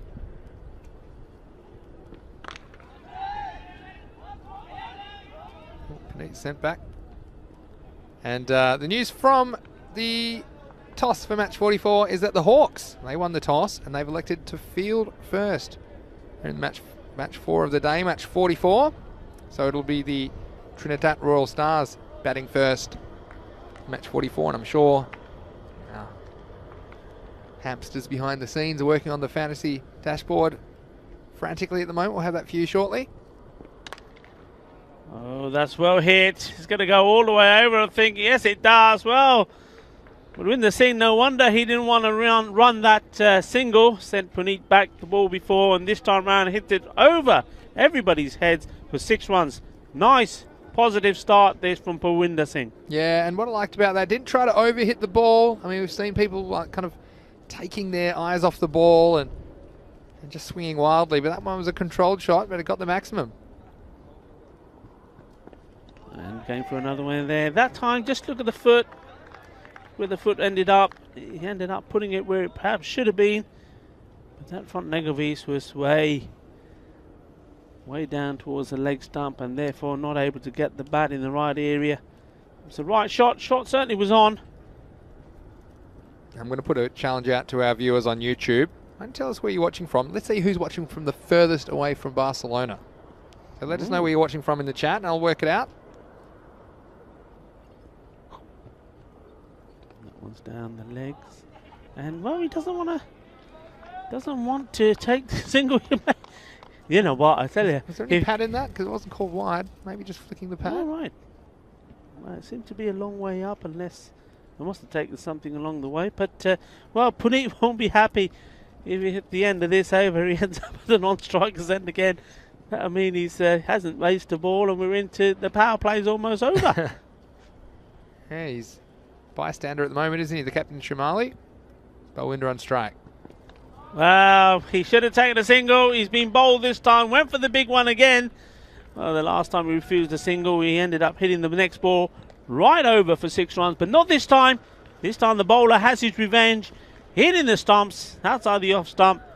And, well, Kawar Javid, he's happy about that. Yes, and again, hitting the target. We've seen so many bowl dismissals, haven't we, in this Fan Code European Cricket Series so far. So, first one goes down, and well, after that, at the end of the second over, the score is 13 for 1. And yeah, let us know on YouTube where you're watching from. We've got Akibur Rahman saying, "How are you, Rico?" And he didn't answer him straight away, so he said Rico again. But I should tell him that it's a bit hard for you to read the computer from where you're sitting. So Rico says hello to you, Akibur. And yeah, let us know where you're watching from. We want to know. So let's see who's watching from the furthest away. Well, this is a good one already. We've got Northeast Victoria, Australia. Okay, that's quite far. I think, is that like Albury, Wodonga, somewhere around there? Ted Bear, tell me. A little bit familiar. I've driven through there before. I'm going to do a competition to see who's watching from the furthest away. Requires me doing some research though, so I probably should have thought that through. Here's the third over starting, and it's Shiraz Mohammed to continue, and Puneet finally gets a go and gets the first ball away for a single. So it's St Vincent, so I think that's pretty good. We've got ECN saying Timbuktu. Well, that's not very useful. The robot behind the ECN desk. I'm going to... okay. Enrique, you're going to have to take over the duties while I do some research here. That's Mohammed. Well bowled. I was going to say to the new batsman, well, really both batsmen are new, because Puneet just there to Keith's first ball, taking a single, and now you've got Amanjot Singh. Both of these batsmen have just faced a 1 ball. And that's just managed to lift that over the man who's in the inner part of that circle, is the best way to describe that. So you've got the 30-yard circle, and then you've got some teams that then also push another player in quite close. You see that there. It's like the captain, Rahman Rajput, on the leg side in close, and they've got the same on the offside. Puneet went straight through him like a hot knife through butter, as we used to say when I was a kid. We've got some interesting ones already. We've got from here to Bangladesh is 8,141 kilometres, and who was it? It was Akib Rahman watching from Bangladesh. Well, hello. I took Dhaka, didn't know where you were exactly, but gives you an idea. Just over 8,000 kilometres from Barcelona. Well, Mar. And well, you asked him to have a go, and he did have a go. Yeah, Albury Wodonga. See, I know my geography. Driven through that. It's about 11 or 12 hour drive from Sydney to Melbourne. I did it a couple of years ago. Nice straight road all the way through there, pretty much. The shortest drive ever. Next ball, it's going to be a wide outside the off stump. Well, and so to Albury Wodonga on the Victoria-New South Wales border, 16,911 kilometres. And Brisbane, who's watching from Brisbane? Azim Zafar's watching from Brisbane, 16,937, so slightly more. Now, I'm interested about this one, St Vincent the Grenadines. Yeah, that's nicely played, and it's been stopped. They do come back for 2. Now, I like to be helpful, so just want to help our viewers while watching. Oh, the batsmen weren't watching that, otherwise there's another one there. Yeah, sometimes it can be confusing to know which batsman is which, so it's just to make this very easy for you. Amanjot Singh is the one with the blue pads, and Puneet Chamali is the one with the black pads. Okay, that'll make it easier for our viewers. Very useful. Thanks, Rico. Never mind about that one is twice the size as the other batsman. We'll just ignore that. But yeah, he is a tall figure, Amanjot Singh. Yeah, well, he is, and yeah, it probably makes it even more obvious. Puneet is not he's not slam dunking too many basketballs, is he? But he's a lovely guy, Puneet, and we've seen a couple of nice catches from him and some good bowling at times. So it's great that he's out here. Of course, the new team, the Black Panthers, he is leading. Previously playing for Hotdet and Men in Blue. Previously in the ECS. Umpire almost getting his arm blown off as he tried to stop the bowler coming in. So yep, St Vincent the Grenadines, just a tick under 7,000 kilometres from here. So who's winning at the moment? At the moment it's Brisbane. At Brisbane? the moment, Azim Zafar. If we get to New Zealand, I think anyone watching from New Zealand, I reckon that might be slightly further. But it's great that you can tune in from anywhere around the world, of course. 19 for 1. Yeah, 19 for 1. Powerplay is over, and Kawa Javid is to continue. And Puneet hit that like a bullet. It's going to go through and go for 4 runs. What a lovely shot. Well played indeed. He's unsure about where to put himself in the batting order. We've seen him open once before. Then he puts himself back lower down. He's come back opening again here. And he's played a delightful shot there, all along the ground. 4 runs. Nicely played. Beautiful shot, wasn't it? Timed nicely. And you see the value for strokes as the sun's come out in Barcelona, drying out this outfield. And that one skated nicely across the surface for 4. So nice shot, Puneet. We're just wondering if he might hit a 6 at some point in this series. He's got the chance now. This one swings and misses. And another viewer, Stuart Oliver from Brisbane. Yeah, Brisbane's winning so far. Beautiful. My favourite French restaurants in Brisbane, and I'm going to try and have to look it up now, but they do unlimited fries. Beautiful steak. They're like we serve one thing, but we do it well, and it's oh no, I'm going to have to Google it. But if you're in Brisbane, Fortitude Valley, I do recommend you check it out. Not a paid advertisement, by the way. This is up in the air. It's going to fall safely, and Puneet's going to get a single down the ground. We've got Shubdeep saying he's watching from only a couple of miles away. Of course, playing for Men in Blue. Hope you're recovering from your little mishap as you took the stumps out Jonty Rhodes style. What a highlight that was.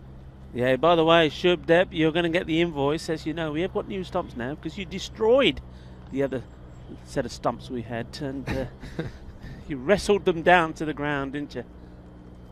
Anyway, yeah, I hope you recovered well. I know you had have a little bit of medical care after that wrestling match. There you go, I found it already. Next time I'm in Brisbane, and it hasn't been that easy to travel within Australia last year, you know, because of the restrictions even within Australia. Lay Bubbles Steakhouse in Fortitude Valley.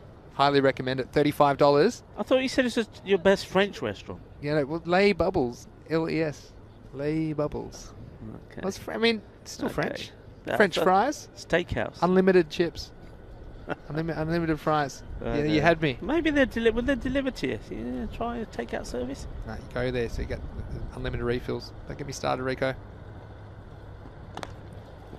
That's nicely played. Well, yesterday we were talking about curries and vindaloos, and now we're moved on to steaks and fries. Something about the Black Panthers. When they get in, it always turns to food chat.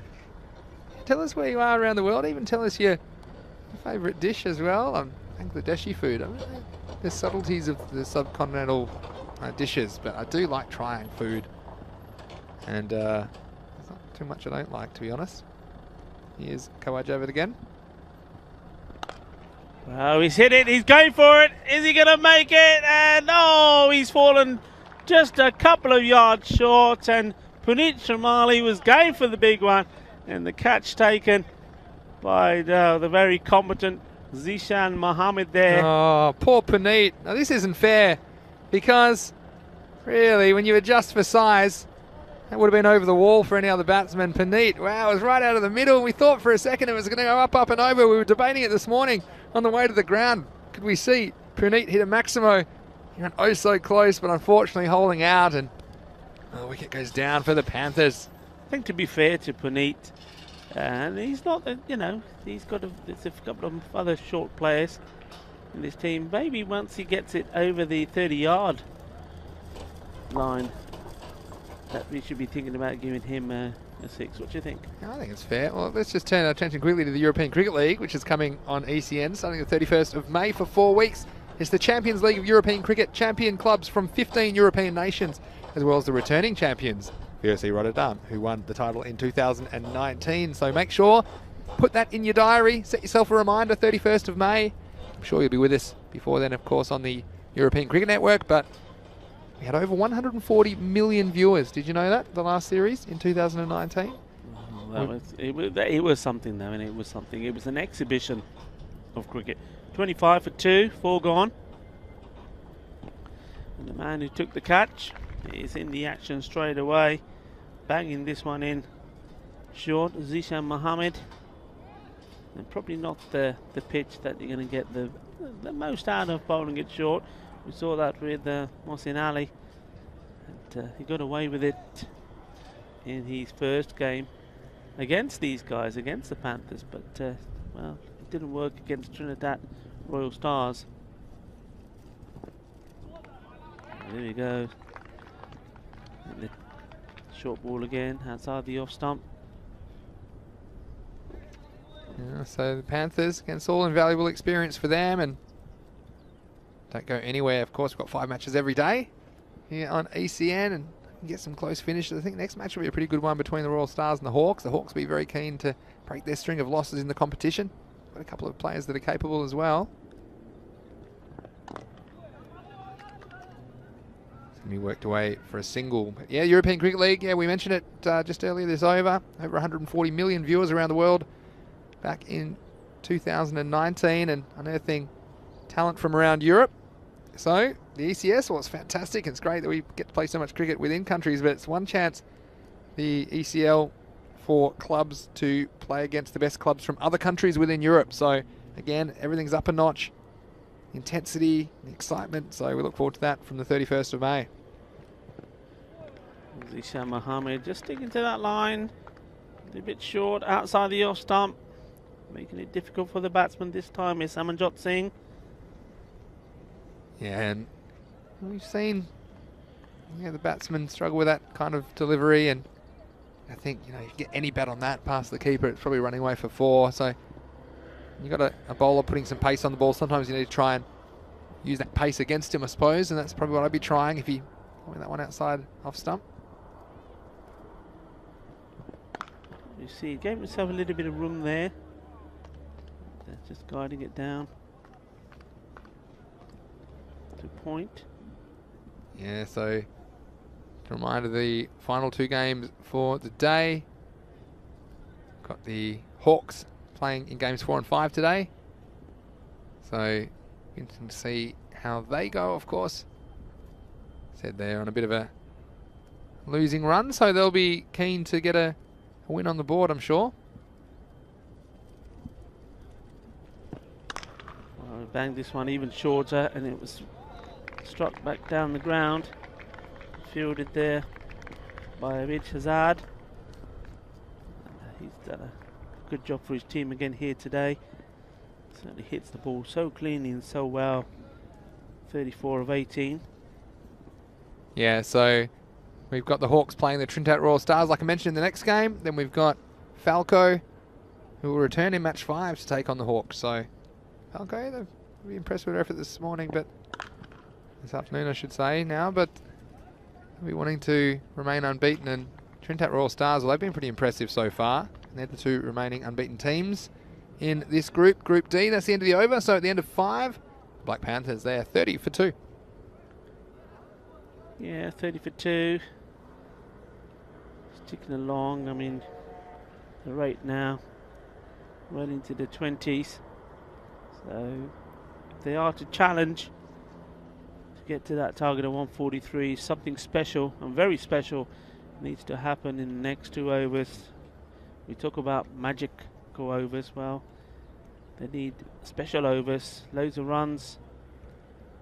So shout out, Zach's watching from Kashmir. Well, thanks for joining us, Zach, and hope you're enjoying the action today. Looks like Awaz Khan coming to the attack.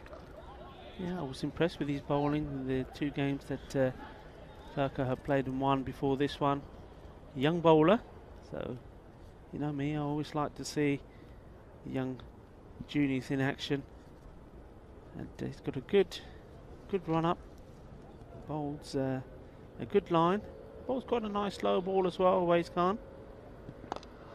It's well pitched as well, testing the batsman. Could be trouble if he hits, and he doesn't. There could be an overthrow. Again, good alertness by Saurav Singh to come back for a second run. Yeah, difficult throw that for the keeper, wasn't it? I mean, it's not a lot he could do with that. It's a difficult throw anyway, but also with this raised edge of the pitch, it adds another dimension of danger, if you like, to for the wicket keeper. As that throw comes in, it really could go anywhere, and the fielder needs to look after their keeper as well. I know they're trying to hit the stumps, but they can throw it on the full, and it's going to be a lot easier.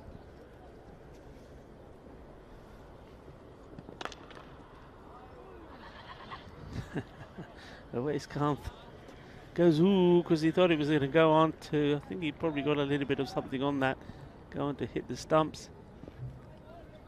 Quite a passive. Had a player here. Yeah, he did. Look at that. Got fingertips on it, and if the ball did go on to hit the stumps, would have been an unfortunate way to get out. I've been out a few times that way. That's very short. Just having a look at the 2 umpires. They're not short enough to be called a wild, but will certainly be one for the over. I was going to say, you don't want to waste your luck in games where it looks like the result's already beyond doubt. You might want to save that for a bit later in the tournament for Awaz Khan. You've been out a few times that way, have you? Yeah, a few times. A few's a lot. Come back to that in a second. Swing and miss. Yeah, I've only been out once that way. Yeah? Yeah.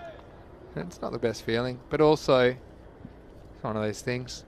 The worst one was when the ball was hit back and it hit the butt of the... So it was a cheeky one. It was a very cheeky one. It hit the butt of the bowler on the way back and went on and hit the stumps. Really? Oh, a bit of acrobatic work from behind the stumps this time from Hamid Yassin, but no run. Don't think there's any bat in that. So that's the end of the over. Again, the Black Panthers, after 6, they're 34 for 2. So explain to me again. So it went off, the batsman hit it. The batsman hit it. It went off the butt of the bowler. Yeah, how was the butt of the bowler facing the batsman? Because it was hit pretty hard. It was a spin bowler, I remember it well.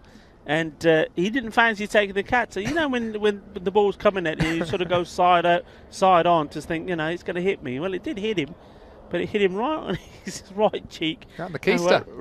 Right onto the top of the bails. And I thought it was quite funny at first when I saw it hitting his butt. And when I realised that I was out my crease, backing up, run out, I wasn't too happy. But BBW, backside before wicket.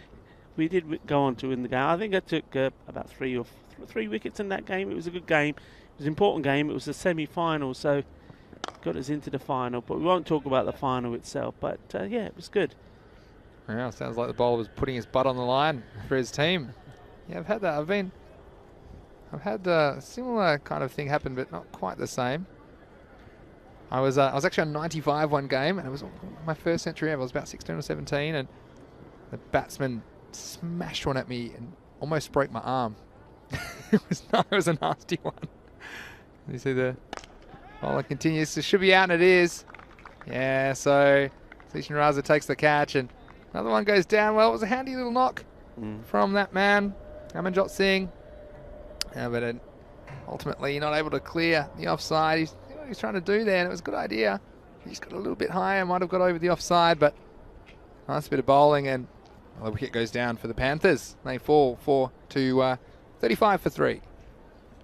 Yeah, so this it almost broke my arm, and of course you don't want to retire hurt on 95. No. So I had to continue one-handed. I snuck past the 100 before retiring hurt. But yeah, a few things have happened. I've seen that happen before. I've seen a couple of times the ball bounce into the non-striker and bounce up and go for a catch. Yeah. I've seen that a couple of times. Yeah. Sometimes you just can't get out of the way when you think about how much time you got to react. Yeah. You know, it's an interesting point because obviously we're talking about either non-striking batsman being in the firing line and the bowler.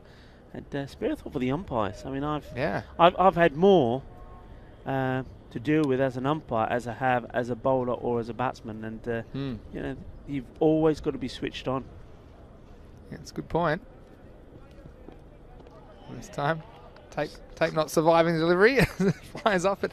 Yeah, we've seen that. When actually you see some umpires these days wearing some helmets. I know in the Big Bash we have one of the umpires wearing a helmet, and there's also there's a Bruce Oxham, another Australian umpire. He had this kind of almost like something from a futuristic movie. He had like a shield. Yeah, you see the arm those, shield, yeah, I've seen those, yeah. where it's very, very fancy. We might need one of those here, to be honest, with all the equipment we've got. It's always at risk from the balls flying around. Oh, this is short, and the batsman is going to get it away in the end for a single. Throw comes in. Wow, ball really flying around, isn't it, at the moment? That was the batsman Vikramjit Singh who tucked that one around. But yeah, what do you think about the shield when you umpired a bit? Yeah, I mean, I've never been on a pitch or umpired a game with another colleague with a shield or any sort of protection really. Yeah. That's been your wits are your only protection. Yeah. But there certainly have been some games when you know, the ball you've dived and the ball, you can hear the ball. You know, you hear that whiz go as it's going over your head or the side of your head, and you think, wow, that was close. And there's been several T20 tournaments, in fact, in La Manga. You know, some that have been the La Manga Classic, if you like, and where teams are coming from all over Europe. Come back to that in a second as we see the last ball of this over. Rico. That'll be the end of the over. So 36 for 3, and you just saw a second ago, we'll bring it back up the fantasy dashboard. This is for match 44. It's about 40 minutes away here on ECN. It's going to be the Hawks. They're without a win, and they'll be taking on the Trinidad Royal Stars, who've made an impressive start to their ECS campaign. And the Hawks, well, they won the toss and elected to bowl first. That means we'll get a look at Muhammad Ali Mir. I'm sure Muhammad Fiaz Haider, I'm sure he'll bat a lot higher than that. He'll be probably opening the innings, I'd say, for the Royal Stars. And Akil Ansar, well, his leg spin was a revelation in their previous appearance. Mudassar Ali, I should say, also going to open up, and he'll be hungry for some runs. Muhammad Ali Mir, like we mentioned, contributed 30. And the Hawks, well, you see some of their best performers as well. Shakil Ahmed, well, he's been good with the ball. Umar Latif in there as well. And they'll have the job to do if they're going to keep TRS under control in the first innings of match 44. And that is beginning at 1:30 p.m. GMT. That's 2:30 in Central Europe, and it's 7 p.m. in India. So don't go anywhere after the conclusion of this match. We'll be back just before the half hour for match 4. So again, plenty of action in the European Cricket Series. It's great to be bringing it to you here on ECN. All right, time for some spin, and it's Mozam Rafiq to bowl, and starts with a wide, but he's bowled pretty well so far for Falco in the series. Yeah.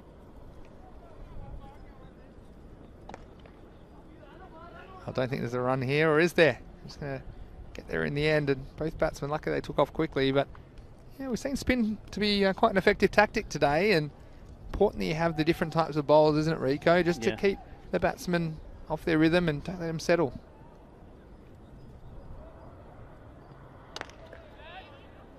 That was going pretty wide, but the batsman decided he'd have a swing at it, and it gets 4 runs, and that's 4 valuable runs. That takes them into the 40s, so move on to 42. Yeah, nice placement from the batsman there, finding the gap between the 2 fielders.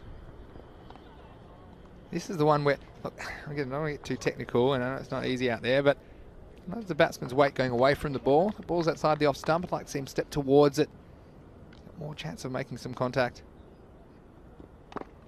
See again there, the front foot, the first movement was away to the leg side, and it just kind of takes all your weight and your impetus out of the shot. Let's see if he can do here. It's Rafiki again. Yeah, once more, he's just, like you say, just stepping away. Seen a lot of that from the batsmen. You've got quite a few that step away, quite a few whose natural instinct is to step towards the stumps, just moving too early. And I think it's the sort of things good bowlers, they pick up on pretty quickly. And, well, to get the ball in the right areas. And you saw there, Rafiki almost just pitching that one up a little bit fuller, trying to catch his batsman on the back foot and not alert. Yeah, it's the end of the over. So, Bye to finish the over, finish on 43 for 3. But then again, the keeper, you see, he was looking for it. I tell you where it went low. And so, again, not easy conditions to wicket keep by any means. Mohamed Yassin, he's done some good things behind the stumps, but he just needs to stay lower longer. And any time the ball goes under you, it just means you've come up slightly too early as a wicket keeper. So it's probably one of the most difficult skills to master when you're behind the stumps. Of course, everyone's instinct is to stand up and get a good look at things, but you need to stay low, and often I say you need to kind of be almost sitting on the grass as long as you can. And if you've done that, then you might have had a chance to gather that ball. Anyway, let's have a look at Adil Sarwar.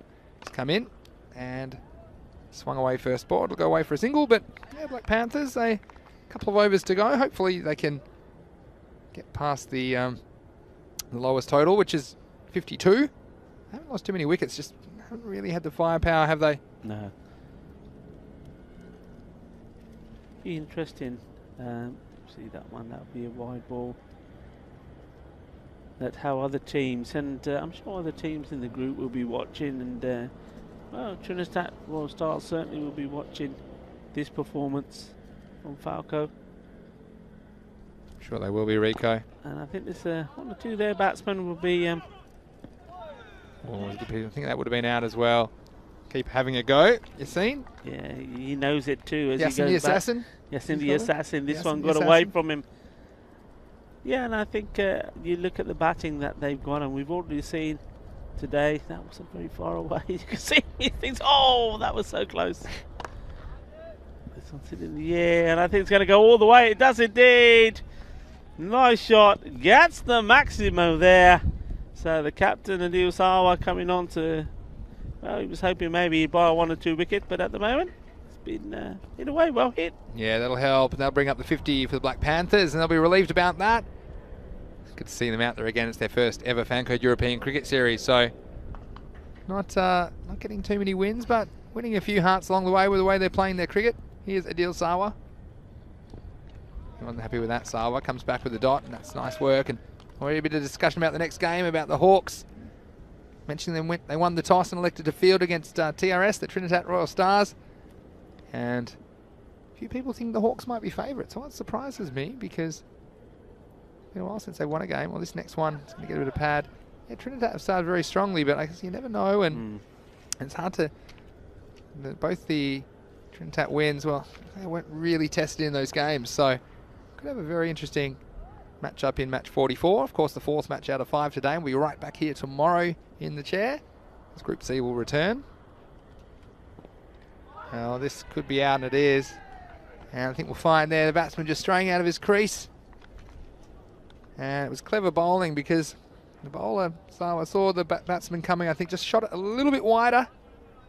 And again, Yes, and the assassin behind the stumps. And we mentioned how important it is to stay low, and this was a nice bit of wicket keeping.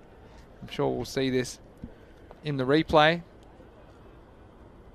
You see they're keeping low when he was there in the flash, and we'll probably see it from side on as well. It's the batsman just getting a bit carried away, chasing that one from Sawa. And some nice wicket keeping as well. So again, not easy conditions for the wicket keeper.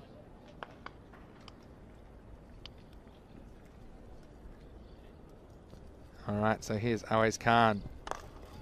And he is bowling the final over of the match. It was the end of the ninth over. They were 53 for 4. So again, they've crawled past the lowest total in this Panco European Cricket Series so far this year. Just a reminder that in half an hour's time, we'll be back with a brand new match, match 44, starting in 30 minutes time. Well, this is short, it's going to be pulled away. Yeah, that match starting at 1:30 p.m. Oh, watch out, and that's out. Another run out from the outfield, and Rico, we've seen this a couple of times. What a great piece of fielding that was. Great stuff by Falco. Yeah, that's very good work. That's Zishan Mohammed, and he's always somewhere thereabout in the action, isn't he? The short ball, and well, we'll probably once more see that the batsman a little bit slow going. I said it was from the outfield, Rico, but by the time he got it, he intercepted it in the infield, and the batsman on the back foot. He wasn't trying, wasn't he? But he was just on the back foot, and great anticipation from the fielder. Straight away, he saw that ball off the bat was going to drop short of him. He's in there like a flash, wasn't he? Yeah, Mohammed Zishan, that long on. Nice work. Well, there's that slow ball.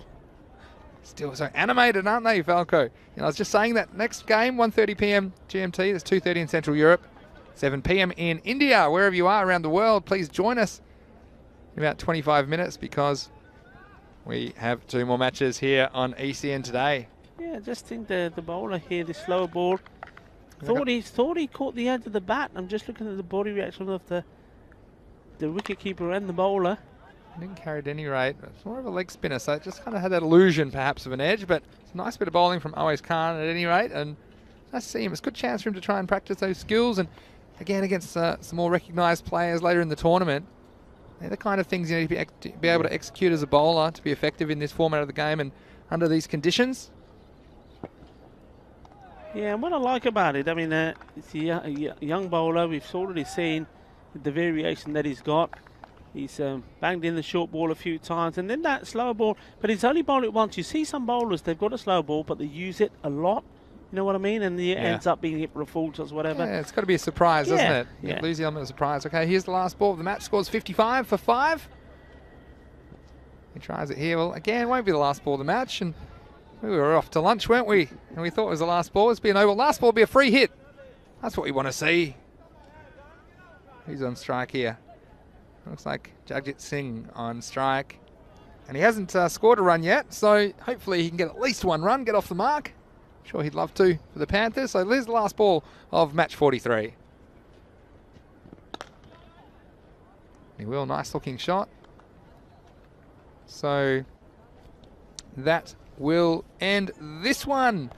Game peters out in match 43. And the Panthers, well, they'll end up on 57, so they go down 142 to 57 to Falco. And the Panthers, well, it was always going to be tough for them, wasn't it? After copying some punishment when they were in the field. And they tried hard, but ultimately they just didn't have quite enough in the tank to challenge this imposing score by Falco. Yeah, I mean, they started positively. That man you're seeing, just seeing his stumps knocked over there. Balwinder Singh, he was trying to give them a good start. He played 1 or 2 good shots. And Puneet Chamali promoting himself up the order. Yeah, that was a nice shot, wasn't it, from Puneet? And, you know, it was nice of him. Went up to the top of the order and he got a fair bit of that one. Tested the fielder, but the fielder was up to it. And we saw the fielder stepping over the line early in the match. Unfortunately for Puneet, the fielder was able to stay in the field of play. But, yeah, the Panthers, well, they tried their hardest. They hit a couple of big ones. There were 3 4s and 2 maximums during that innings. They didn't didn't lose quite as many wickets, and this was Mohammad Yassin. Yassin the assassin. He couldn't believe it. He was so close to a run out there. We saw some good fielding from Falco. Again, the fielding's been a feature of the better teams in this competition, the ones that are challenging for top honours. And look at this for a piece of fielding. Running in all the way off the boundary. Direct hit. And we've seen this area improved. Some great work there by Zishan Mohammed. Yeah, and it was a lovely bit of action there. You see the throw, and you saw the way he positioned himself, lined himself up. He's had a good match, taking the catch, bowled well, that run out. And, well, bit of thought for Subrat Singh. He batted well, 19 not out. We'll see a lot more of him.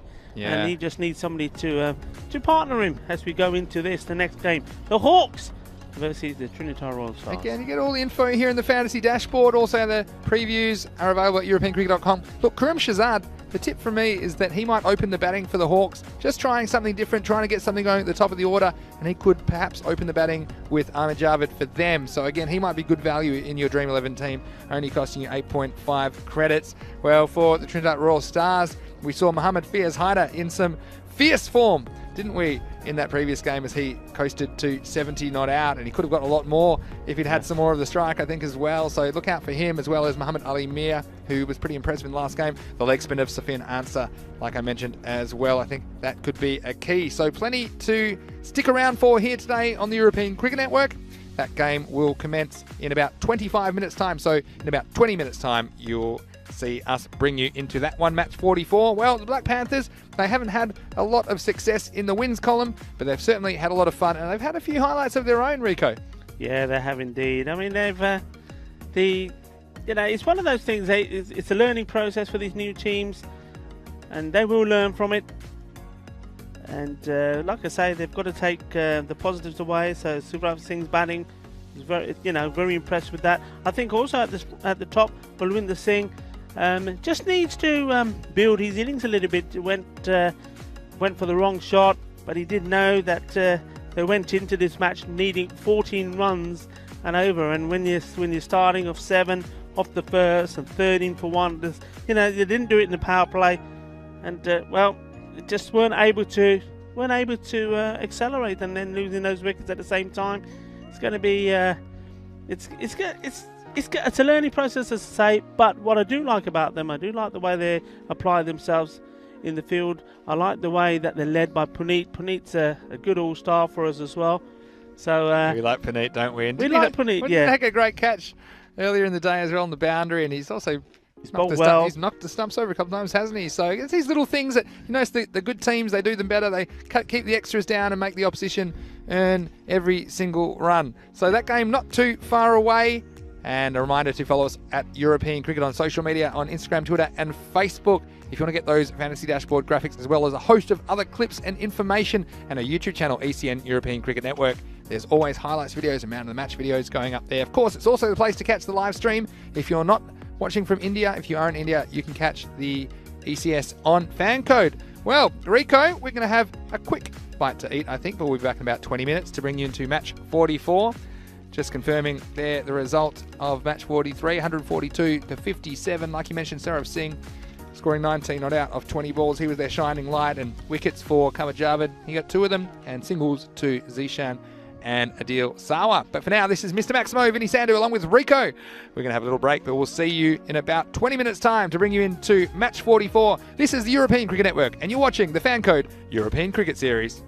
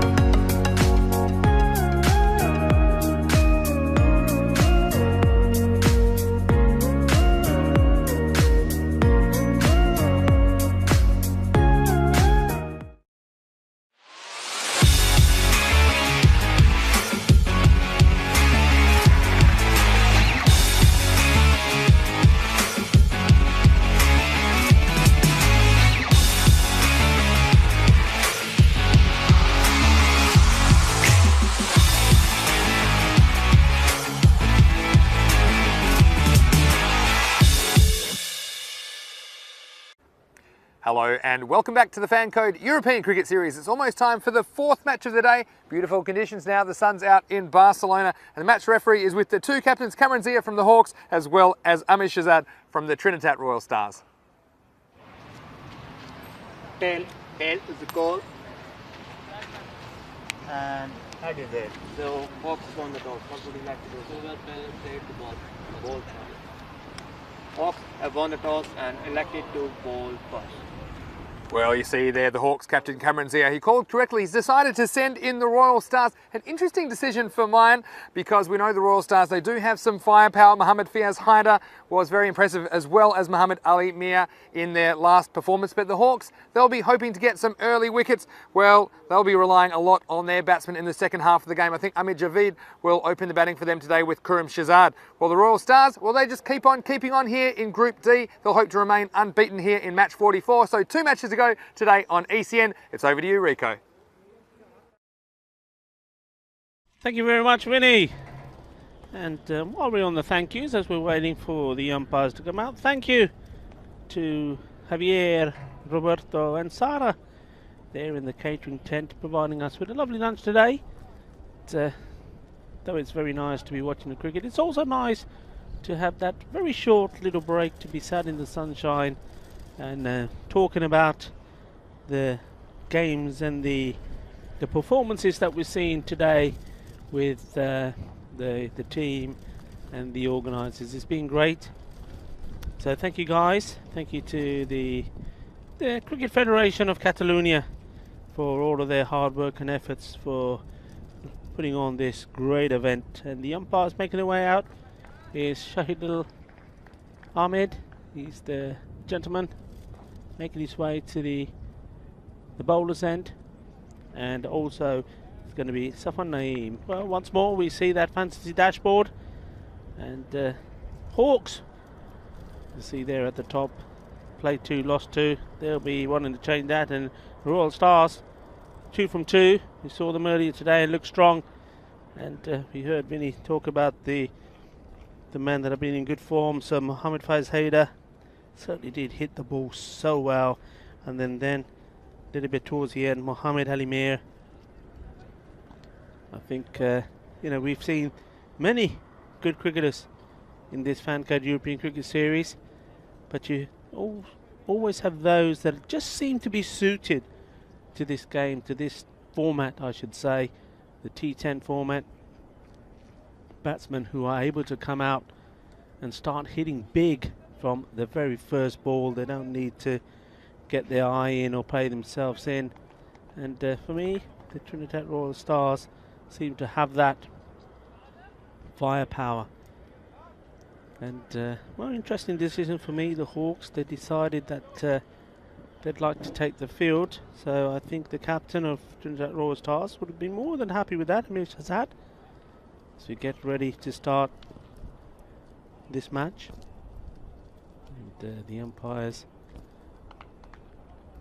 just checking with each other that they're ready to go. It looks like the first bowler will be Mohammad Shabah. He'd like a little bit of Shabah as well. If he can pick up a wicket or 2 early on here.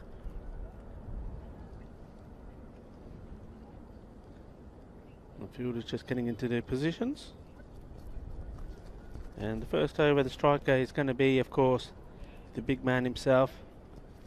It's going to be Mohammad Faiz Haider. I don't think he hangs around.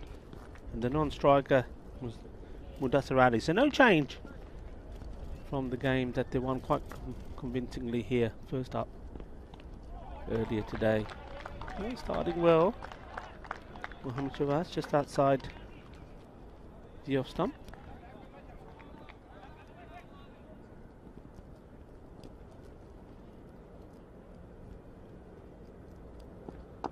So it's taking a little bit low dugout. So welcome to you wherever you are, wherever you're watching from. Remember, you can watch and get all the information from the European Cricket Network.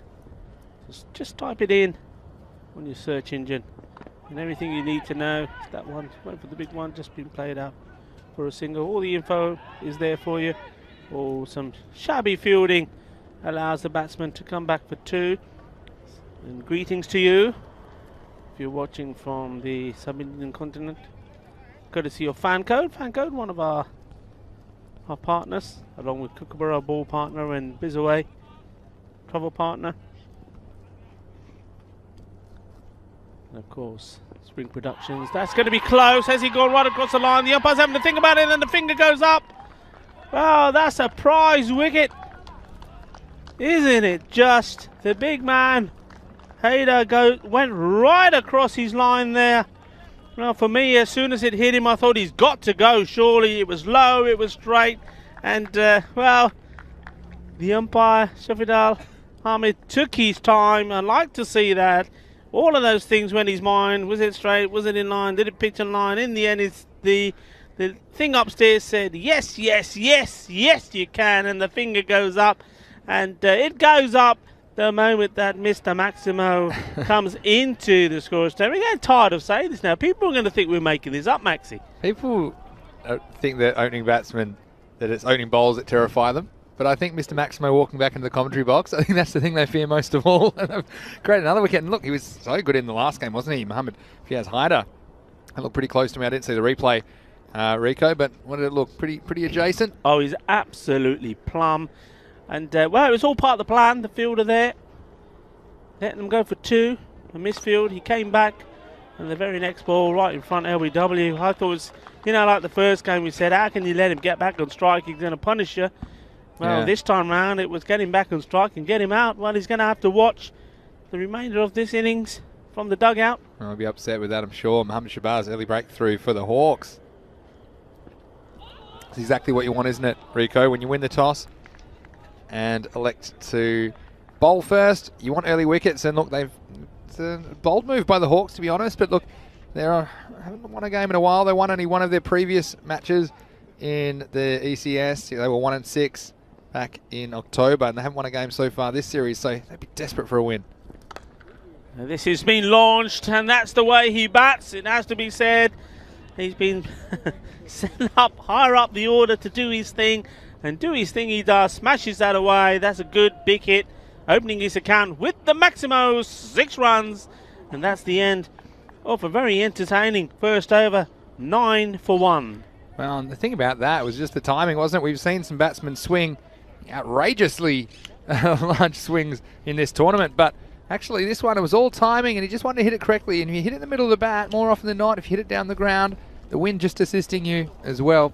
I went well over the fielder's fence on the boundary, and 6 runs. And well, TRS, there's a lot of love for them in the chat, I have to say, but they'll be a bit shaky after that wicket. And I think if you do get MAM here, Muhammad Ali Mir, then could find themselves testing some batsmen that haven't had too much time out in the middle. So Shakil Ahmed is going to continue for the Hawks, and he'll be hoping to keep the pressure on.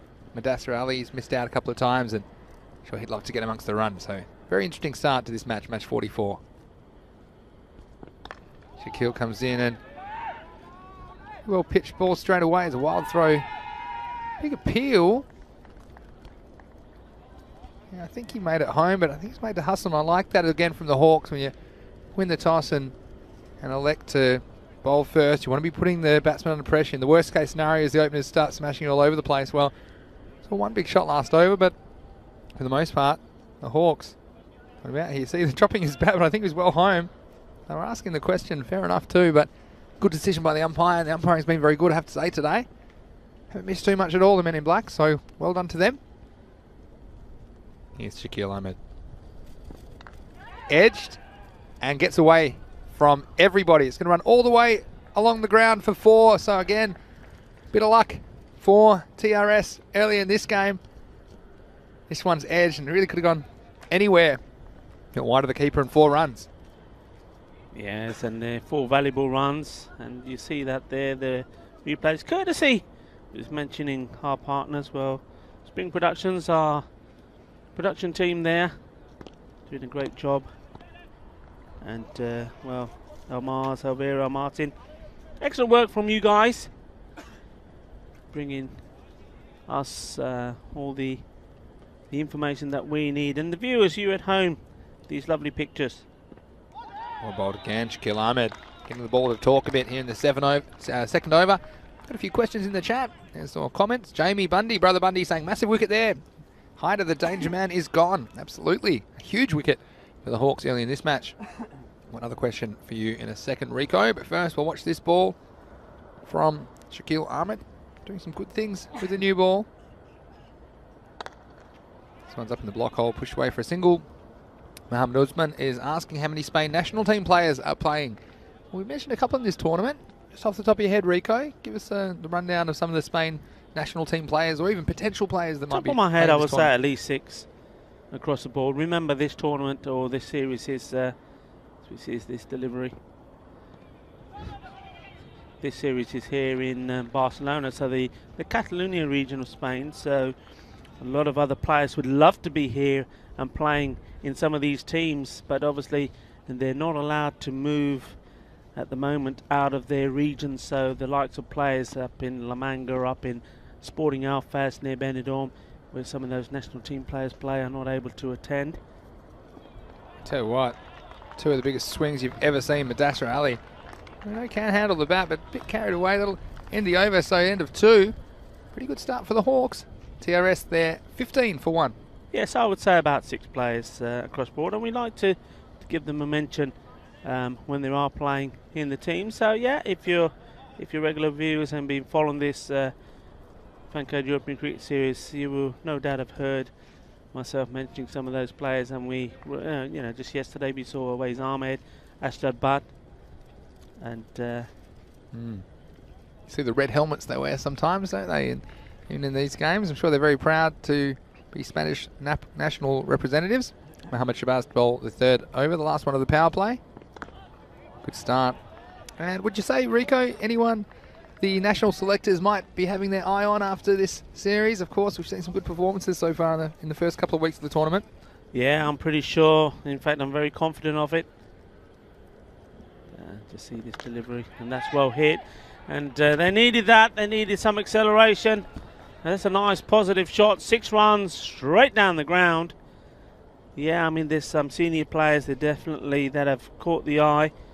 But of course, many youngsters as well, and that's the other thing. The future of any nation's national team is dependent on the youth that's coming up, and we are so lucky to have some very good players coming up. And I know one of them you are very, very keen on, Vinny. Not just me. Are we talking about the little maestro? Mavashi, yes. Karim Mayavanshi. Luckily, you don't have to be able to pronounce their name, Rico. You know what we're going to do? We're going to get him here, and we're going to say, right, how do you pronounce your name? It's Mavashi. Mavashi, Gurang, you're listening. Get on the chat and tell Vinny that he's saying your name wrong. Here's another one that's sailing over out of the ground, almost going into the next baseball ground, just hitting the top of the fence behind us here. Ginna, Badda, Shaka. That was big. It was big, wasn't it? And you see the power of TRS once they get going. This was huge. Up and away. There'll be a new ball required after that. Yeah, Gurung Mayavanshi. Sonny Jungra, I think, as well. Can't argue with his results in the tournament so far. Good young prospect, left armour. Left armour, yeah. 7 wickets all bowled yesterday. So I think any left-handed bowler normally pretty good to have 1 or 2 of them in your team. We see that in countries all around the world. And we've just got to now, tell you what, this is how hard the batsmen are swinging here. This is Mudassar Ali. Let's have a few cramp issues here, and it can happen. No, I hope he's not going to whip his trousers off anything here. Last time we went close up on a player. See, I think this is either cramp in the back of the calf or perhaps a hamstring, and you're stretching it out. So I don't think it's a muscle injury. You see this goes down like the sniper's got him from the top of the grandstand. You see, and he's just stretching it out. Looks like perhaps hamstring cramp. And look, it used to be, at least when I was younger a bit, when I used to bowl a bit more, I'd be in the movies or something on a Saturday night, and then suddenly your leg would just lock up. It would be quite painful. So, tell you what, he swung himself off his feet that time almost. That one right out of the middle of the bat for 6, but so a slight delay. But Royal Stars, after the early wicket, you thought it might put the spotlight on a couple of these other players, and Mohamed Fiaz Haina going early. But still, I think for Hawks, it's been a reasonably good start. They need to just pick up another wicket or two, and they'll be right in this match. They'll be desperate, of course. Only one win previously in the European Cricket Series. That was last year. So they'll be chasing their first win of 2021, the Hawks. Hit flat, hard, this time to the fielder. Shakil doing the fielding there. Yeah, so come back there, and you see the difficulty for Mudassar Ali now is he's running between the wickets. He's trying to just shake it off. Often the cramps will go away. You just need to stretch him out, but see if he can continue for his team. But right now it's Mohamed Ali Mir, and this one will be called no ball for off the pitch. So he'll get a free hit. He doesn't need any invitation, Rico. Certainly doesn't. He hits the ball so well. Now, I said before the start of this game that we've seen players that seem to be suited to this format of the game, and well, this man certainly does. Hits the ball beautifully. Yeah, certainly does, and showed that in the last game as well, didn't he? It took a little bit of time to get going, didn't he, Mohamed Ali Mir? But once he got going, a few consecutive boundaries. His last ball of the over. It's going to be a free hit. Last ball of the power play. Oh, it's free hit, and it's free out of here. That one is smashed over wide mid-on, and MAM, Mohamed Ali Mir, deciding, well, I'll have free hits all day. And this one, you better watch out if you're driving past the Modric Olympic ground. That's 6 of the best. And after 3 overs, the Trinidad Royal Stars have moved along to 36 for 1. Pretty good power play from them. Well, yeah, I mean, it's ended up being that way thanks to that over. They 20 runs coming from it. So they're back on track with that wicket going early and the big wicket as well. It was as far as Hawks were concerned, getting out to Mohamed Faiz Haidar early, but they come back well, recovered, and the Hawks just have to stick to the plan here. Keep bowling well, keep bowling at the stumps, try to get another couple of wickets here, and if they can do that and do it before these two get really going, then they're looking to contain them to round about close to the 100 mark. Otherwise, we know what can happen. If one of these guys gets in, you're looking at that 120, 130 mark again. Yeah, I agree with you there. This is Mohamed Sohail coming into the attack for the 4th over. Again, this one reasonably wide, but not quite wide enough to be called. And yeah, the batsman just losing his shape a bit. Mudassar Ali, well, definitely having a go. And if he's not quite able to run, we might see him wind up and send some balls out of here. See what he does to Mohamed Sohail. This one will be down the leg side for a wide, and they'll get an extra as well. So 2 to the total. That ball have to be rebowled, but Mohamed Ali Mir, smart play as well from TRS for me, Rico, because he was in good form in the last game, batted a little bit lower down the order. You've got to get your best players in. We saw it yesterday. Govinda didn't come in earlier in the day, and maybe missing a trick, but this one's hit nicely, and it's going to go down to long off for a single. But yeah, it's so important you get your players in form, and they might not be the players you thought would be at the top of the order, but if they're making runs, I think it makes sense to get them in while they're in form. Yeah. And they've got that confidence, don't they, to build the score. Yeah, absolutely. And I think we've seen also that when you've got a batsman who's not in form, he may necessarily not get himself out. As we see this ball being bowled. Well, this could be a chance, and it spills out of the hands of Shakil Ahmed, who's almost straight down the ground, isn't he? And it went to him flat, and again, you won't get that many chances from these two. And Mudassar, he's living a charmed life. Yes, we see this one again. It looked like he was going to take it comfortably, didn't he? Like, got into position well. You can't say he did anything wrong there, really. It just straight in, straight out. Yeah, these very hard balls. We mentioned it a couple of times, and now he's being substituted out of that position. So a bit harsh, that really. It is a bit harsh. Someone else is queued up just in case something went wrong. It's Faisal Aslam who's straight down the ground now. The chance goes down for the Hawks.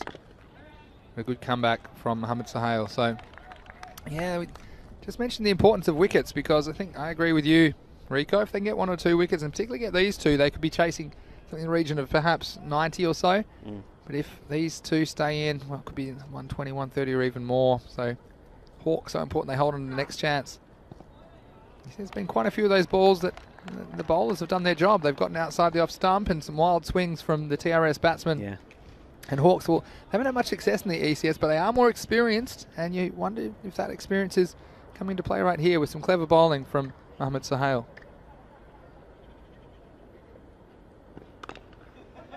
Just a single, but Yeah, the Hawks, they've got a few fans out there as well. We'd love to see them get their first win, of course, Rico. Of course, absolutely.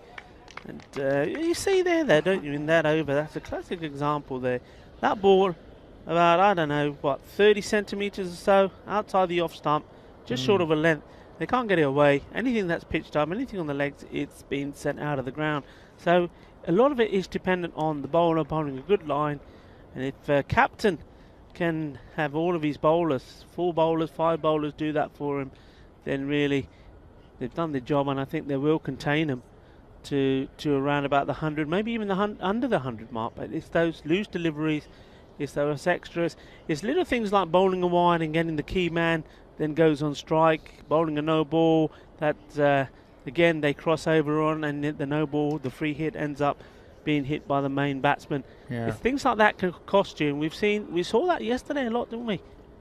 Yeah, we certainly did, and those things, they all make a difference, don't they, in this form of the game. And even just taking that kind of half chance as well, if you can do it, it can create a momentum shift for your team. And Hawks, we saw it with the early wicket, and they had all the momentum, but since then it's been all TRS. Here's Umar Latif coming in to bowl the 5th over.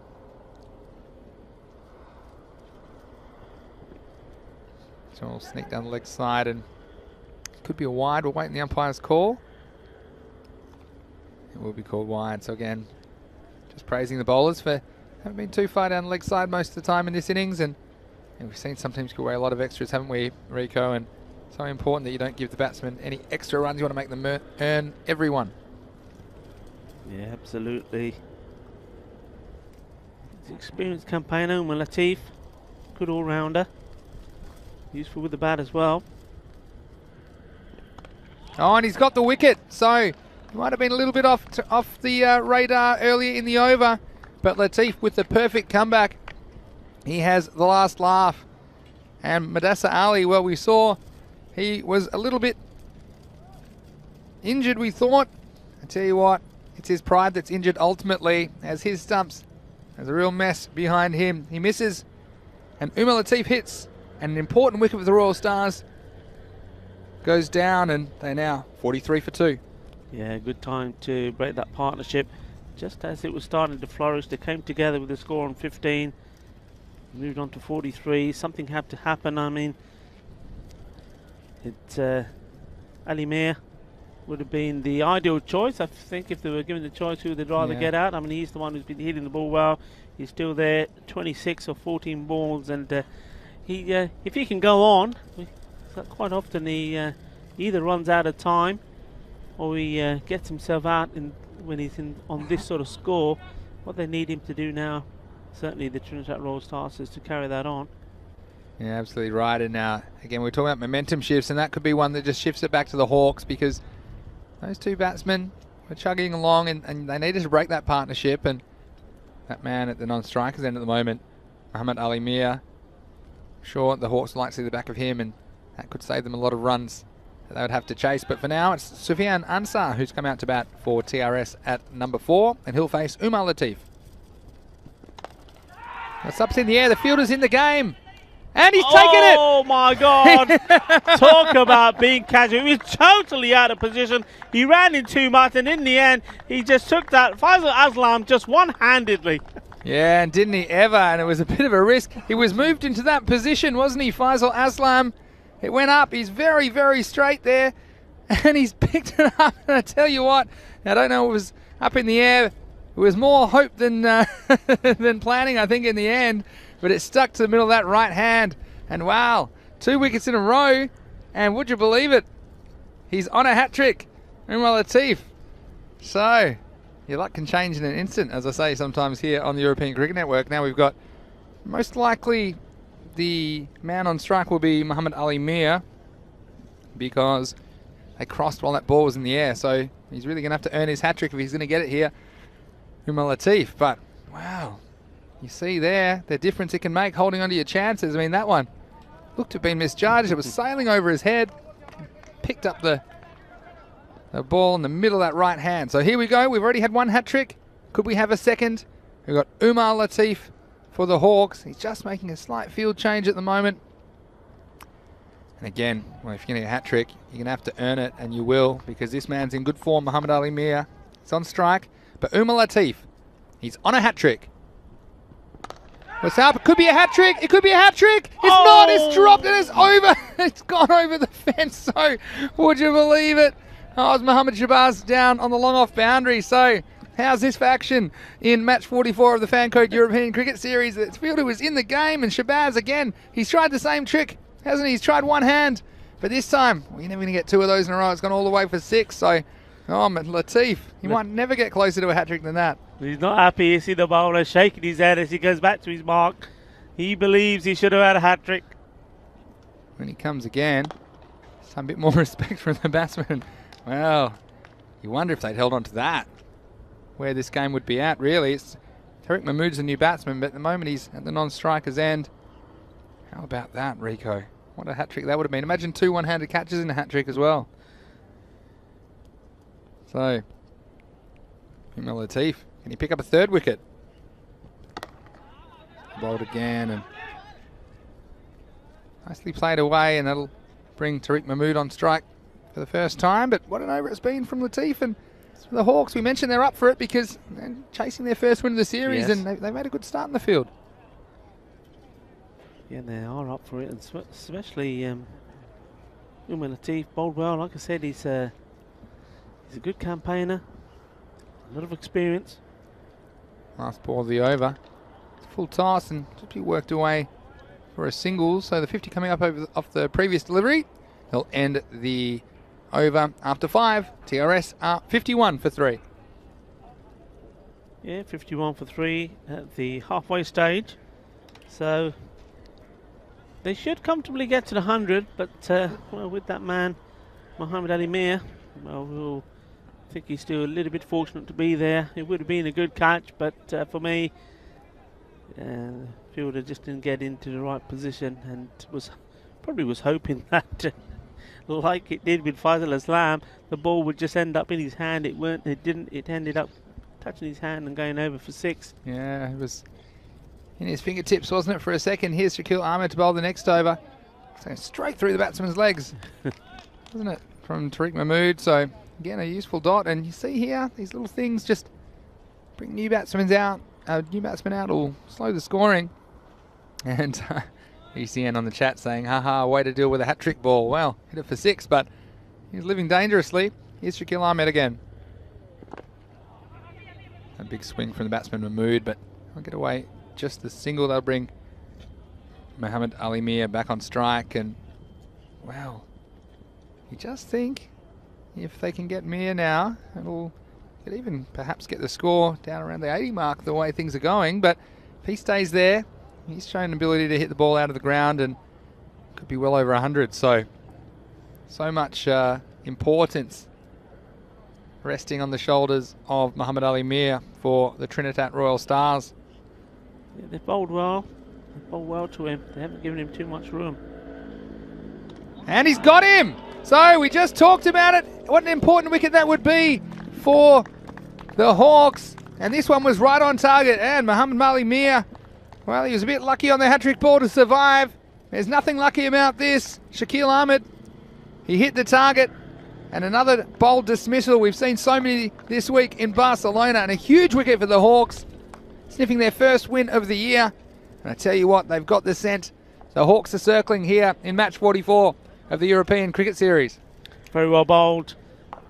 And this is the thing, you know, when you have batsmen like Mohammad Ali Mir, if you bowl a bad line, you bowl short, they're going to punish you and they're going to hit you all over the park.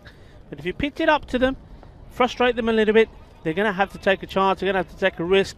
And that's exactly what we're seeing there. Good bowling from Shakil Ahmed, right where he needs to be, pitching the ball up. And you pitch the ball up, as I always say, you always got the chance of the wicket.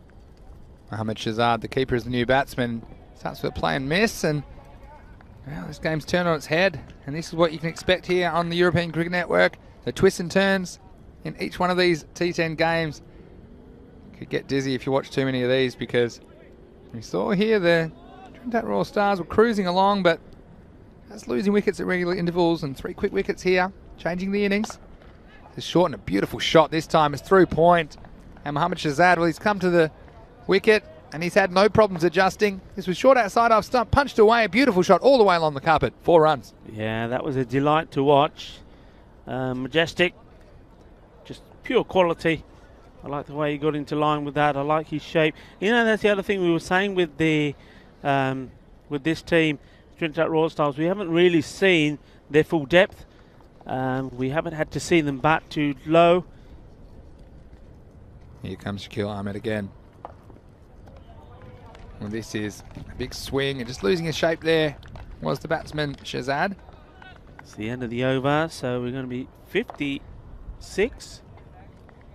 Yeah, 56 56 is the score is for the score four for wickets. Pretty good over wicket, and only 5 runs, importantly, off that over. The Yeah. big wicket of Muhammad Ali Mir in that over, and again, the Hawks.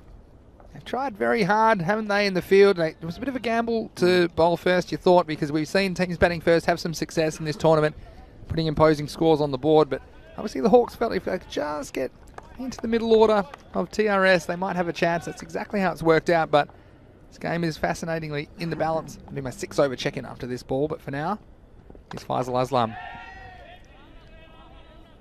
In the air, but just a single. So they were 56, so now always got kind of defaulted.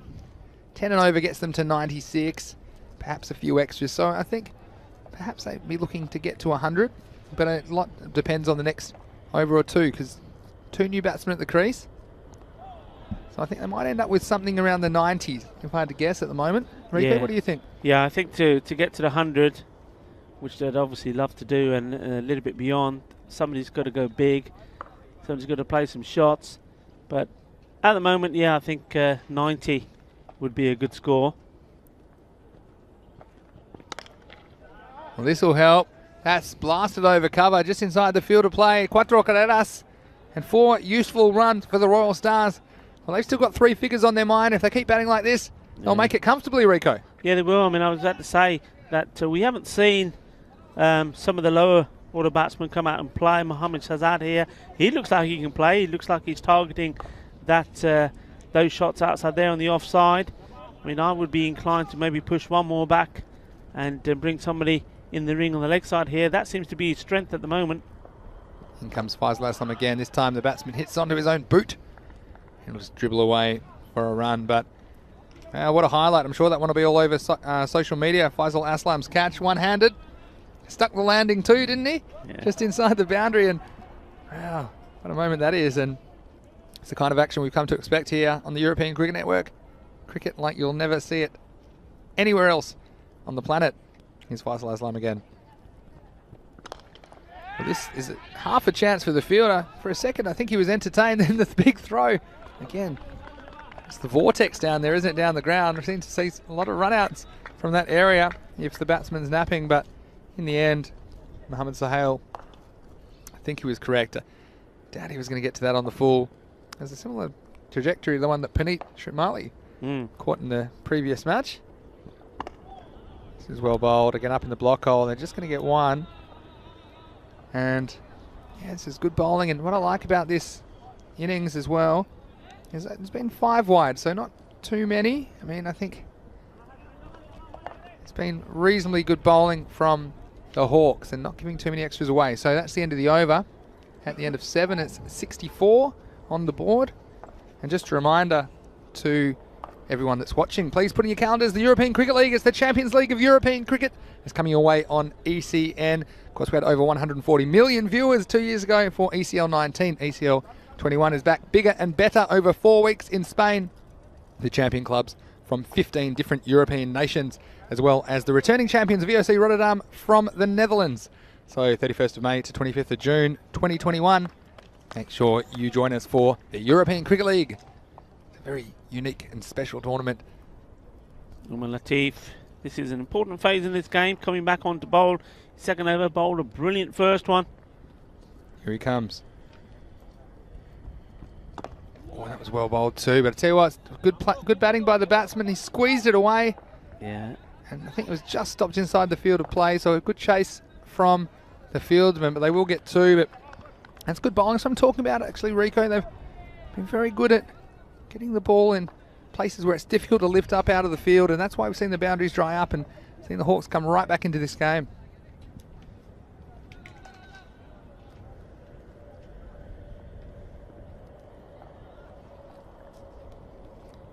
So Umar Latif, has he got something special left in him? He's got 2 for 12 at the moment.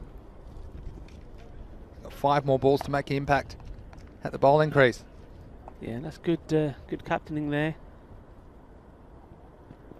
Well, the batsman tries to be innovative. Doesn't make any contact with the bat. It'll just rebound off the pad for a run, but very entertaining innings so far, Rico, with a few twists and turns, hasn't it? Yeah, absolutely. And good captain, because I was saying earlier that Mohammad Shahzad, he likes to play those shots on the offside. We saw that first ball from from Umar Latif being played out there. And this time they put the extra man out and brought one in from the legs to him.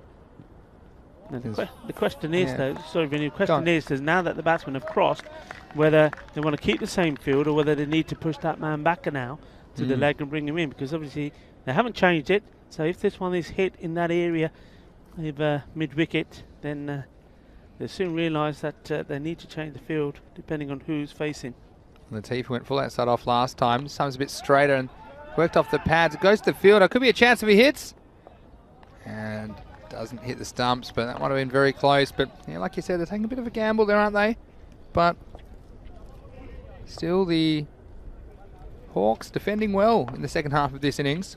It was 51 off 3, and next 2 overs going for 5 and 8 respectively. It's been a pretty tight over so far as well from Latif. Here he comes again. Again, this is into the onside, but it'll just be a single.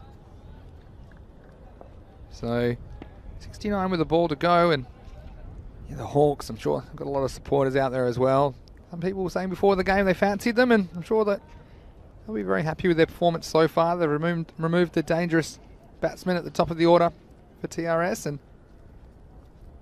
Umar Latif, he's going to go the distance here though. Last ball of the over, let himself down. It was just a little bit too full and straight into the pads, and that is a maximo. And after 8 overs, the Royal Stars, they're 75 for 4. Yeah, and this is what I was talking about. This is where they've moved the man from, and that's where that ball ends up going. So you sometimes just got to be a little bit alert and knowing you've got the right field to one batsman, but have you necessarily got it right for the second? But valuable runs there right at the end there. Yeah, and if anyone had the man back, I think it was going over his head. It just meant he would have been closer to fetch the ball from over the boundary, because that was hit pretty well. And let me say it before, Rico, we can't set a field for bad bowling. No. And that one, he's been very good, Latif, for sure. He's taken 2 for 20 off his 2 overs. He'll be disappointed about that last ball, because it relieves some pressure, and Faisal Aslam's going to come on to bowl the 9th over. And haven't we seen some 9th overs disappear in Barcelona? Let's see if we can keep the brakes on for the Hawks. Again, big swing, but ball just skewing away off the inside edge. And I said they'd probably end up somewhere in the 90s, and I still probably back that prediction at the moment. We end up somewhere in the region of about 90 to 95, perhaps 100 if they can get a couple away in these last couple of overs. But I think that kind of a total sets up a very interesting chase in the second half of match 44. Here's Faisal Aslam. This one's gone straight through his legs, and we've seen that a couple of times today, and we've seen some batsmen unluckily bowled off their pads, quite a few actually during this tournament. But again, good bowling, and quite like his action, Faisal Aslam. He kind of loads up and slings the ball, so sometimes you can see these bowlers that can be a bit inaccurate, but I think it doesn't give the batsman a very good look at the ball, and coming through at a decent pace. Here he is again. Well, this one's up, it's in the air, it's going to be in the gap though. That's a great piece of fielding. Sensational piece of fielding by Mohammad Sahal. They're going for 3. Good throw will have him. Yeah, and he's gone. Yeah, that's fantastic work, and what a brilliant bit of cricket that is. What a bit of fielding was in the first place. We'll see this on the replay. Mohammad Sahal. Wow, watch this. He was actually over the boundary, but he hadn't touched the ground. So you see that, an amazing piece of fielding, and well done by his teammate. There was Umar Latif, who picked it up and fired it into the keeper's end. And again, a nice take. So it was good fielding all round, good team fielding from the Hawks. Cameron Zia, the captain, who has the gloves on behind the stumps. Wasn't an easy catch, wasn't an easy take at all for the keeper, because it bounced on the pitch and had to watch it all the way. But, well, these are the little things, aren't they, Rico, that just brings a new batsman to the striker's end. And the Hawks, well, we've seen them take some half chances. That was probably only a quarter of a chance there, because in the beginning it was a half of a half, because Mohammad Sahal stopped the boundary in the first place. So nice work by the Hawks, and See a slight fumble, that won't cost him, it'll just be the single. So, very interesting little phase of the game now for me, as the Royal Stars will have to decide, don't they? Do we just kind of take our medicine and try and knock these last 10 balls for around 10 or so, or do we try and go large? They might get some runs, but also might get some dots, so let's see what happens. Well bowled again. Very good bowling. Intelligent bowling. Seeing what... Oh, dear. And he'll be absolutely fuming with that, though. I mean, he's doing the hard work, bowls it well, sees what the batsman's trying to do, fires it into the pads. The batsman can get no runs, and then unnecessary throw here from the fielder. It was, and probably, I like the intimidation factor from the fielder at short cover there, Wahid Elahi, and he's well positioned, but gave away a run. But this is another wicket, so maybe it was smart in the end, and that'll end the 9th over. TRS 79 for 6, and well, Faisal Aslam wasn't the man on strike that should have been there. He ran down the pitch, took a wild swing, so he was going for maximum, but unfortunately he pays the ultimate price, and that's the end of Mohsin Raza. So 1 over to go, 79 the score, and again a very good over. So when you look at the fact that the TRS were 51 off 5 overs, you look at last 4 overs, they got 5, 8, 11 and 4, and a very good 9th over. We've seen some expensive 9th overs in this tournament, but bringing the Hawks right back into the game. Geez, we might have a total here in the Grady 80s after all. In the 80s, they make for great games of cricket. Mohammad Zahail, he's going to bowl the final over. Starts with a dot. So again, the Hawks, they're up and about in the field. A lot of encouragement. Mohammad Zahail only went for 5 when he bowled the 4th over, but they held him back. They thought he might be the kind of bowler they'd like to use at the end of the innings, and so they're employing his services here. And Trinidad Royal Stars, their innings is ground to a halt here towards the end. This is very good indeed, isn't it? And it's well, it's again the experience and knowledge of a player that's played a lot of cricket, a lot of T20, bowling that ball in an area which is difficult for the batsman to get away. In comes Mohammad Zahail again. Again, this is knocked down by the fielder. They'll go for 1. I can't see them getting back for a second. So again, you like to see that, don't you, Rico? You see the infielder not necessarily right back on the edge of the circle. Yeah, that's good for me. Coming in, and you do have a chance of a dot, or if they go for it, you're on a chance for an easier run out. So good field position from the Hawks and their captain, Cameron Zia. Let's rifle away. There's a fielder there, though. They've got to go for 2, surely, I would have thought, but they decide against it. Well, they must have known his arm. How was that arm from down on the boundary? It was Ahmed Javed down there. We might see him opening the batting, and the tip I got is that Karam Shazad could possibly open the batting in the second innings, but of course that all might change once they see the size of this target. But 81 on the board, 2 to come. He tries to get funky. I tell you what, he's dancing alone in the end. The batsman eyeing off that gap and going for that gap between the keeper and the short fine leg, but doesn't make any contact. So ball to go, 81, and what a comeback it's been from the Hawks. Last ball of the innings. Let's have some fun. Oh, that's not too fun, isn't it? Just a wide, so it'll be 82. Won't cost them that much though, and they've been pretty good in this innings. That was only the 6th wide, and see the difference when you don't give those extras away. We've seen teams give away 20 or so, and they'd be well over 100. So good stuff from the Hawks. Been pretty disciplined bowling and fielding effort. 82 on the board with the ball to go for TRS. And they'll miss, and they're not even going to try. So that'll be the end of the 10 overs. A nice effort, a good comeback. There were only 31 off the second half of the innings after 51 in the first half. So the final score is 82 for 6. And Rico, well, we thought it might be the big hitting of Mohammad Fiaz Haider and Muhammad Ali Mir that would do the damage in the first half of this match, especially after they were sent into bat by the Hawks captain Cameron Zia.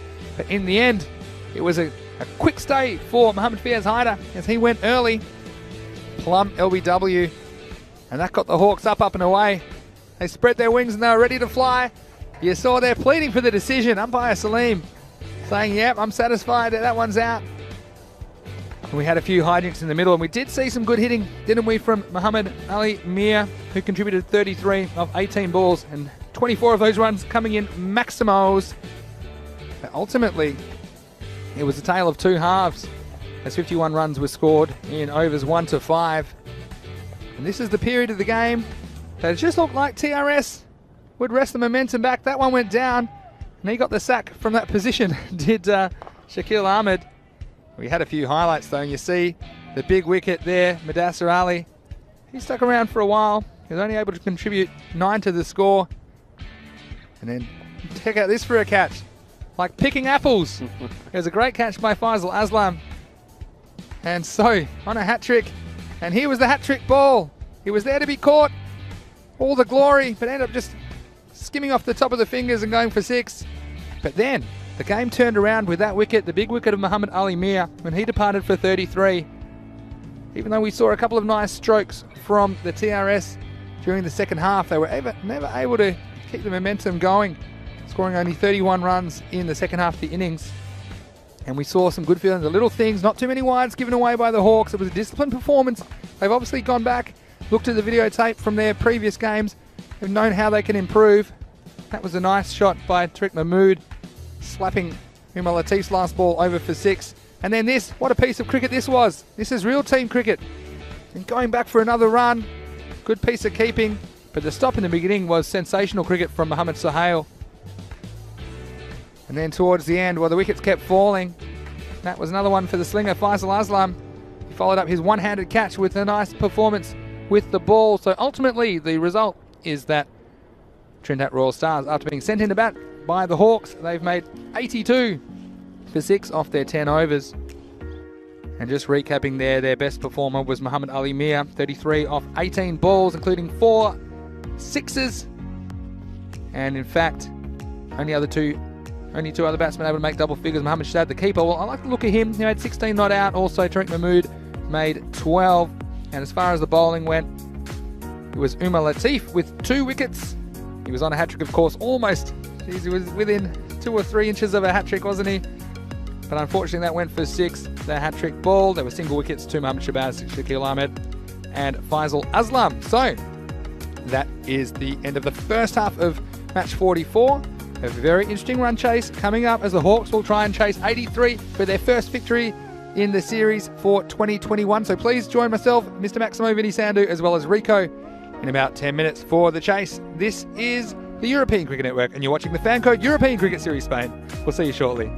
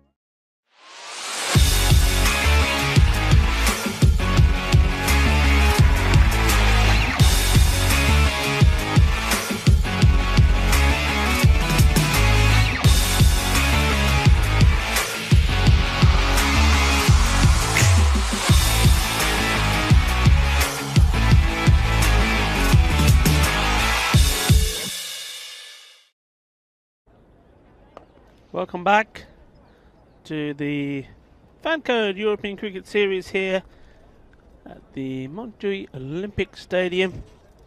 With the Hawks, well, they're the team you would say are on top here. They've managed to negotiate some of the big hitting Trinidad Royal Stars batsmen and restricted them to 82 of their 10 overs, and therefore set themselves the target of 83 to win. The Trinidad Royal Stars are going to have to be at their best in the field, and their bowlers are going to have to bowl very well. In fact, they're going to have to do exactly what Hawks were able to do against them, which is to bowl a good line and length, not give too many extras away.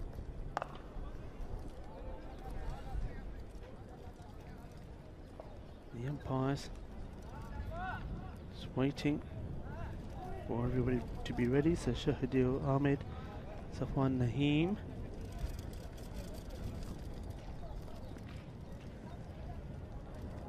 Well, it'll be interesting how they start. So Amir Javid, batsman on strike. Karum Shazad, non-striking batsman, and to bowl Mohsin Raza. Just looking at the field, so 2 men out. You've got the man on the leg side boundary, right next to the umpire station there, and deep on the onside. There's your 2 men that are allowed out in this first power play.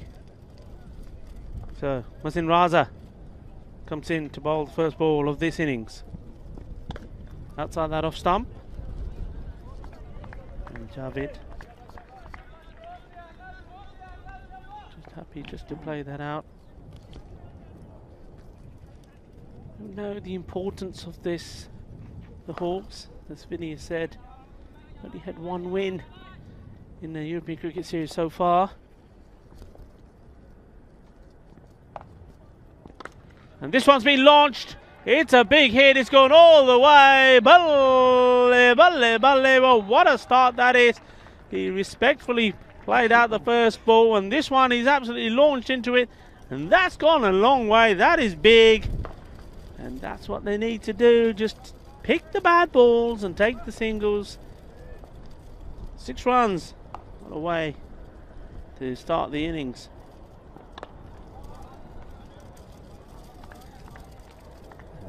Back on the defensive now, just playing that one out. It just seems like he's standing there to say, well, I'm just going to block the ones I can't hit, but the ones I can, the ones I know are in my zone, I'm going to put away.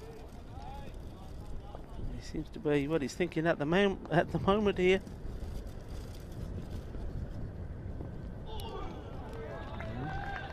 Bits of oohs there.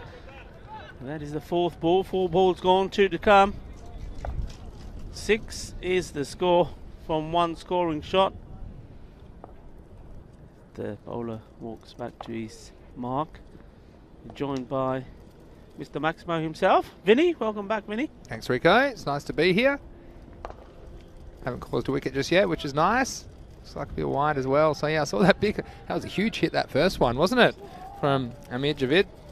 It's always cleared that large foul ball fence in front of the grandstand. So great start for him. And one of the Hawks mentioned earlier in the show how important it was for them to get a win on the board.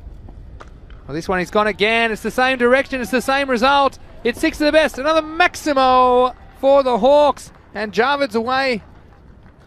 And would you believe it? 2 of them in the first over. A great start for the Hawks, chasing 83 for victory. They've moved along to 13 without loss. Still with the ball to go on the first over. Yeah, it's sensible batting, I think. He knows what his shot is. He knows where his strength is.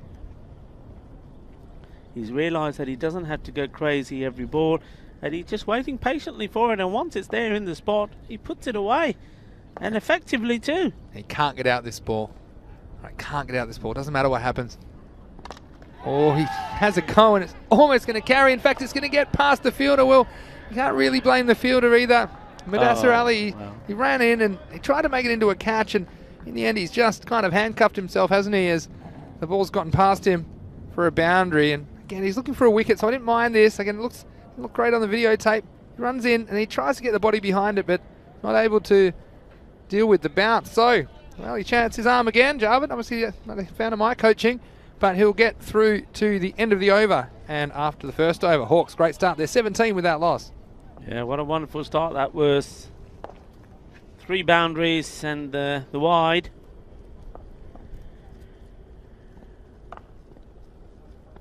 Second over starts now, and starts with a wide from the bowler, Sofian Ansar.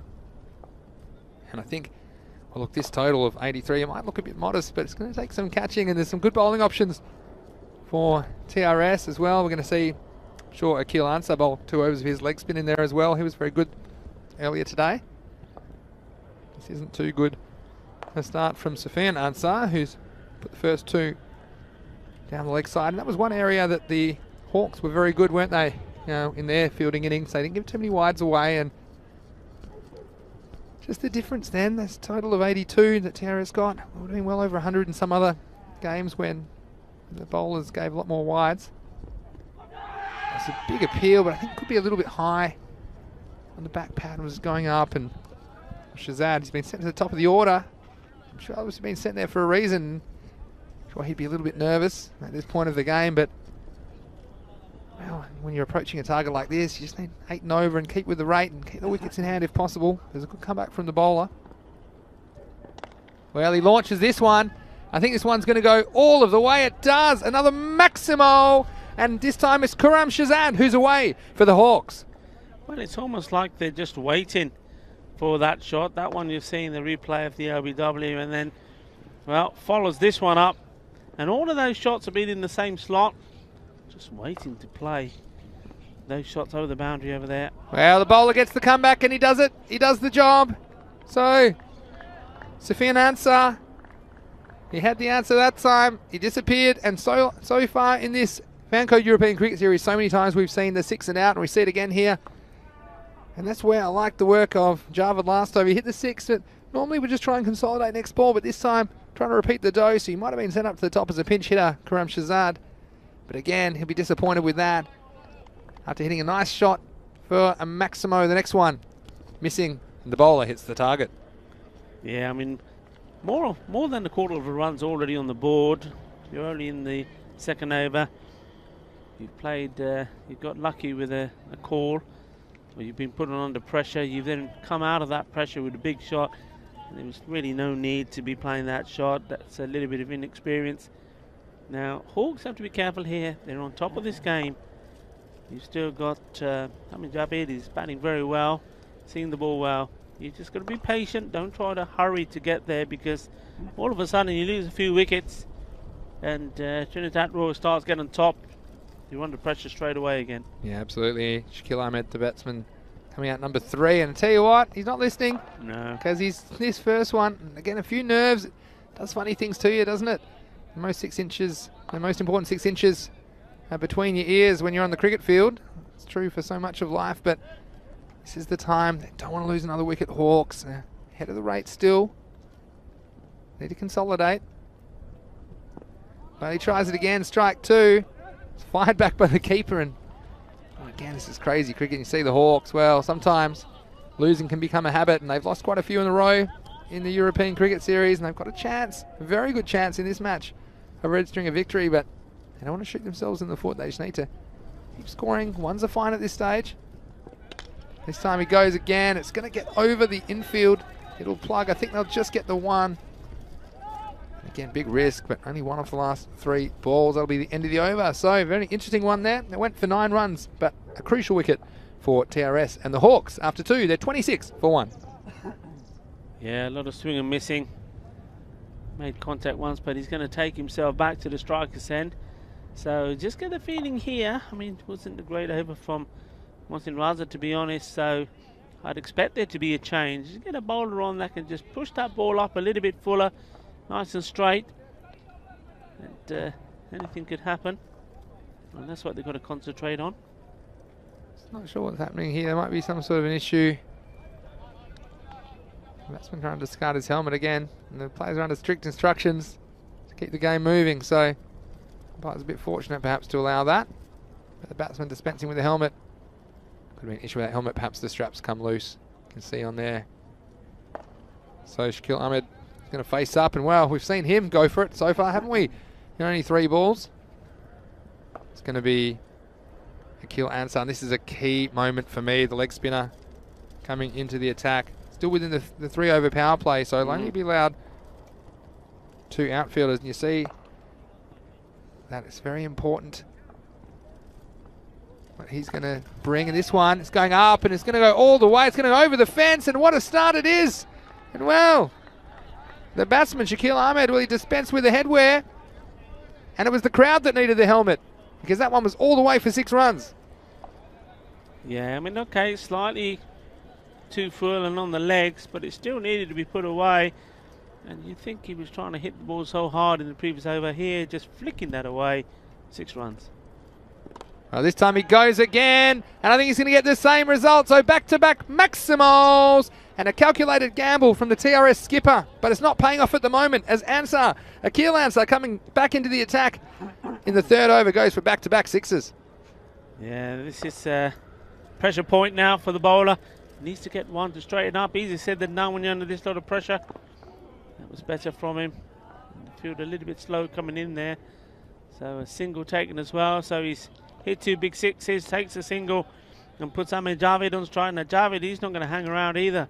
Oh, it's interesting. You thought they might pay Akil Ansar some respect the way that he bowled in the last game, but they've swinged from the bootlaces. Of course, the power play, only 2 outfielders allowed. There's a deep backward square leg and a long on placed at the moment.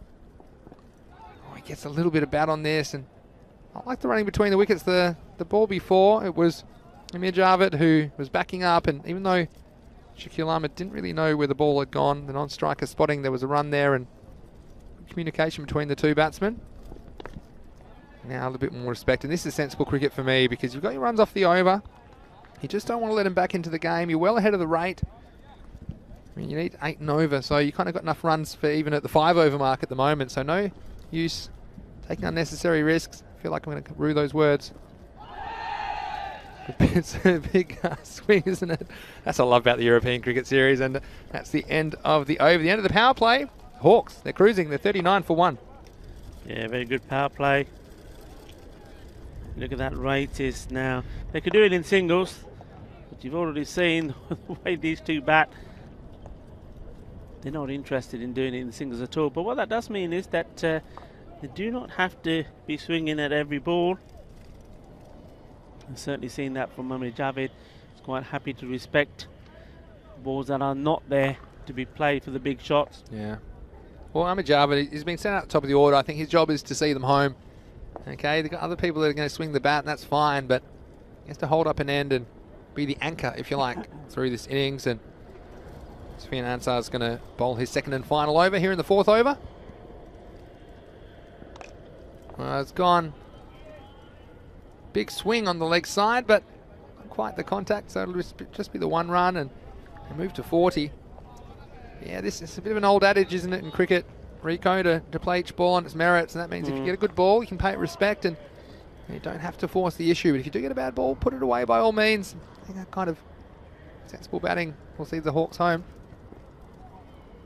This one again, big swing, but no contact. And look, if you're the Trinidad Royal Stars in this situation, you just have to try and turn the game around. You can do that by taking a wicket. You can do that by saving some runs and turning a boundary into just a 2 or a 1 and limiting the wides, putting the pressure back on this Hawks lineup. This is up, it's in the air. I think it's going to fall safely, and it does. They'll just get the 1 run in the end. So again, risky business from my favourite films, but you're seeing it out there in the middle at the moment. So what do you think at home? If you're watching on the Fan Code platform in India, welcome. And if you're watching on the YouTube channel, ECN European Cricket Network, please drop into the chat. Leave us some questions and comments. We always love to have them. Well, this one, just going to get away from the keeper. They can sneak a run there. They're all handy at this stage of the Hawks. Well, it's one of those things like winning or losing is a habit. I remember hearing that expression and believing it's really true.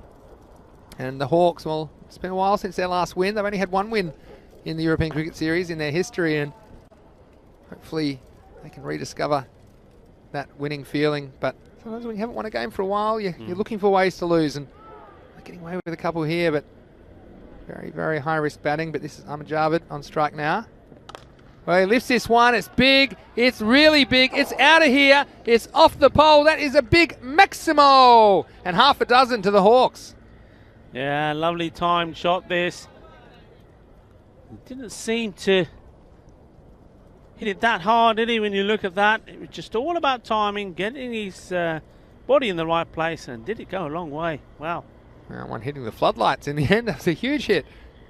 Next one's in. It's slower ball. And some good fielding from TRS, and that's what they're going to have to do to try and stay in this match. They're holding on for dear life at the moment. That'll be the end of the over. So 48 for 1. There were 9 off the over, including that large 6 from Ahmedjavad. He's doing a good job for his team. So well ahead of the rate. They're 12 and over at the moment.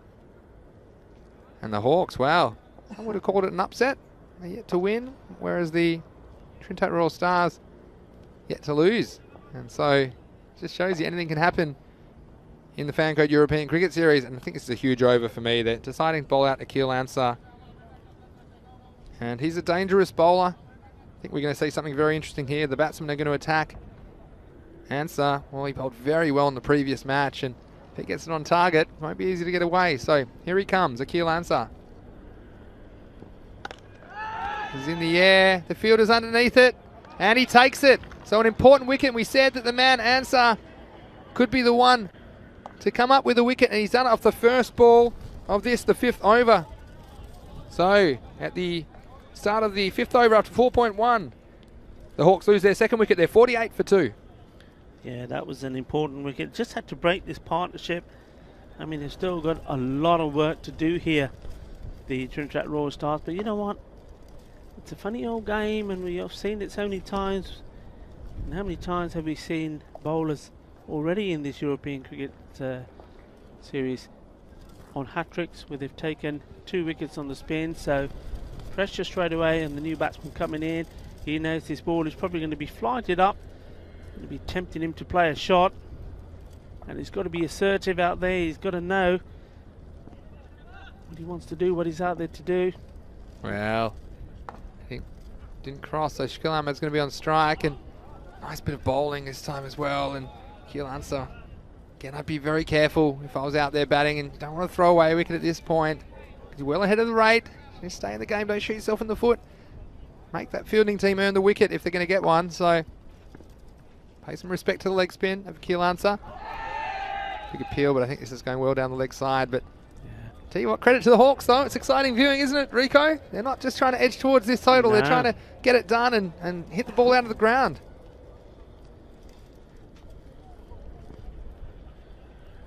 Here comes Akil again. This one slightly down the leg side. Yeah, it's going to be called a wide. It's good umpiring as well. So edging towards the 40 mark at this stage.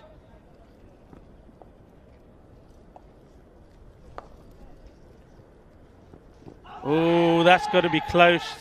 Did he get a bit of bat on that? Perhaps, and it was very close. It was pushed through by the leg spinner, wasn't it? So a very good comeback. He went for a few in his first over. And batsman pushed right back and hit him on the back pad. The umpire feeling that one was going to miss the stumps. Here he is again. Oh, and this one, well, it could have gone anywhere. It was chopped down into the pitch and almost back onto the wickets. So again, I just feel like there's another twist left in this game, Rico, at some point. See this one, well, the keeper hoping that Halls of Physics would take that back onto the stumps, but it didn't happen. Well, this is up in the air. It's going to fall safely though. So again, that will bring up the 50, and it's also the end of the over. So at the halfway point of the innings, the Hawks, they're 50 for 2. Great over from Ansar, only 2 off it. Yeah, great over. I mean, he struggled, didn't he, when he started his spell. Always difficult for, I think, for a leg spinner to get his line right. We saw that yesterday from Mahavashi as well, the young leg spinner. But when he got it right, he bowled very, very well. So he probably bowled 10 balls of his spell with very top quality balls. And that single at the end there, well, that wasn't bad. That was good for Trinidad All Stars, because you've got the new batsman is back on strike. They've got to attack him. I'm just wondering whether there's going to be any changes to the field to try and keep him there. Can't see anything yet. Still all the men pretty deep. So it's all about the bowlers bowling and knocking the stumps over here. All right, here we go, 6th over. We'll start with the dot. Looks like Mudassar Ali to me, who is bowling for the Trinidad Royal Stars. And Luke Belgium's in the chat. Hello, Luke. It's nice to see you. Hope you had a nice day at work. And, of course, leave your questions and comments in the chat. We'll get to as many as we can during this game. Very fascinating match, this one as well, match 44. It's hit away nicely. It's going to find the gap, and I wouldn't be surprised if that runs all the way to the boundary. And, yeah, beats the fielder. So a nice stroke from the batsman. And it's Mohammad Shabazz getting in on the act. And this is a nice cricket shot, Rico. It's pitched up and just driving that ball through the covers. There was no one back there square on the offside. So, again, 4 valuable runs, and they can just bat sensibly and cruise to this target, the Hawks. But something tells me they're not going to bat sensibly, Rico. They like to play these shots. They like to make it look good. Nothing wrong with that. It wouldn't be, if it was sensible, it wouldn't be the European Cricket Series. So I like the excitement. They're bringing it here, the Hawks. And there it is. There's the wicket, the big wicket. And Mudassar, well, then following up. It was a good cricket shot last time, but this time just lifting his head. It was a change of angle. The bowler going around the wicket and finding their target. And so many times in this series we've seen the stumps disturbed, and we see it again here. Again, wasn't the ball to play it from. Could have just worked that one for a single or even taken a dot at that stage, but just puts another batsman in the hot seat. Mohammad Shabazz, well, he looked good while he was there. But he goes and, well, another wicket goes down. So, another one falls. Rico, I said there might be another twist in this game, and perhaps that wicket might spark something for TRS. Yeah, I think there's more twists here, Vinny, and I think those twists will continue as long as that man, Amir Javed, frustratedly is standing where he is at the moment. That's not where he wants to be. 23 of 13 he's got. It's Kamran Zia has now come out. Yeah, the captain, and so if anyone's going to be sensible, surely it'll be the captain. Out he comes to bat at number 5 for the Hawks. It's just sensible cricket, and plays that one with some respect for the single. And it's an interesting one, isn't it? Especially with Zia. We were talking earlier about putting the squeeze on. What we mean by that is perhaps bring an extra fielder up in the circle and not giving him that single. We see that it's played well, and you wonder if Cameron will try and hit over the top early in his innings. Again, you see the singles, so just over a run a ball required. But I think if you're the Hawks, you're happy to take those singles at the moment. Of course, and keep the score ticking and just creep towards the target. Of course, you get the occasional ball you can hit for a boundary, and might get a few extras as well. So, yeah, interesting. We've seen some fielders employed quite close to the wicket today, trying to cut off those runs and those singles. Now let's see if that's something the TRS employ. Here's Mudassar Ali. Again, good running, just pushing it into the offside. Yeah, I would like to see them a little bit more attacking. They're too far back from me at the moment. They know they can lose this game if the Hawks just take their singles. Need to make a change, need to put just a little bit of pressure on them and try and get that. If by doing so, if they can increase that run rate to around 8, 9, it will make it interesting as these balls get counted down. Yeah, it's the end of the over, so the result at the end of 6 overs is that the Hawks are 57 for 3, chasing 83 runs, and they require 26 off 24 balls. And again, the rates we've seen the scoring going in this series, that might look easy, but it looks a lot easier than it feels when you're out in the middle with a bat in your hand. And it's going to be Muhammad Ali Mir to bowl now. We've seen him be quite the match winner for Trinidad Royal Stars so far in this series. Comes in now. This is on the stumps, and this one's creamed. In fact, it's gone all the way. There's a fielder back there, but all he could do is watch it go over his head, and 6 runs to the Hawks. And it's the captain, Cameron Zia, getting in on the act. We were wondering if he's going to surely play it sensibly. But, well, like all the batsmen that have done, that have come out here, if it's there, if it's in the slot, they're going to put it away. That was a top shot. And this time, we drilled down the ground for a single. So that takes on a run a ball after that previous 6. And now 19 off 22. And this is the point where, well, the Royal Stars are desperate for a wicket now. They'll take whatever they can get at this point, and Muhammad Ali Mir, can he get the breakthrough? It's in the air. Oh, that would have been an amazing catch. What an effort it was from the man down there, and it's Mudassir Ali down on the long on boundary. Had to go with one hand and was diving. We saw him miss one earlier, but he was attacking the ball, and he definitely was attacking that one, and that would have been sensational. That could have been the catch of the year down at long on, but unfortunately it spilled out, and well, Hawks live to fight another day. Yeah, that was an absolute amazing effort. Coming in, the ball not just hit hard, but dipping sharply and diving forward. They're always the hardest ones anyway, but diving forward, reaching one-handedly, well, if that stuck, that would have been amazing. Well, this is the kind of thing that needs to go right for TRS to get him back into this game. Muhammad Ali Mir with the ball. Sensible batting and just knocking away, and singles are what's required at the moment. Singles are going to help. So if you're the captain of TRS, what would you do if you're Amir Shahzad?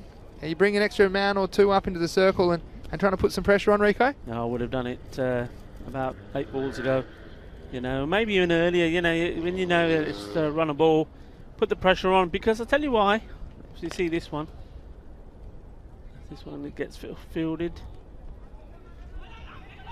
Oh, yeah. I was going to say that would be dangerous. Now, the reason I would do that, the ones that we've seen hit that have sailed over the boundary have sailed over the boundary. Yeah. Even the players that are there are not going to stop it. It's 6 runs regardless of player there or not. Whereas the singles that we've seen taken, well, if the man's there, you're stopping the runs. Yeah. So having them in, they're stopping the runs. They're out. These guys are hitting it so clean, 6 is 6, you know? Yeah, it's a good point you make, Rico. And see there, the single taken off the last ball. So the end of the over. 7 overs down at 67 for 3. There were 10 off that one, so they're just cruising at the moment, the Hawks. Still 16 runs required. But again, anything can happen. We saw Mudassir Ali get the big breakthrough in the last over. Time running out for the Royal Stars, though. Oh, and again, this is Javed.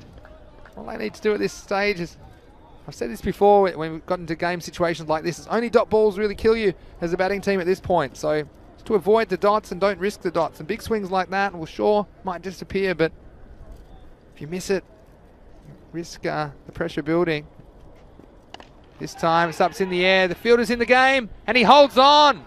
So a nice piece of fielding, and that's exactly what they needed to do, the Royal Stars. They need to make something happen, and the sun was an issue for the fielder there, but he's done a great job holding on to that catch, and it was Safian Ansar down there at deep mid-wicket.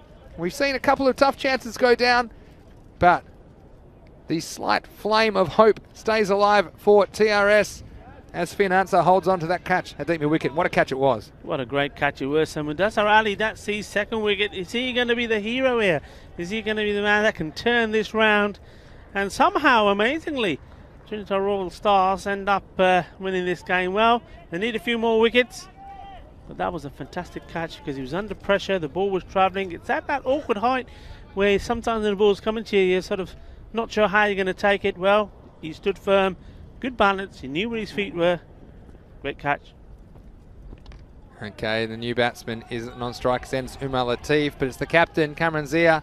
Well, he's got a thick edge on that. That's an old Spanish drive. Not quite where they wanted it, but they'll drive anywhere they like here in Spain. And 4 runs and 4 valuable runs as the Hawks, they creep towards this target of 83.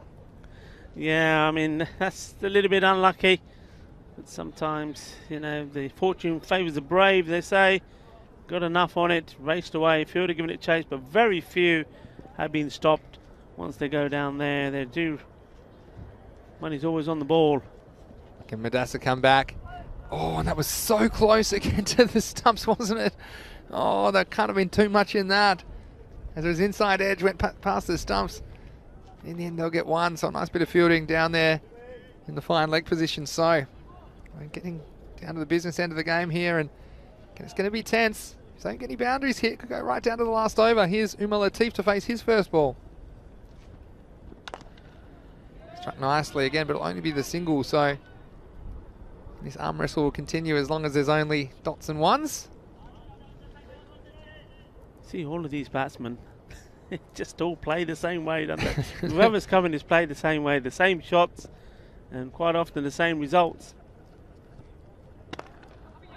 He's going to be chopped out, and again, they're going to get a single, so Again, could be headed for a blockbuster finish as the Hawks creep up on this target. It's the end of the over, so 74 for 4 at the end of 8. So got 2 overs left. Only 8 runs required, and again, that might look like a simple task, but they've batsmen have to get them, and this is the time, Rick. I think this is the time you do need to gamble and bring some more fielders up inside the circle. But just around the corner, we have the final match of the day, of course, starting in just over half an hour's time, match 45. And it's the Hawks who'll be returning against Falco. And they'll have their wings up, or the tails up, I was going to say, the Hawks, if they are able to win this one. And Falco, they've been pretty impressive so far. They've won the toss and elected to bat first. They'll be looking for some big runs at the top of the order, and they do have the batsmen to put a big score on the board. But we saw the Hawks, they fielded first, of course, in this match, and did a very good job. So I don't think they'll be upset to field first in that last match of the day. Make sure you join us from, it'll be 3:30 p.m. GMT, 4:30 in Central Europe, and 9 p.m. in India. Vinny Sandhu, Mr. Maximo, along with Rico here for the ECN. And this ball's up in the air. Again, the fielder's in the game. It might go back over his head. It has. Oh, I tell you what, it's just a little breeze that took that ball, and really all the pressure now relieved on the Hawks. They needed 9 off the last 2 overs, and they've got 6 of them right there with that Maximo. Yeah, the captain. You come in at a situation when you've just lost the big hitters, and we thought that it was key that he was going to have to stick around. He has done so, and that shot has taken all the pressure off his side. Well, 3 to win, and I get one of them here, and the Hawks, aren't they happy? It's been a while since their last win. It's back in October 2020, so are we so happy to get their first win on the board? Only 2 required now, so the score 82 to 81. And Umar Latif on strike. And the Hawks, well, it all comes down to their fielding and their bowling. I think they didn't give away too many extras, and again, they've helped themselves out with the bat. They haven't had to chase the unnecessary extra runs. So 2 to win for the Hawks. And there's one of them, I think. That'll tie the scores, so it'll be fitting if the captain does the job for them. The score's tied now 82-82, but yeah, it's been a good game, and look, most people probably would have favoured the Trinidad Royal Stars going into this match, match 44, but the Hawks, like we said, they got the danger man early, didn't they? Mohamed Fiaz Haider, and kept taking wickets, so they've kept it under control. Score's tied. Any score will win it for the Hawks. And he's bowled. So, the captain, we said that he would be a fitting man to do the job, and well, he tried to do it in style. But it's a wicket to the bowler, Mohsin Rasa. Well, he's had a bit of punishment today, but that time, the only thing getting punishment was the wicket. So, score's tied, and well, I've seen a lot of things in cricket, Rico, but surely eight chances, 8 balls I have to score. 8 balls, yeah. If they could somehow miss out 8 balls in a row, we'd have a golden ball, 82-82. Just reminded everybody the next game will be starting in about half an hour's time, so don't go anywhere. Still a match to go, and we're getting down to the end of week 2 at the moment. Of course, we still have Friday's games to go tomorrow. Then we have 3 more weeks in Barcelona for the first Fancode European Cricket Series of 2021. It's great to have your company on European Cricket Network. Keep those questions and comments coming in the YouTube chat. And don't forget, go to our website, europeancricket.com, for match previews every day. Okay, scores tied. The new batsman's Wahid Elahi. Can he finish this game? All the field in, trying to stop the single. And that's going to be a dot. And that's one of the... All right, 7 to go. 7 one dots of the required. 8, 7 to go. Well, you know, where there's life, there's hope. But I mean, what I would say is that even if this is a dot, you've got Umar Latif on strike at the other end, and he's already nudged a couple of runs. He'd back himself to do that, but it'd be extraordinary, wouldn't it? But anyway, 82-82, and he scored a win for the Hawks. And that'll do it. That's going to get over the field. It's just going to plug, and they'll call it a run, but in fact, it'll be 4 runs in the end. So well done to Elahi. Came out, needed to score, and that's exactly what he did off the last ball of the 9th over. So it's the Hawks, 86 off 9 overs, defeating the Trinidad Royal Stars here, 82. Royal Stars, their first loss in the ECS. But this game, well, Hawks chasing 83. You thought they might do it sensibly, and they didn't. They decided, well, we're going to do it at Maximo's. And they got off to a fast start at the top of the order. Hamid Javed, Karim Shazad also hitting a couple of lusty blows. and TRS just kept staying in the game, taking wickets in regular occasions, and you just thought for a second that the Hawks might get the wobbles, but in the end, enough batting and enough of those big shots came off for the Hawks to get them home here in game 44. Yeah, important win, and I'll tell you why, because they're moving on to play Falco. They're going to stay back on the pitch, and Falco, the team at the top, they've won 3 out of 3. They had a little scare this morning, so we do know that they do have frailties, and from this performance that we've seen from the Hawks, they've got what it takes, you know, to cause what would be an upset. Yeah, and Hawks, they were the more experienced of the two teams, and maybe that's what came through in the end, but we saw some good work from TRS, trying their best to stay in the game. They tried hard. They probably knew they were around 20 runs short about what they would have liked, and pick up those wickets in the last moments of the game. Zia, well, he had the chance to win the game. The scores were tied. But ultimately, Elahi came out. Just needed to get 1 run. Well, he said, I'll have 4 of them. And so 86-82, the score in the end with an over to spare. The Hawks winning this match, match 44. And we're going to see them again, of course, just around the corner in match 45 against Falco. Well, Falco won the toss, elected to bat, and they're going to look for big runs. Adil Sawa, Ijaz Ahmed at the top of the order. I'm sure we'll see them again. Mohammad Yassin, saw him batting number 3 earlier. Rehman, the captain as well. He's likely to feature. Always calm with the ball. He's been pretty good. Mohammad Zishan and Mohsen Rafiq, the spinner. Also, players you probably have in your Dream 11 if you are playing. But also some good performance for the Hawks. Umar Latif, you can see there. He's been racking up the points, as well as Mohammad Shabazz and Shaquille Ahmed. But the Hawks, see there, 1 or 2 changes for match 45, and that is the fantasy dashboard. You can always catch that on our social media as soon as it comes out before every game at European Cricket. And don't forget, go to our website, europeancricket.com, for all the latest and all the match previews. So Rico, pretty fascinating game. We've got a little bit of a break, but then we'll be back. Last game of the day, and you know what? Yeah. Some funny things happen in the last game of the day. And we just wonder, Falco, they're having it all their way. Perhaps the Hawks, the way they bowled and fielded in that game, maybe they can challenge them and put them under some pressure. Yeah, I mean, it's going to be a really exciting game. And I tell you why, Falco, they will know now, with that result going that way, that if they can win this game, okay, and make it 4 out of 4, going to 8 points, they will be sitting quite comfortably at the top of the table. Yeah, see they're in the chase. Javed, well, he anchored the chase. He scored 26. There was 16 from Shaquille Ahmed. The captain, Kamran Zia, with 23 of 12. He all but saw them home. So that was well done from the Hawks. Again, it was a target they should have chased, but in the end, they did it with an over to spare. As far as the bowling went, Mudassar Ali, 2 for 14 off 2. Probably the best of the bowlers for TRS, but then single wickets to Raza, Safian Ansar, and Akil Ansar with his leg spin. So, Rico, another good game under the belt. That's 100. That's 44 gone. That means there's still 80 games to go here in Barcelona, and it's a feast of cricket and cricketing action. It's great to bring it to you here on the European Cricket Network. So, Rico, match 45, just around the corner. Just around the corner. Like I say, it's going to be a humdinger because really, Hawks, I think they played very well. You used the word which described that performance very well when they were in the field, and that was how well disciplined they were. And I think that's very important. It was a very good professional performance from them. They were well disciplined. They bowled really, really well. I was very impressed with the way they bowled against a team that if you bowl badly to, going to punish you. And then when they batted, okay, they know what their strengths are.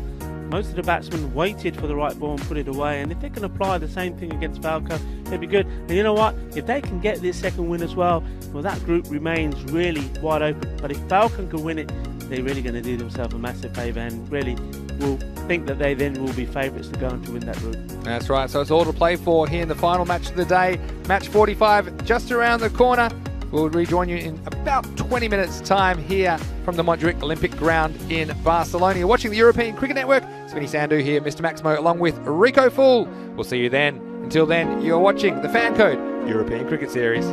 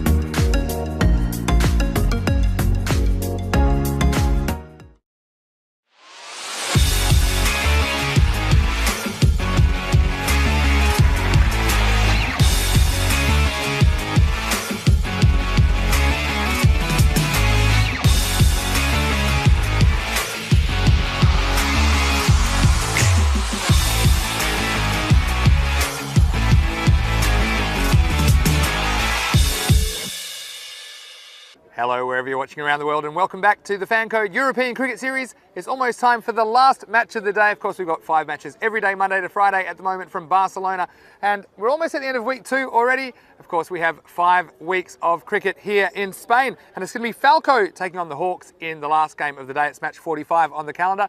Let's hand it over to the match referee. Tail is the call. And head it in. So, Falcon, you want to Yeah, I'm going to bat. Going to bat. Falcon, I won the toss and going to bat first. Well, you see Falco captain Reman Rajput. He called correctly, and no surprises that he wanted to bat first. He's been very good batting first so far in the series, and he does have the batsman to put a big score on the board. We've seen it time and time again from them. But I'm not too concerned about the Hawks bowling first, because they chose to bowl first in their previous match and did a very good job keeping the TRS under control. So it's going to be a sensational game and a great finish to Thursday here on week 2. Rico, it's over to you. Thank you very much, Vinny. Yeah, what a game we have in store for you here. Falco, no surprise there, Vinny, that they're going to have a bat first. You've got to go with your strength, haven't you? Their strength is with the bat. We saw them had a mini little blip in the last game, but the thing with good teams is that somebody may not be the person that you rely on most, but somebody does always turn up, find some form and help you get the runs on the board. So they've been getting to the 120-130 mark more or less every game, and that's why they are sitting on top of the group. Now you heard me harping on, didn't you, about how important this game is in the group stage as well. The reason is Trinidad losing that game to the Hawks lost their opportunity to be sitting level with Falco. So Falco have a 2-point cushion over Trinidad. Hawks there picking up their first win are on 2 points. Now if Hawks can stage a bit of an upset, they'd have to be the underdogs in this game. They would also move on to 4 points. So 3 teams, Trinidad, Punjabi Warriors and the Hawks, would be in 4 points. Falco still would be at the top of the table. But if Falco know that if they could win this game, well, all of a sudden they would jump to 8 points, and the next team, the closest team to them, would be Trinidad Royal Stars on 4. So that really would, that would suit them well. And then they can have a nice week off, because we won't see this group again until a week's time. So what a way it would be for them to finish the first week for them in this Fan Code European Cricket Series. Anyway, that's all ifs and buts. The action has to start here now, and I don't think there's going to be any surprises at all in the batting order. They haven't changed it up until now, so I would expect it to be still Adil Sawa who's going to go out there.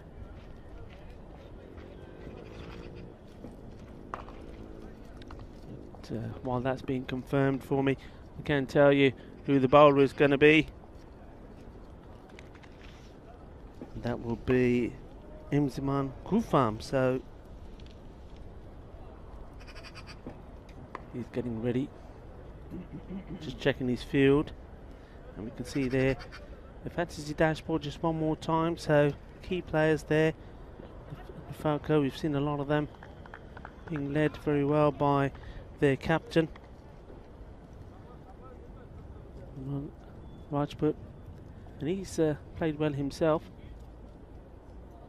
The umpires for this game, the final game of today, Nisar Ahmed, Nukesh Patel.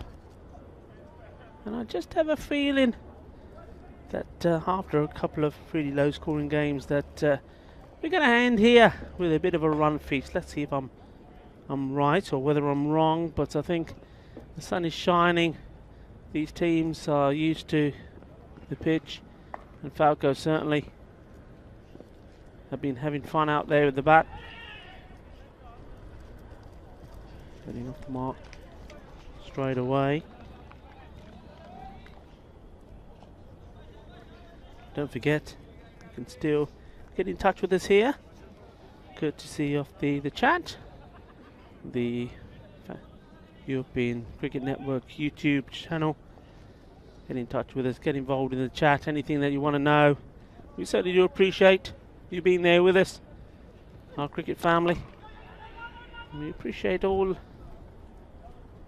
the nice comments that you've been making about the cricket here, about the umpiring, about the commentating, and also about European Cricket Network in general. It's brilliant. It's great. It's great to see cricket in Europe being played here and enjoyed by so many people around the world. Gulfam going down to fine leg there.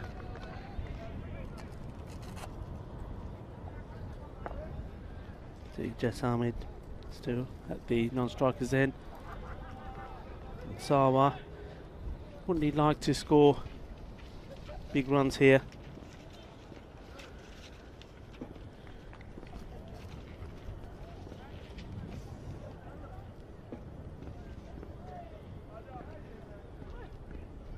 That's well bowled. A little bit of zip. That one's come through quickly. I like the field here.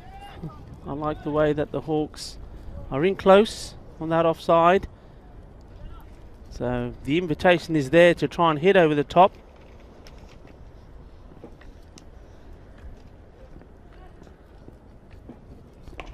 Good contest this. Try the batsman and the bowler. And there's that one chipped out, and well, you see, that's what happens. That's what the men, rather than being right on that 30-yard circle, being in at least another 8-10 metres and walking in from there, normally that would be taken as a single, and Falco do run their singles very well, the openers, but when those men are a little bit closer, watch how quickly they come in. Already here in, but that's been played well. The fielder is out there, not able to get to it. That's a nicely played shot. He didn't know there was a man out there. It had to be hit finer, had to be hit sort of the backward square leg area, the boundary, and that certainly was. So valuable runs. It looked like it was going to be a very good over indeed. But that boundary certainly would help Falco. Well, they're up and running. And that is the end of the first over, and as that over comes to an end, we'll welcome back Mr. Maximo to the commentary station with the score 6 without loss. Welcome back, Vinny. Thanks, Rico. All set for the last game of the day, and I just noticed Inzamam Gulfam opening the bowling, and he's going to be a key player for the Hawks. He's good inclusion for them for this, their second match of the day. I'm sure we'll see him open the batting as well. Cameron Zia listed himself actually to open the batting as well as Inzamam Gulfam. You see he's got a bit of zip. Went for a boundary last ball, but I just think the Hawks with that inclusion, they perhaps fancy their chances. Their confidence high after their first win for the year in the previous match. He's edged and be a single. Yeah, but I went to the archives, Rico, in the break, and I saw that the Hawks, that was their first win in the European Cricket Series since the 20th of October. 2010-2020 it was, against Barcelona, when they won by 5 wickets. They won 89-83 with 3 balls to spare. So that was against Barcelona back on the 20th of October. So great to see them back in the winner's circle. That's a lovely shot. Very well played. Fielder does give it chase. Fielder ने well try की दिया, but चौका हो गया. कितना अच्छे shots गया. Timing देखो हुए थे. Replay the pitch. Positioning and timing. That's what this is all about. That was nice, and that's what he can do when he gets in and plays his shot. We've seen a lot of times him throw his wicket away, but that was put away. Beautiful quality shot. Shakil Ahmed needs to come back with a reply. Oh, this will be close. Oh. And he's gone. Well, not only will it be close, it is out. That is a fantastic breakthrough there for the Hawks. What a piece of fielding that was. Have a look at this. And what a bit of wicket keeping as well. He's just gathered it and he's thrown it into the stumps in one motion. And sensational work from the keeper. And you see, yeah, it was the captain, Cameron Zia, behind the stumps. Yeah, the ball spilt out, but that's because he threw it into the stumps. So no doubt about that from mine. And nice work and acrobatically taking that, the wicket keeper getting it down onto the wicket. So the first wicket falls, and I was just about to say the Hawks, they were very impressive bowling first, and they were made to field first by Falco captain Rajman Rajput, who won the toss and elected to bat. But Falco, well, bit of a shaky start from them with that run out. And again, it was a half chance and taken by the Hawks. The Hawks, they were very good in the field and their bowling was very disciplined in their previous performance, and that saw them home against TRS. Could we have a boil over? Is it time for Mr. Maximo's big call? Are you ready for it then, Rico? Well, it is match number 5 of the day. Match number 5, Mr. Maximo's big call. Hawks to win. I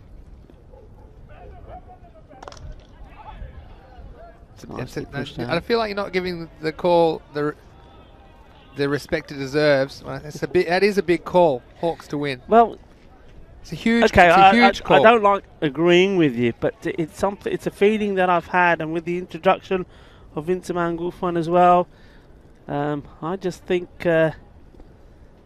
Falco. Let's see how this ball goes. It's played out back in the similar position as before. It's going to be a repeat. No. Run out of what we had before. Well, that would be something. No, I just think Falco, they've, from situations like this where they've again lost a key batsman with what I would say is not the best of cricket early on. They've done it a few times, but they've managed to recover. I just think there'll be a time when they're not able to. Maybe it's going to be this time. Well, let's just put it this way: it would make it far more interesting for this group if Hawks were to pull this win out the bag. Let's just agree, it's a huge call. This is Shakil Ahmed to bowl. And first ball called wide. We've got Luke saying, come on commentators, you know Falco and Badalona Shaheen will fight it out for top spot in this group. Well, that would be the most likely scenario, but what I would say, Rico, even if that's the case, and of course we saw Falco get over Badalona Shaheen a couple of days ago, what I would say is that makes all these matches important as well. If those two are going to fight it out for top spot. This one might have been edged, but not carrying to the keeper. Yeah, because if you drop a game against one of these teams that you're expected to beat, then it could get quite congested up the top of the table. It just gives the other team a chance to leapfrog you. So that's the end of the over. It's a pretty good one. Falco, after 2, they're 14 for 1. Yeah, keeping the pressure on Falco. Now, quite often we've seen good starts by the fielding side and the batting team being in a similar position to this, and then all of a sudden this third over, the last one of the power play, has gone for plenty of runs. Well, is this one going to go the same way? Well, we shall see. There's going to be no change in the bowling department, so Intaman Gulfan is going to bowl himself out. Yeah, I'd love to see him pick up a wicket or 2 here. And the Hawks, if they can somehow keep it down to about 100 to chase could be on. Look at that, you can see this. Man, he's going to make a big difference to the Hawks lineup. Intaman Gulfan coming in, and some genuine pace, left arm over the wicket. And Yes was saying, Mr. Maximo was saying Vinny Sander was a legend. Thank you, Yes. I think you're okay yourself, and don't have to repeat every single comment like that, but I like the occasional one. But we hope you're enjoying the action wherever you're watching in the world, of course. Team effort here at the European Cricket Network. Lots of people on the ground in an official capacity, hoping this cricket goes smoothly. They're smashed away a little bit too short, and straight away you see the difference that makes. Ball pitched up, and Sawa struggling with it, going across him outside the off stump. That one a bit shorter, still good amount of pace, but he's onto it like a flash. 4 runs. Yeah, and you see the difference when he does drop short. That's the only time that Sawa's been able to get him away. It's been pitched up, and the batsman looks in a bit of trouble, but it sits up on this surface, short of a length. Pretty easy for the batsman to rock back onto the back foot and punish the ball square of the wicket. Well, he bowls another one, and this has been put even further. That's gone all the way. Lovely shot. Manos arriba, arbitro. 6 carreras. Well, I said the other day that the definition of his insanity is doing the same thing twice and expecting a different result. And that man Gulfan, he dropped it short again. Sawi jumped all over it. He has to pitch it up. Again, he's only got a couple more balls to get this breakthrough for the Hawks. An important breakthrough. Good slower ball here would do the trick, wouldn't it? That's pushed away. It's going to be 4 more. What a lovely shot that was. I think maybe it was slightly slower. It was also fuller. But look how well it was dealt with. This is pure timing, and this is what I'm talking about. It's the timing of the man. When he's playing these shots, Adil Sawa, he's as good as any batsman we've seen here. Yeah, it was a beautiful cricket shot, wasn't it? All the way along the ground, and the timing, beating that mid-on fielder. Couldn't do anything about it. So a good start this for Falco. Even despite the loss of that wicket, Ejaz getting run out in the second over. So can Gulfin pull something out after the last ball? Probably just on the leg stump for me. A good call, little shake of the head from the umpire. So one to come actually, that one looked like it might have pitched outside the leg stump, so wasn't going to be given out. We do appreciate your company again. Great time for some comments and questions in the chat. We've appreciated everyone joining us today, wherever you're watching around the world. Here in match 5. Of course, we'll be back tomorrow from 7:30 AM GMT, which is 8:30 in Central Europe. It's 1 PM in India for the last day of day 2 action. Oh, hesitation from Mohammed Yassin there. He needed to go straight away. Luckily for him, it wasn't too close to any of those fielders. So Sawa wanting the strike. I'm not sure why he's keeping Mohammed Yassin away from the strike. Mohammed Yassin batted very well in the last match. He scored valuable 30 runs, not out, batting all the way through the innings. End of the third over, Rico's end of the power play, 29 for 1. Falco recovering from that wicket in the second over to score 15 off the third. It's going to be Mohammed Sohail to bowl the fourth over for the Hawks. A few more comments in the chat. Mike Andre saying, who else loves cricket? I'm sure there's a lot of people watching right now that love cricket. And of course, how could you not love the fast-paced T10 action on show here on the European Cricket Network? Where are you watching from, Mike? Let us know. Mike Andre saying, brilliant umpiring with that LBW. It was good umpiring. We've seen plenty of good decisions today from the men in black. This first one just going to sneak inside the wide line, yeah, but that's one thing. And there's some questions about the umpires, of course. It's very important that the local umpires are trained up and upskilled, and you see that using local umpires is important because when there is Spanish cricket that we're not showing on ECN, it just improves the standard and it's a better experience for all the players in the area. So good job to the men out in the middle. Oh, that's smashed away. Seis carreras más. Así me gusta. Sí, eso es cricket. Boom, boom. Sí, cómo no gusta cricket. Cómo no gusta. Yo tengo mucho amor por cricket. Well, this was over cover, but take cover because this is how to do it. It was falling outside the off stump. And he just had to get over the infield, but he even got over the outfield. Rico, that one crashing into the fence on the full. And 6 of the best. And Falco, wow, they're looking dangerous.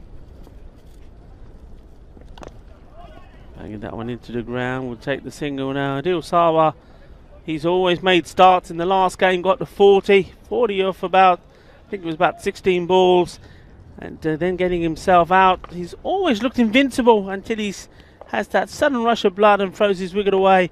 I'm sure he'll be determined not to do that in the last match for his team today. And Mohammed Yassin going big. The ball would just stop there. The fielder did well, kept his feet inside the boundary. Good running again and gets down. Yeah, good fielding though, and put the batsman under pressure. The batsman also was a slightly risky too. If I was Sawa, I might not be risking my wicket the way that he's hitting the ball, but it's a nice piece of fielding, firstly to stop the boundary from Ahmed Shabazz, but then also firing back, and a good take by the bowler, Mohammed Sohail, but throw just a little bit wide and getting back for 2 were the Falco batsmen. But Mike just letting us know that he's watching from South Africa, so that's fantastic that you're watching from South Africa, and we've got viewers, of course, all around the world. Thanks for joining us.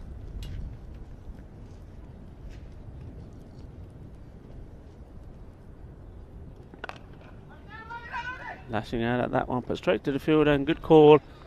I don't think they would have got in there. Good throw over the stumps, would have been out by a long way. So Javid, would he like to break through here? Put a bit more pressure on Falco and see how they do in the lower end of their batting. That's well bowled, right in the block hole. And look, Rico, even though we've seen Falco getting away in the power play a little bit, and we've seen, of course, the big Max move this over already, but what Hawks just need to do, and they would have seen it before. There's been a lot of times where they brought themselves back into the game with some good bowling and fielding. See the end of the 4th over. It's 39 for 1 after 4. But if they can pick up a couple of these dangerous batsmen and hold their catches, take the run-outs when they're on offer, they can somehow keep this under the 100 mark. The Hawks possibly could chase it down, and we saw they've got some batsmen. Well, they're a high-risk, high-return kind of batting unit, aren't they, the Hawks? They were chasing a smallish target in the last game of only 83, and they left nothing on the table, trying to send many, many balls out of this stadium. And again, it just gives them the chance, and need to have some sort of a chance with the bat. And to do that, they need to keep Falco under control, and can't let Falco get away like some of the other teams have let them, scoring 130 plus and really batting teams out of the game. So Hawks, they've got the ability to do it.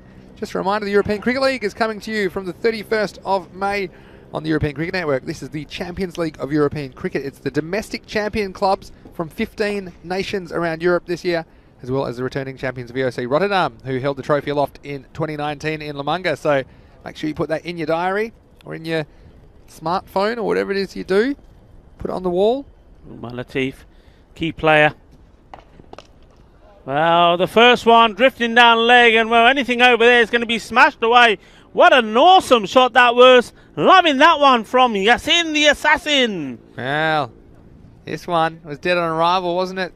Stepped across and timed the cover off the ball, landing a long way past the boundary. So welcome to the crease, Umar Latif. I might want to check that ball when it comes back. It was well picked up indeed, and well, he's on his way with boundaries now himself. And going for another one. Oh, and Umar Latif got fingertips to it. It would have been a sensational grab. We've seen a sensational one-handed catch already this European Cricket Series. Well, what a catch that would have been.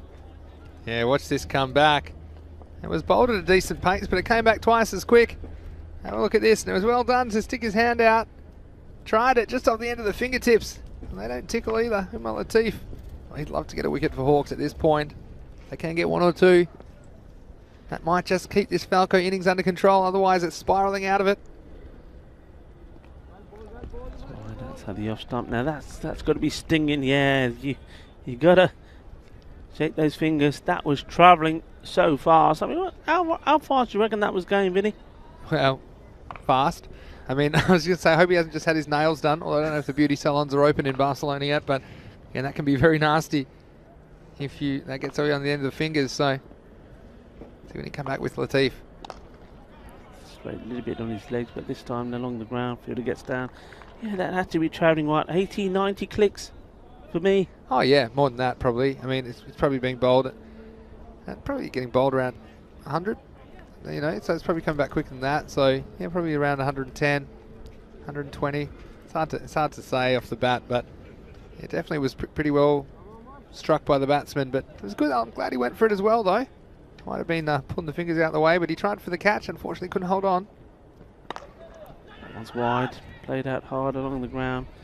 Just come through for one. Well, you could see it's still giving him some bother. He's shaking his hand, his fingers, and no doubt that they'll be swelling up as he's going for the motions of bowling. But he's bowled well. He's still kept the ball in the right areas.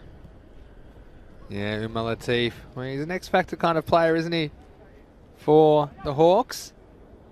He'd love to get the big wicket right now and break this partnership. We've seen it before, the momentum shifts within the 10 overs. The Hawks, they badly need a wicket. Latif trying to do the job for them. Full toss, doesn't quite get hold of it. It's called no ball at square leg. It's too high according to the umpire. So it's kind of borderline, but I don't mind the batsman getting the benefit of the doubt on this one. Umar saying he didn't think it was that high, but there's no real excuse for the bowler to be bowling them high at all. So I think anything around that waist height, if there's any conjecture at all, I like the call of no ball from the umpire.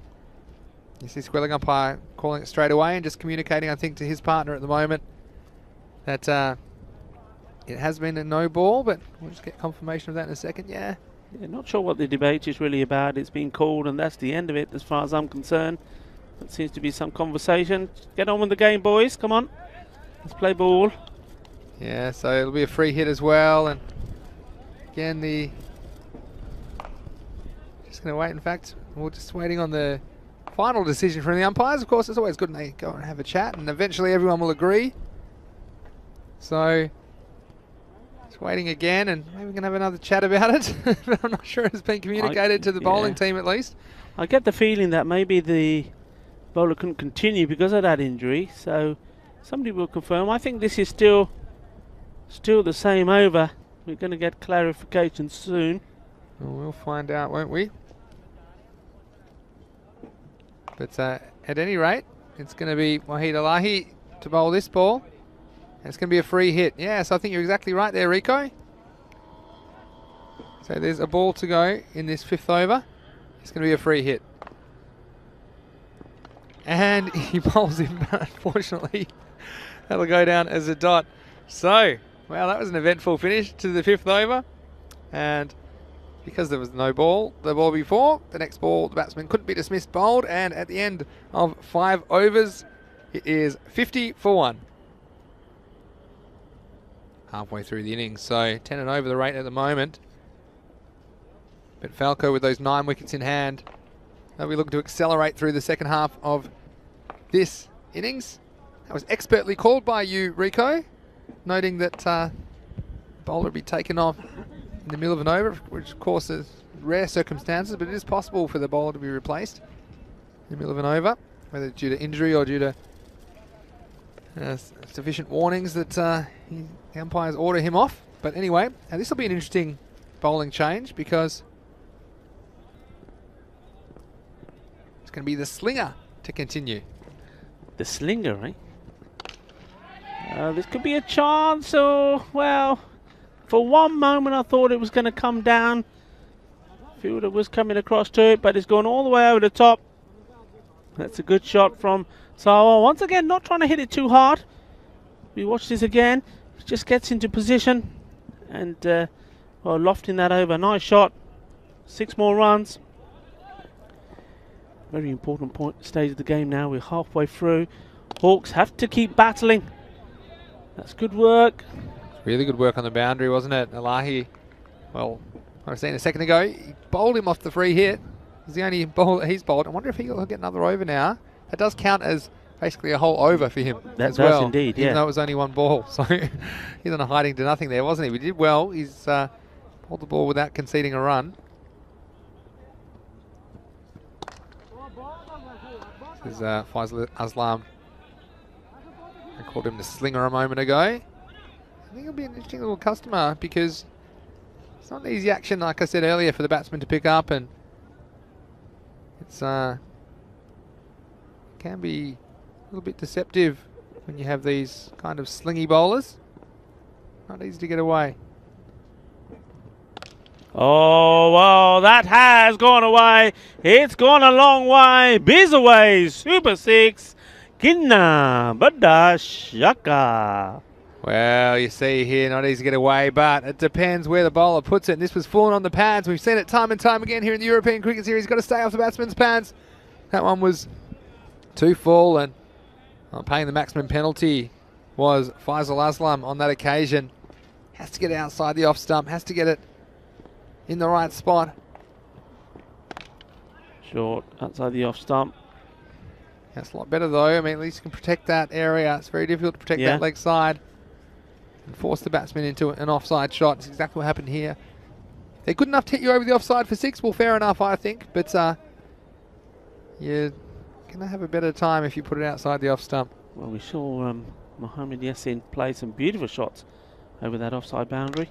Well, this one, he's hooked it over. There is a fielder there. He's jumping up. Oh, my word! What a catch that is! And if catches win matches, how about that? That was supersonic. Umar Latif, you're the man. Take a bow and pumped up, so he should be. Well, he's right on the line. Just centimetres to spare, and he stuck the landing. Give him 10 if you're the judges at home. Well, this is in the Olympic Stadium, and I tell you what an effort that was from Umar Latif on the boundary. He gave him no hope at all. It was well over his head, but he went aerial, got up 0 gravity and came down, plucking it out of the sky. I tell you what, Umar Latif, he took a whack on his fingers when he was bowling. He stayed on the pitch. We know he's in pain, but he's come back and he's taken an outstanding catch with the hand. I think that was probably clubbed with. Wow, what an effort. One of the best efforts we've seen so far in this Fancode European Cricket Series. Tell you what, Rico almost took it out of the second tier of the grandstand, didn't he? So is that the piece of cricket which will spark the Hawks? Well, he's going to get another chance here, is he? No, he's not Superman. He says, I'm not Superman. I can get some of them, but I cannot fly. Well, how about that? And geez, I wouldn't be hitting anywhere near him. His confidence is sky high. But again, the bowler dropping short, paying the penalty. That's another Maximo. End of the over. What an over it was. Action and excitement here in the Fancode European Cricket Series Spain. ECN to 6 and Falco, they're 71 for 1. Oh, there you have it. The Fancode European Cricket Series here in Barcelona. A frenzy of explosive and action-packed entertainment. Well, who would doubt that? What have we? We've had everything in this match so far. And there's more to come here. Just dipping, but that's very good work by the fielder. Excellent work. As soon as he realised that the catch wasn't on, making sure he got something on it. That's a good stop. Well, that last over, the slinger, he went for quite a few. He went for 21 off the over, but he took the wicket off the last ball. And what a wicket it was. And you just wonder, the Hawks have been fighting hard all day. Shaquille Ahmed with the ball, 7th over. Can they keep them, well, somewhere around that 100 mark, which they might fancy their chances. It won't be an easy chase, but at least they'll be in the game. So Rico, what a catch. It was still a little bit breathless here at the ground, but he'll be watching that one back again, I'm sure. Shaquille Ahmed to continue now for the Hawks. It's probably too wide, it is. Wide ball signalled.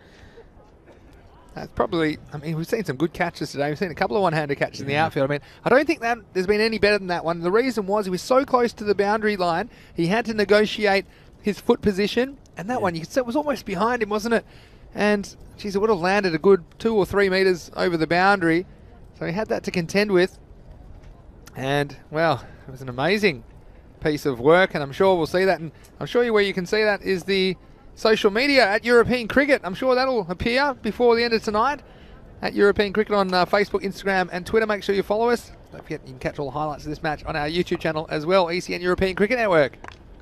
Sliced away, and the slice of luck as well. That will go for 4 runs. And Falco here, a lot of things been happening, a lot of excitement. Yeah. All of it going against them, so they've got to rebuild, they've got to clear his head. Well, they've got the big man. Sawa is still there. He's got to be the prize wicket for them now, hasn't he? Yeah, absolutely. And he's the one with the responsibility on his shoulders to carry him beyond that 100 mark. And, well, a lot of chat, as you'd expect in the YouTube chat about that catch. What a catch by Umar, says Irfan Latif. Very good fielding, says Shimam. This one's a swing and a miss. Yeah, so thanks Irfan and everybody for your thoughts. Shamim saying very good fielding. Luke saying great effort. Mohammed Mamun saying game-winning catch. Well, I guess we'll see if that's what sparks rearguard action from the Hawks. Oh, another swing and a miss now. They've got to be careful here, Falco. You can see Sawa getting a little bit frustrated at the other end. The last thing that you want is for him to get frustrated. You need him to be focused. You can't get him thinking that he's going to have to do silly things because nobody else is going to support him. You can see him just giving a little signal to the other batsman, a bit Shazad. Just needs to get bat on ball, not play out these dot balls. This one's been sliced away. There is a fielder out there. It should be taken, and it is taken. And another wicket goes. And to the disgust, really, of the fielder. Well, this is another good catch. And they're going to have to hold him, the Hawks. They're going to stay in this game. There's some discussion about it at the moment. But yeah, the batsman's been sent on his way. So another good catch out on the boundary. And the Hawks, while they're bowling, their fielding has got them in the contest today. So it's the end of another over. And I tell you what, they've been their own best friend, the Hawks. They haven't given too many wides and extras away. And then holding on to these chances. Some of them spectacular, but that was just a good, solid outfield catch. Just to remind everyone, the European Cricket Championship is around the corner. Well, it's going to be in September, actually, but we're starting the planning right now on ECN. That is the teams representing 15 nations that will compete over 4 weeks in a T10 format. And that tournament will be right here on the European Cricket Network. So for all the information about that tournament, the EuropeanCricket.com website is a great place to go. We will be drawing the groups for that tournament on the final day here in Barcelona. So, well, that was an excellent piece of cricket. What a wicket that was. And Raymond Rajput has come out to the crease. He's on strike now. Start of a new over. Very well bowled. Right in the block hole. And, well, the captain probably out there. And one of the most important things he's got to do for me is, A, bat out along with Adil Sawa, what's left here, and score, punish the bad balls. But most importantly, try and get into Adil Sawa's head and let him know how important it is that he stays here to the end and continues with what he's doing and scores big runs. He's on 47. Yep. So one big hit away from a 50. That's eluded him so far. He's got close but not there. Getting out in the 40s several times. Score is 78. One ball into this over, the 8th over. It's going to be a wide, so actually be called a no ball in the end. It was that wide, it was called a no ball. So they'll go over to 79. Still off 7.1 overs. This will be a free hit. So you can see here, just teetering at the moment. 3 overs to go again. I think Falco still fancy themselves to make 100 plus, but the Hawks, if they can take another chance, might restrict them. This is a free hit. They struck nicely, in fact, very nicely through the offside. It's a nice looking cricket shot. We've seen some batsmen trying to overhit those free hits, but it's just a good old fashioned cover drive, and there was a big gap, and he drove straight on in. 4 more runs to Sawa, and he goes past half century. Yes, well batted indeed. And just showing you the class of the man. I mean, he can hit big, we know that, but he can also play exquisite shots, and that was just a beautiful shot. Top draw, that one. Yeah, 83 off 7.2 overs at the moment. Next one straight back, and it's going to bounce off the bowler. Bit of pinball. So that's going to be another single. 84 to score, 7.3 overs. Apologies that scoreboard just been playing up a little bit, but we'll give you the score here ball by ball. Slower ball, well played out, and Captain Rajput doing the right thing, just getting Adil Sawa back on strike. Yeah, so that's 85 off 7.4 overs. 2 balls to go this over from Mohamed Sohail. It's been a pretty good one for the most part, just holding, and don't want to give up the maximo at this point. It's going to be difficult because the big man Adil Sawa on strike. He's been hitting the ball very well. That's if Mohamed Sohail can contain him. That's it. Flushed away. There is a fielder. Now that fielder has moved from one part of that boundary there on the offside to the other as instructed to do so. Well, he's been moved to where he's standing now with hands on hips because the last ball was hit that way. And well, the classy Sawa just using his wrists as he's guided this one to the other side. So what are they going to do here? Are they going to opt to have another man out there and bring maybe one of the men straight in? Well, they're leaving it as it is at the moment. See. Last ball of the over, 89 the score. And that smashed away in the same area again. So there you go. He's batting so well. Nice use of the feet there. Just watch this. And this is when you know a batsman is in his groove, uses his feet, makes himself space, and then guides that ball in the gap. 4 more runs. Yeah, it's a beautiful shot again. Again, just manipulating the field, wasn't he, Rico? There was big gaps out behind point on the offside. That's the end of the over. It's 93 for 3 at the end of 8. So you can see that we're looking like Falco might struggle to make the 100 mark, but they look to go well past that now with 2 overs to go and 2 set batsmen at the crease. You'd think that they would be fancying something around the 120 mark. So again, that's how quickly the game can change. But the Hawks, and it's up to them as well if they can come up with a nice piece of cricket. And there's every chance they could restrict them to something more like 110. So I guess we're going to find out. It's going to be Mohamed Shabazz to bowl the 9th over. Yeah, interesting call. Maybe a little bit late, I think, for a spin to be introduced. But hey, let's see. Let's see how it goes. Short, hit straight. There is a fielder here. Gets down low. Yeah, nice fielding. And Raman Rajput, it's just all about getting the single, and he's done that well. Hasn't missed out on anything. No dot balls from him. Giving the strike now to Sawa. 94 the score. 8.1 overs. Hitting for the 100. And Maximo will get them there. Well, there could be a chance. He's going to leap in the air again, and this time he just can't reach it. It was almost, well, I was going to say almost a repeat. The catch would have been, but that one, the first time round when he took the catch, it went like a bullet, but not tall enough again for that one. Well, don't know if there are any thunderstorms about. We almost saw lightning strike twice, didn't we, Rico? On the boundary. Can you imagine 2 of those in a game? Well, I'd be retired if I could do something like that. Umar Latif, wow, he's been entertained out there, and he's entertaining us on the European Cricket Network. Taking a catch of the year so far, you'd have to say. Shabazi's got to pitch it up. Yeah, the 100 already up. This is on the leg. Balle, balle, balle. There's another one. Wow, he's got to get the line right. You haven't got room for error, not against this man. Nobody's in this type of form. And there you go. Take that. Well. Oh, the humanity, Rico, as there's been no mercy from Adil Sawa. And his pout's got anything on the legs or anything short. And Mohammad Shabazz has gone the journey. And the score now up to 106 after 8.3 overs. Slower, and this is gone. A Maximo as well, all the way over. Bangs into the boarding behind us. Kinna badda shakka, kinni achhi innings hai. Adil Sawar. Well, 2-3 ਵਾਰੀ ਜਦੋਂ batting ਕੀਤੀ है 50 नहीं बनाई, पर ਅੱਜ मेरा ख्याल दोपहर ਦੇ ਪਰੌਂਠੇ ਖਾ ਕੇ ਆਇਆ ਤੇ ਚੰਗੇ ਛੱਕੇ ਮਾਰਦਾ है। हो गया छक्का छक्का, शाबाश शाबाश, पटाखे चल पे, ढोल बजाओ, बल्ले बल्ले बल्ले, किन्ना सोना। Well, 4 in a row, and well, it's party time for Falco at the back end of this innings. This over's gone 1, 6, 6, 6, 6, and 118 the score with 1 ball to go in the 9th over. And you wouldn't bet against 5 in a row, would you, Rico? I think he's going to be trying.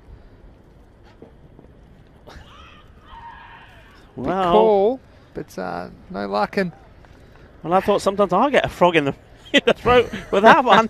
That was a big frog, the wicket keeper.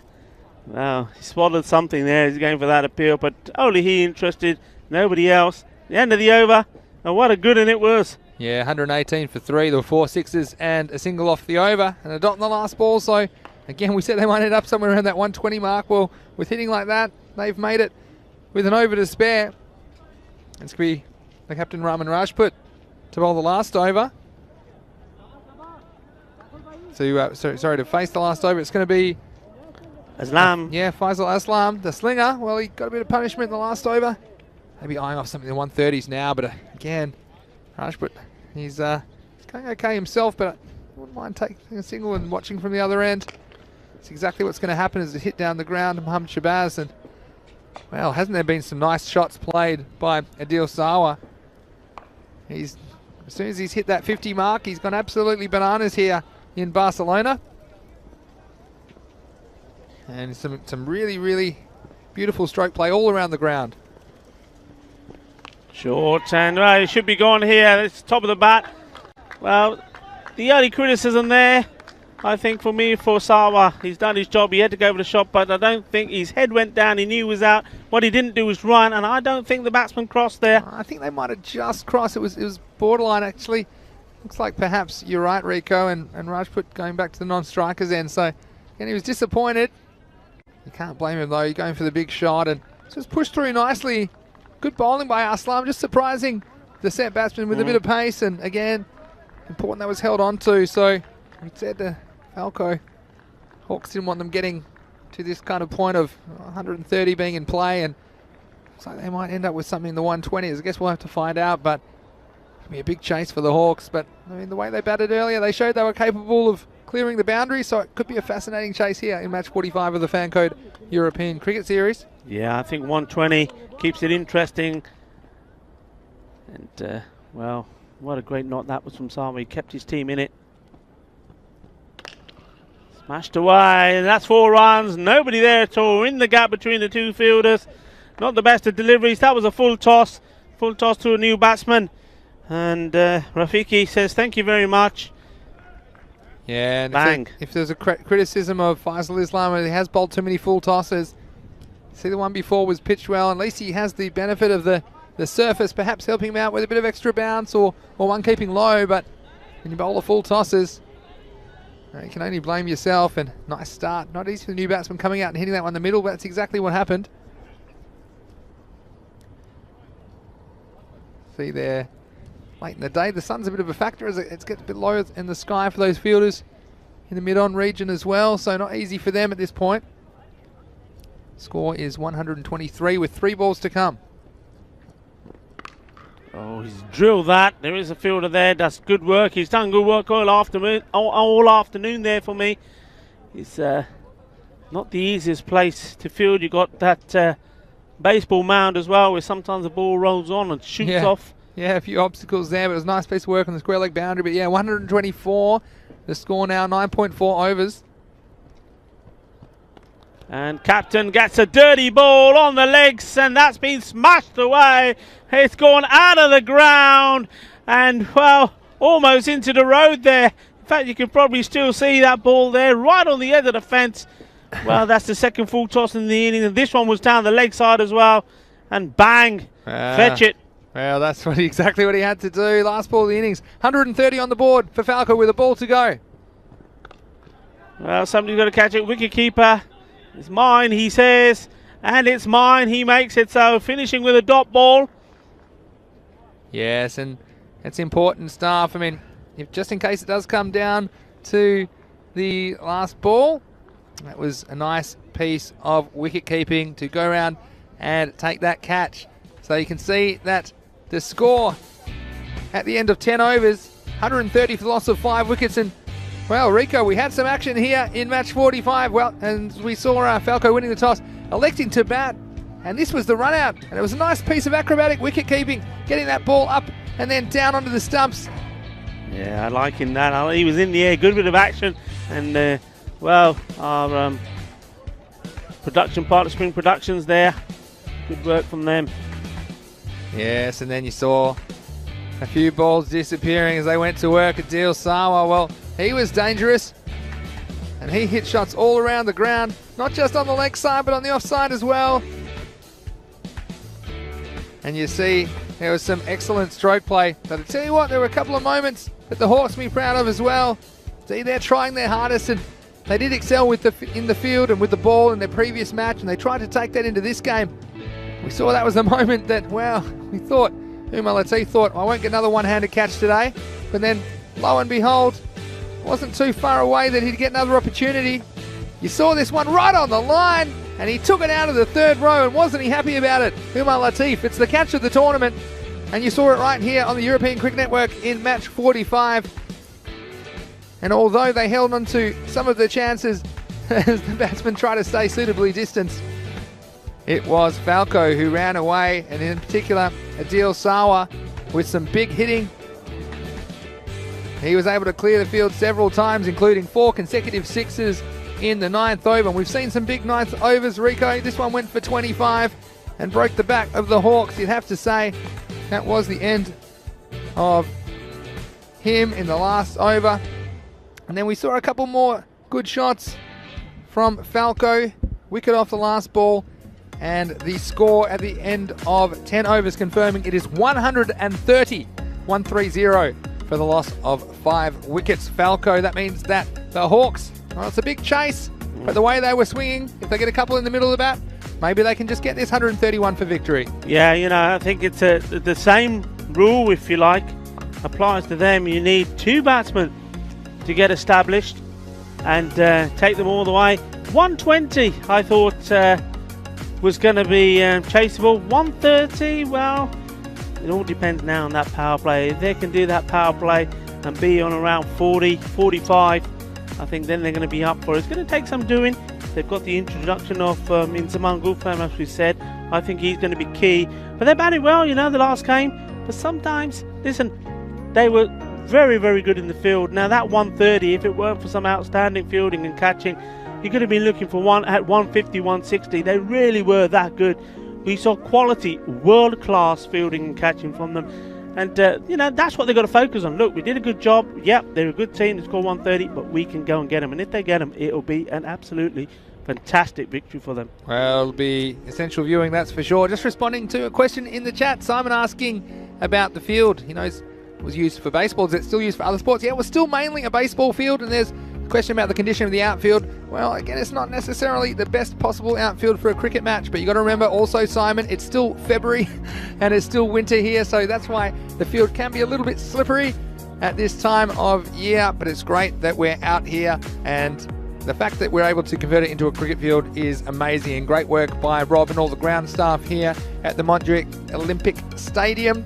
But guys, we'll see you in just a few minutes because the chase is not far away. It'll be the Hawks chasing 131 for victory in match 45. You're watching the European Cricket Network, and this is the Fan Code European Cricket Series, Spain.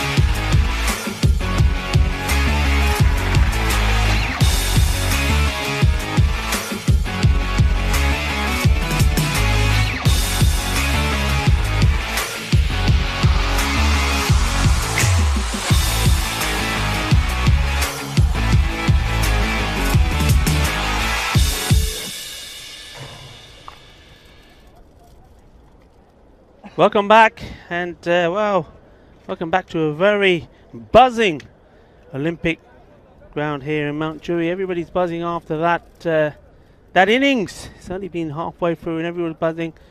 The ground staff and well, the European Cricket Network team, even those in the catering tent, were out watching that. Everything that game had, it had outstanding fielding, outstanding catching, and outstanding hitting as well. And Falco posting 130. So target 131 is what the Hawks need to try and stop Falco really sitting very pretty at the top of this table. And just getting ready to start.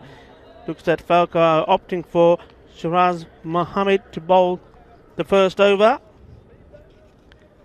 And the key here for me is the power play, Vinny. The power play has to be good. They've got to try and keep those runs. I mean, even if it's around 10, 30 with the fielders in, and then they're able to split the field around, they'll be happy with that. Any more than that is game on. Yeah, you said it, Rico, and look, they're going to need a slice of luck as well to get close to this target, but we've seen that they do have the aggressive intent to score runs and score them quickly. 13 and over is what they need to be looking at, and they need to keep pace with that. Can't try and keep up with that rate or die trying, Rico, but we'll definitely strap yourselves in wherever you're watching around the world. It's going to be an interesting chase here in match 45. And don't forget, we will be back tomorrow from 7:30 a.m. GMT, which is 8:30 a.m. in Central Europe, and it's 1 p.m. in India. So we hope you can join us then for the 5th day of week 2. It'll be day 10 of action. Nice start there from Mohammed Shiraz.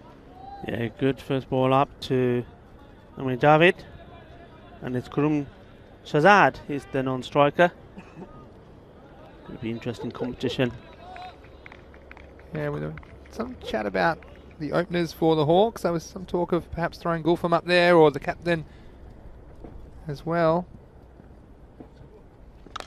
That's hit high. It's going to go all the way. Balle, balle, balle. Starting with a maximum. That's what they need. They need a few boundaries inside this power play, and that's the first of them. Off the mark with a 6. Now we've seen Amir Javad's capable of clearing the boundary, and he kind of anchored their chase in the last match. That chase was only 83. Well, the difficulty points are right up there this time. 131 to win, but he's made a very good start for the Hawks. That's a good reply. Pitch right up. And aiming for that area. Yeah. Full outside the off stump. That's where to bowl as well, and I want to make it easy for the batsmen. And we saw too many 4 balls and 6 balls delivered by the Hawks in their innings. I think too many full tosses on the legs, but Mohammed not wanting to give too much away. Well, that's too high for me, and it's been punished. It's a full toss. It's gone all the way for 6, and it's going to be 7 runs. We had a few of these yesterday, and there's 7 here, and those 7 runs were costly yesterday, and they could be costly here. The jinx is on. Mr. Maximo's big call. He said that there won't be he won't be bowled too many 4 or 6 balls. This is a 7 ball because it's too high. It's gone for 6. There'll be a free hit next as well. My big call was that the Hawks might just do this as well, but that was probably before there were 130 runs on the board. But again, this one, he's got to get some runs out of this. 4 or 6 free hit for the batsman. You get a single. Yeah, it's okay. There's no wicket down. We've already got good runs on the board. Like we say, inside the power play, they'll accept no less than 30. They would love 40, 45. So it's going to be Karum Shazad now. It's a swing and a miss. Just looking at the umpire. Yes, it is a wide, and but not only is he bowling extras, he's not getting his line right. So this is a top over for Hawks at the moment in their reply. Yeah, we apologise for the scoreboard not being on the screen at the moment. We will keep you up to date with the score. The score is 14. Still 2 balls remaining left in this over from Mohammed Shiraz. Yeah, it's a bit unlucky with that call, I think. Oh, that's good. Getting good away swing. So coming in naturally to the right-hander, and then the ball swinging away. Yeah, so that is 15 now the score. Pardon me, 14 with a ball to go in this over. A lot of comments on the chat about the score not being up. I'll just say, turn the volume up, and I'll tell you the score. His last ball of the over. It's well played. Well, then there might have been a single there, but you can't blame Javid for wanting the strike. That's the end of the first over. And it is 15 for no loss after the end of the first. Yeah, that's a good start. The key thing for them here is not to lose wickets unnecessarily. So yeah, it's Javid. We talked about and want to start with the rate and need to hold on. 13 and over required. So they just need to keep going for it, and when they're not hitting the boundaries, they want to be getting the ones or twos. Yeah, this is going to be interesting for me because Zishan, when he's bowled before and we've seen him bowl before, he does like putting in the short ball. And I was saying at the time, well, it's all right bowling short against some batsmen who are not liking it, but against other batsmen, especially on this pitch, you're going to take some punishment. Let's see what he does here. Oh no, there's big trouble. Oh, Messi there's just really got to get big it to the trouble. keeper. Go on, who's it going to be? Oh, and in the end, again, not so sure about that decision. And the Hawks, wow, bit of friendly fire. That man, Javid, he struck the ball well, but that time, well, all the blame's on the non-striker for me here, Rico. Kuram Shazad, because it wasn't his call. It was the striker's call. It was in front of the wicket, and Kuram Shazad, well, not good enough. He just stood on his bat, and in the end, again, probably Javid, the more established batsman. They could choose which one was out, but Shazad, he wasn't going anywhere. So first wicket goes down, a big one for the Hawks. They're 15 for 1. And what I was saying, that 15, that's good, it's a good start. They're just got to make sure don't do anything silly, and what did they go and do? Give a wicket away, and well, you can see how important that wicket was to Falco. I mean, the bowler, Lisa Mohammed, had nothing really to do with it, but his celebration said it all. They knew they had to break the opening partnership. Javid, you can hit it big, we know that. So now a little bit of tense pressure on Hawks. They're going to be rebuild again, and most importantly, not only is a wicket going down, but that was also a dot ball. Yeah, so Ahmed Javid was the batsman out. Some confusion on the chat about who was out, and well, I'll tell you what, I'd be steaming if I was Ahmed Javid back. He's got some time to cool down, I suppose. And have a false start here. We've got the new batsman, Cameron Zia. Well, we thought we might see him open the batting, actually. That's what was the word before the toss. But obviously, with slightly higher target, they decided to put some big hitters in with Javid and Karam Shazad. But it's the captain coming out at number 3. Score is 15 for 1. 1.1 overs. Yeah, and he batted very well, didn't he, in that last game, Cameron Zia? And he'd be hoping to bring that form into this game. He needs to. Comes Zishan. And tell you what, Shazad, non-strikers end. He hasn't moved off that 1 square metre, has he? Not going anywhere. And if they want to get these runs, they're going to have to run a few. Again.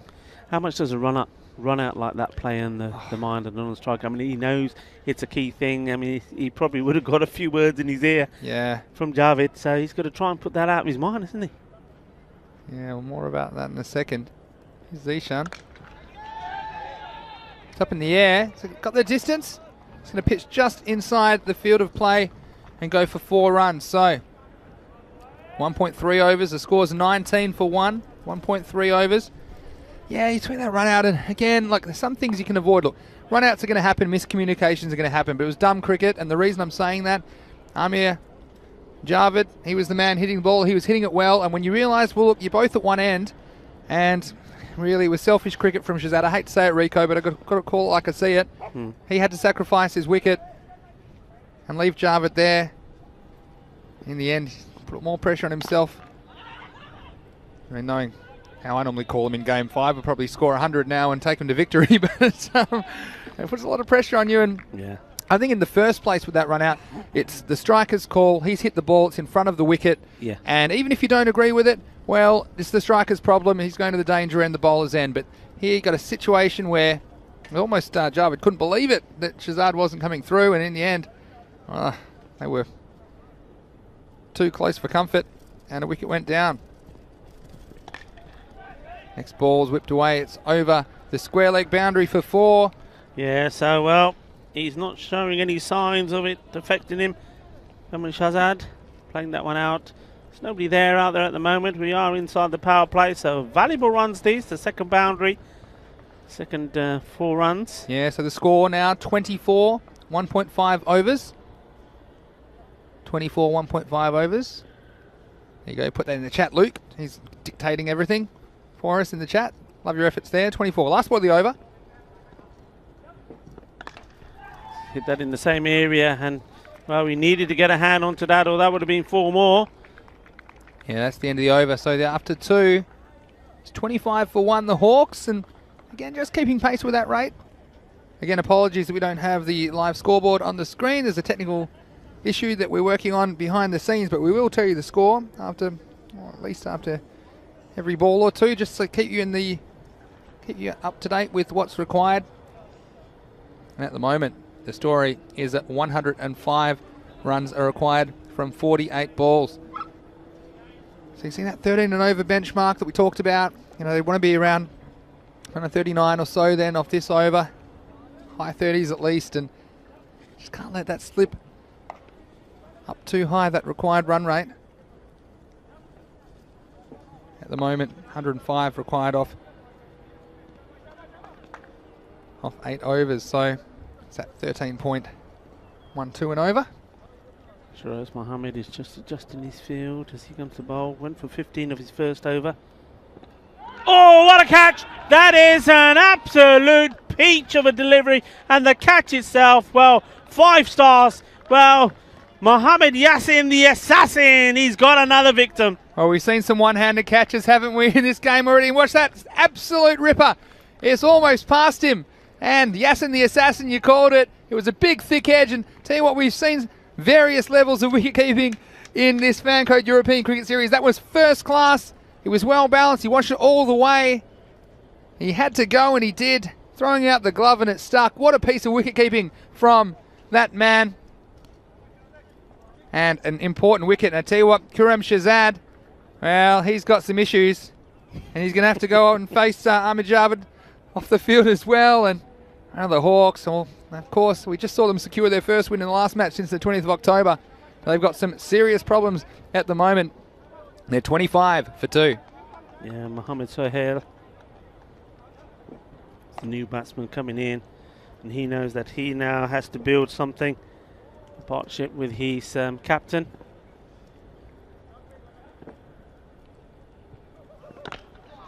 Just playing this one out. Not easy to score off those sort of balls. You're coming in, you know you got to play some shots, and you get the first ball right up there in the block hole. How was that for a catch? So haven't we seen some catches? Not often you take one like that as a keeper, and it's probably the second best catch in the match. Because that one on the boundary, remember, my tee was pretty special. But amazing stuff. Full of ball. And well, another bowler feels the might of the Kookaburra. But you'll probably be thinking, I've got men out there to stop that anyway. It would have been a single no matter what. And they've still got a single, so he's rubbing his hands together now, trying to warm them up. No pain, no gain, they say. Well, some of the fielding we've seen, and said it again, Rico, it's not easy catching conditions. These balls are very, very hard because of the time of year it is. The cold balls are very, very hard and hard on the hands. And you can say you can have soft hands, but easier said than done when you've got a rock coming at them. Ooh, that almost sneaked through. So close to smashing into the stumps there. Yeah, again, going for the big shot. And even though they've lost a couple of wickets, they need to stay in touch, and these dot balls aren't going to help. See the batsman there just getting bat onto ball and onto his pad. Anything could have happened there. The ball could have gone through. He could have hit it onto himself or onto the stumps. Good bowling this from Shiraz Mohammed. A slower ball, and he's just got the direction completely wrong there. Once more, fantastic keeping from Mohammed Yassin on the leg side. We've seen plenty of those go all the way for big wides. 5. He's done well. Just that slower ball there, just losing the direction of it. Just trying to keep the score in the chat for everybody. To keep you up to date with what's happening here in match 5. Of course, we have 5 more matches tomorrow, starting 7:30 AM GMT, 8:30 in Central Europe, and 1 PM in India, right here on ECN. Oh, he's clubbed that away. Balle, balle, balle. Out of the ground it goes. Manos arriba, Mitros. 6 carreras más. Well, 6 más, and don't they need them? The Hawks. And they've lost a couple.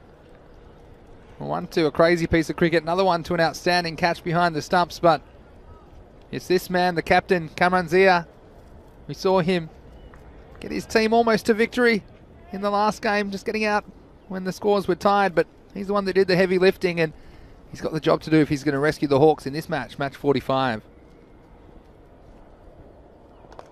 Sliced away, and there's a fielder getting under it, and the ball falling straight through his hands, I think there. I don't think he got his hands to it. The bowler looks up to the skies. Thought he should have had his man. I agree, he should have. Watch this again. Shuffles across, and it goes up in the air. The fielder coming across the air, didn't even get anything on it, so it goes down. So that's a big let off there. Yeah, end of the over as well, Rico. So that's 34 for 2 after 3 overs.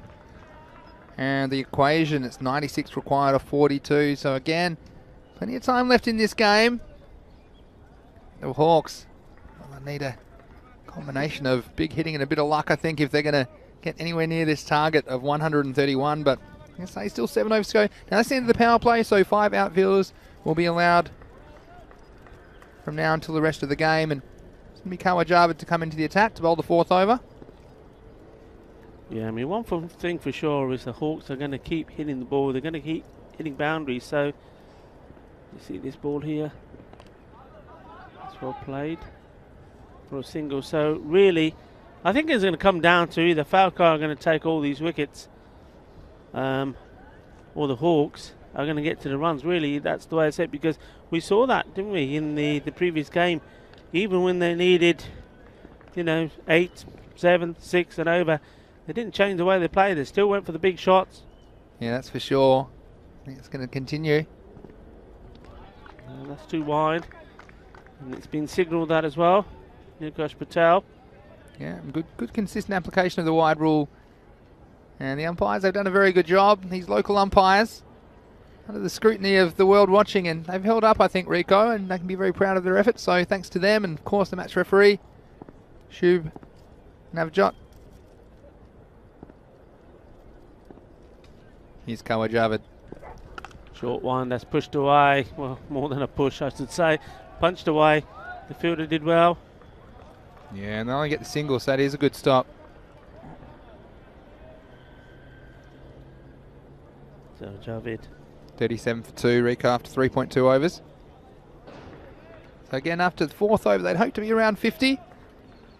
And with 5 outfielders back, of course, Falco can protect the boundaries a little bit easier, but they wanted to get away here. And Hawks will be right up with the rate. Be wide, and this time it did squeeze past Mohamed Yassin, but no damage done. Yeah, 2 wides there, so that'll be re-bowled. 39 for 2, 3.2 overs. Again, apologies to viewers. The scoreboard on the screen currently just fixing up a couple of technical faults there, but we're keeping up to date with the score, of course, verbally, but also in the chat. It's 39 for 2. And we're 2 balls into this, the 4th over, being bowled by Kawajavad. That's short, and that's been sent out of the ground for me. All the way, 6 runs, and that's exactly what they need to keep doing.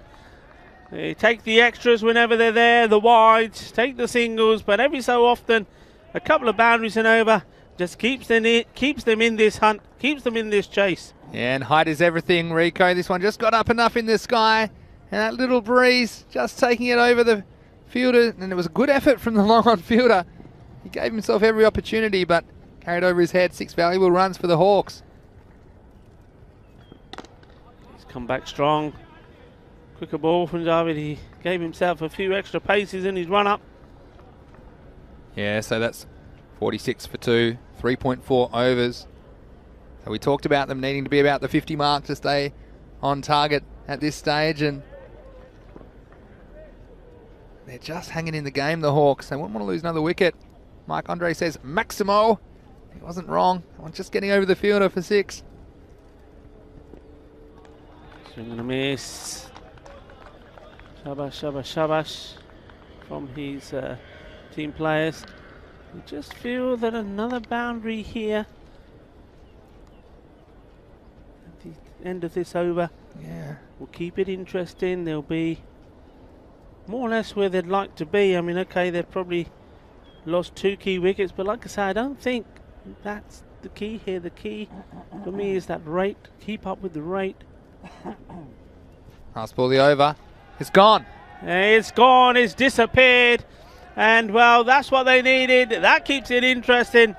And that's top batting that is there. So, Cameron Zia, the captain, he's going to make sure that his team take this all the way to the wire. Well, that's a great shot to finish the over. And end of the 4th over, the 50 comes up and they're right on target with this rate. They're going 13 and over. They're 52 for 2 after 4. And the equation, according to my mental arithmetic, they require 79 runs off the last 36 balls of this match. So a very good over. There were 18 off that over.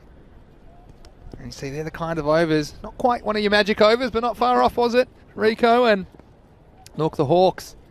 It'll be quite the chase. Still a lot of cricket to come in this one. It's going to be Abid Shazad to bowl the 5th over for Falco. It's well bowled, and that's ideal, I think, at the moment here, because I think Zia hitting the ball well. So Mohamed Sohail just handing over the strike to him and saying, there you go, Skip. You do what you do best. 53 for 2, 1 ball into the 5th over. Whew, this was on him a bit quicker than he expected, I think, the batsman. And he's going to have a look at his bat and tell you what, there might be the point where we run out of bats here in Barcelona, Rico. Yeah, I mean, that hit him quite high up, really. I mean, he can't, I don't know, the umpire's going to have a look and we'll decide, but well, he's given the nod. So, well, where are we at? So 53? We are 53. 53, we're into the 5th over, coming up to this halfway stage. So, well, if they can get, I don't know what, 14 to 18 of this over. Yeah. Halfway stage keeps it, well, I mean, have a look where they are now. I mean, if at the end of 4 overs, 52, 8 overs, if they go at the same rate, 104, and then, well, that's going to be well within their reach, as long as they've got those wickets in hand, because every batsman is capable of hitting the big shots in this team. Here's Shazad again. And there we go, out of the ground it goes. Ginna, Badda Shaka.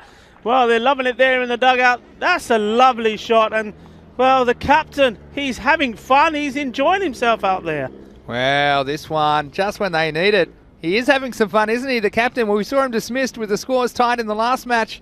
And tell you what, the sun's not far away from setting on day 9 in Barcelona, but there could be just one more twist in the tail as the Hawks chase this improbable target of 131.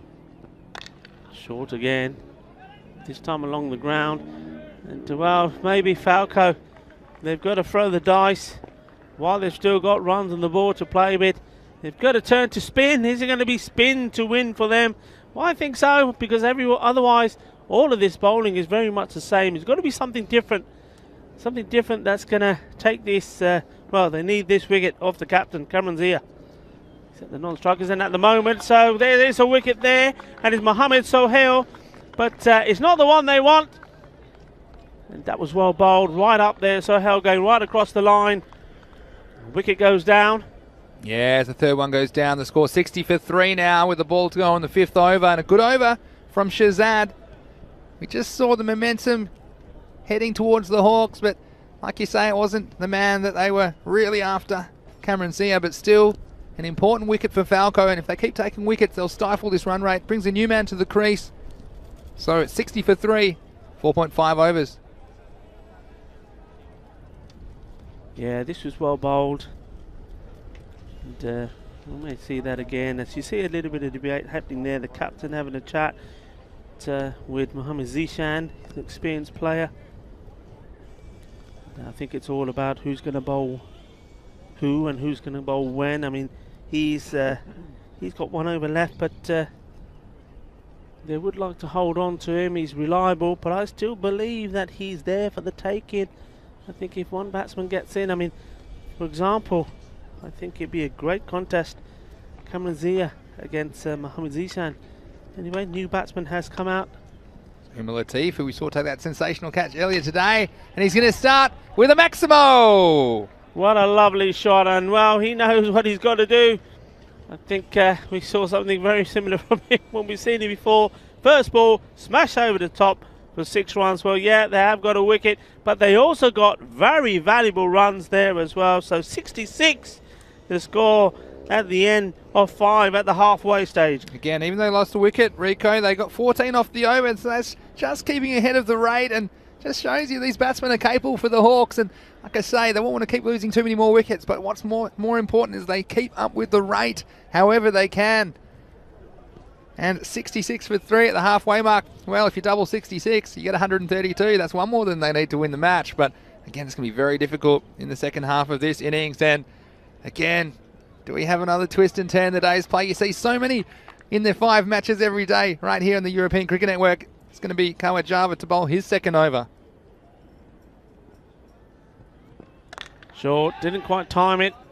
Fielder's coming across. They want to try and keep it just to the 1. Yeah, so 67 for 3, 5.1 overs. Well, attention. Look, you can feel the wickets might be an issue. I don't think they'd be too worried, Vinny. I think they've got the batting, they've got the depth, and more importantly, they've got batsmen that will keep hitting the ball. It's the run rate. They've got to stay with the run rate. They can't let it get out of hand. And so far, they're doing pretty well. I mean, the start of this over, 2 singles, but it just takes 2 big shots. Yeah, exactly right. And this is the thing as well, if you're Falcon, you just got to tell yourself even one tight over just puts the pressure back on the Hawks. And, you know, even the established man, Cameron Zia, puts a lot of pressure on him.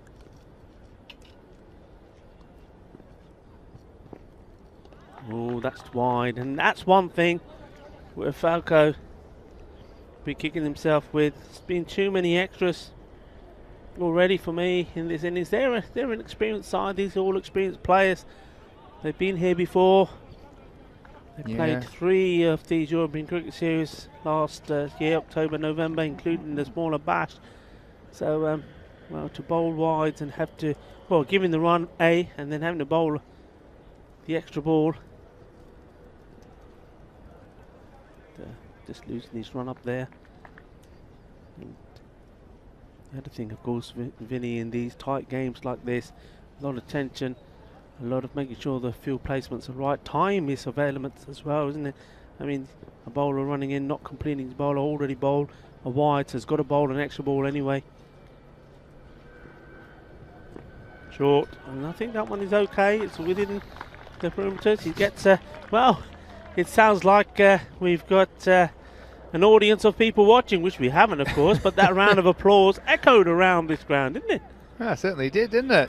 So there's no wide call. Am I right? I'm trying to be a yeah, score. No wide, no wide call. Okay, no cool. Wide. Good ball. So still 69 for 3, 5.3 overs. Max, you're doing the scoring here as well. Multi-talented you are, sir, aren't you? You do say so yourself.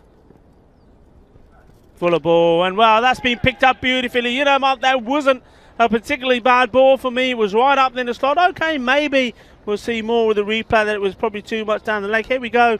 But the way he picked this up, yeah, okay, drifting down the leg, and yeah, okay, I suppose it wasn't quite Yorker length.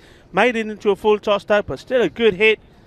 Well, it's a full toss again. We've seen it disappear, and it is a baseball ground. There's been a few home runs today off those full tosses. So 75 for 3, 5.4 overs down. Short in the air. This is a chance, I think. Adil Sawa, how important is this? Oh, he's put it down. He's fluffed it. And will that be the one that makes the difference? And where's the ball ending up? Well, Mohammad Yassin stops it. That was a big opportunity, and don't they know it?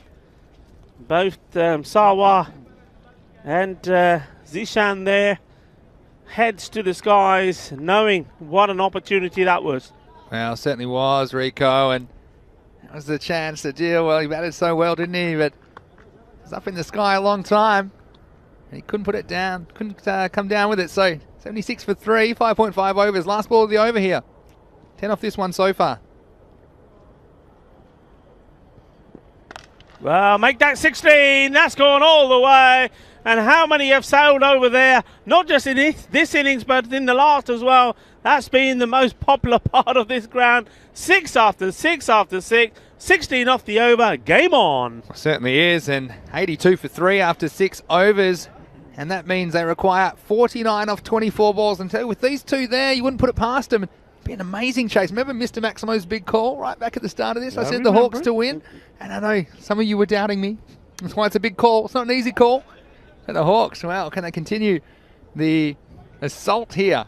49 off 24 required, 82 for 3 the score. Again, we apologise for the graphics not being on the screen, but don't worry, I'll keep doing everything like an octopus. I've got 8 hands, one's scoring this, one's got the microphone, one's got in the chat, trying to make sure I don't give it too early.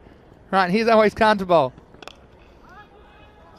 Down the ground, it's going to go for 4, is it? Yes, it does. The fielder, that's the difficult part of the ground. I don't know how much that little ridge there played in this. The little mount, see the ball going in that area along the ground, and well, yeah, it's very difficult there. Very, very difficult.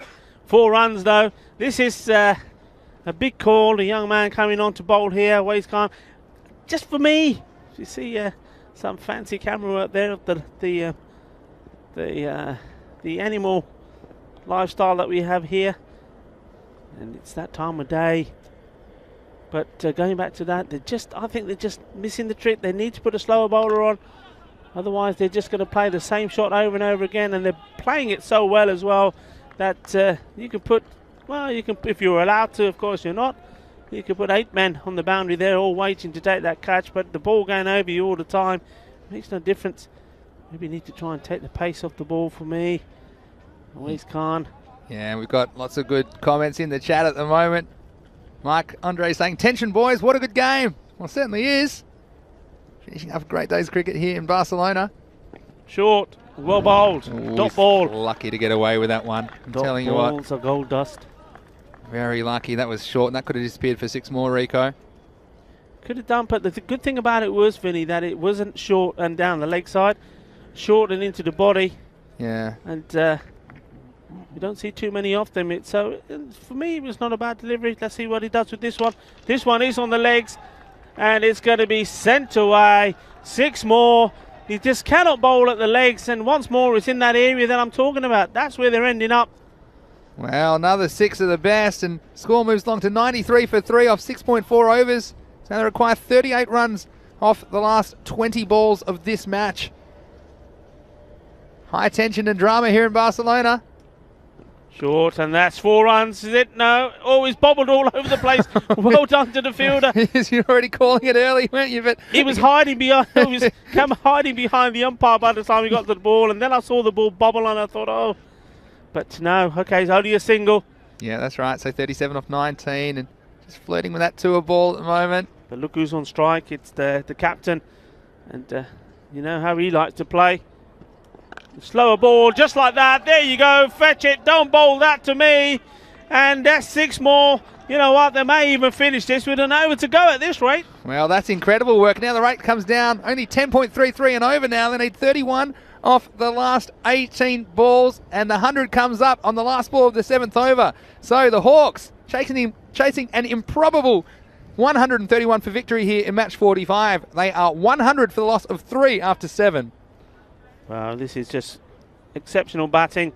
I'm going to say it's not the most intelligent of bowling. Or maybe that's unfair. Not bowling, but captaincy. I think you've got to take the pace off the ball. They've kept it the same.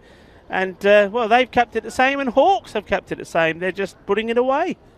Yeah, it's going to be Mohammad Zishan. No surprises. They brought him back. He was pretty effective in his first over. I'm going to go in for 10, and he'd love to have something in single digits as he bowls the 8th over. Here we go. Pushing that out and take the single. That's a... Well, if he hit, he was gone. Yeah, it was probably worth it. And I think Umar Latif's pretty happy just to take the one and leave it to the captain. Yeah. Cameron Zia. Yeah, that was what all that was about. It was a case of, look, whatever happens, I want the strike. And why not? He is seeing it so well and hitting it so sweet here at the moment. And well, as the sun goes down, it's also going down on Falco. They've got to find something. Well, tension and drama here in Spain. Yeah, that fielder again. He's got to be careful when he charges in there. He's got to make sure that ball bobbles around. 2 singles so far.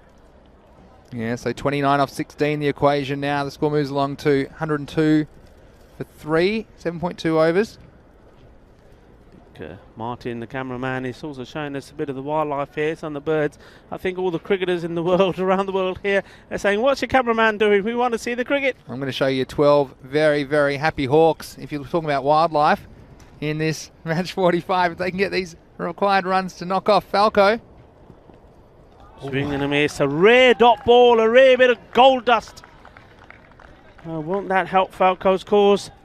Well, and you see maybe getting a bit too clever here. I think Rico, he's been doing it with standing and delivering.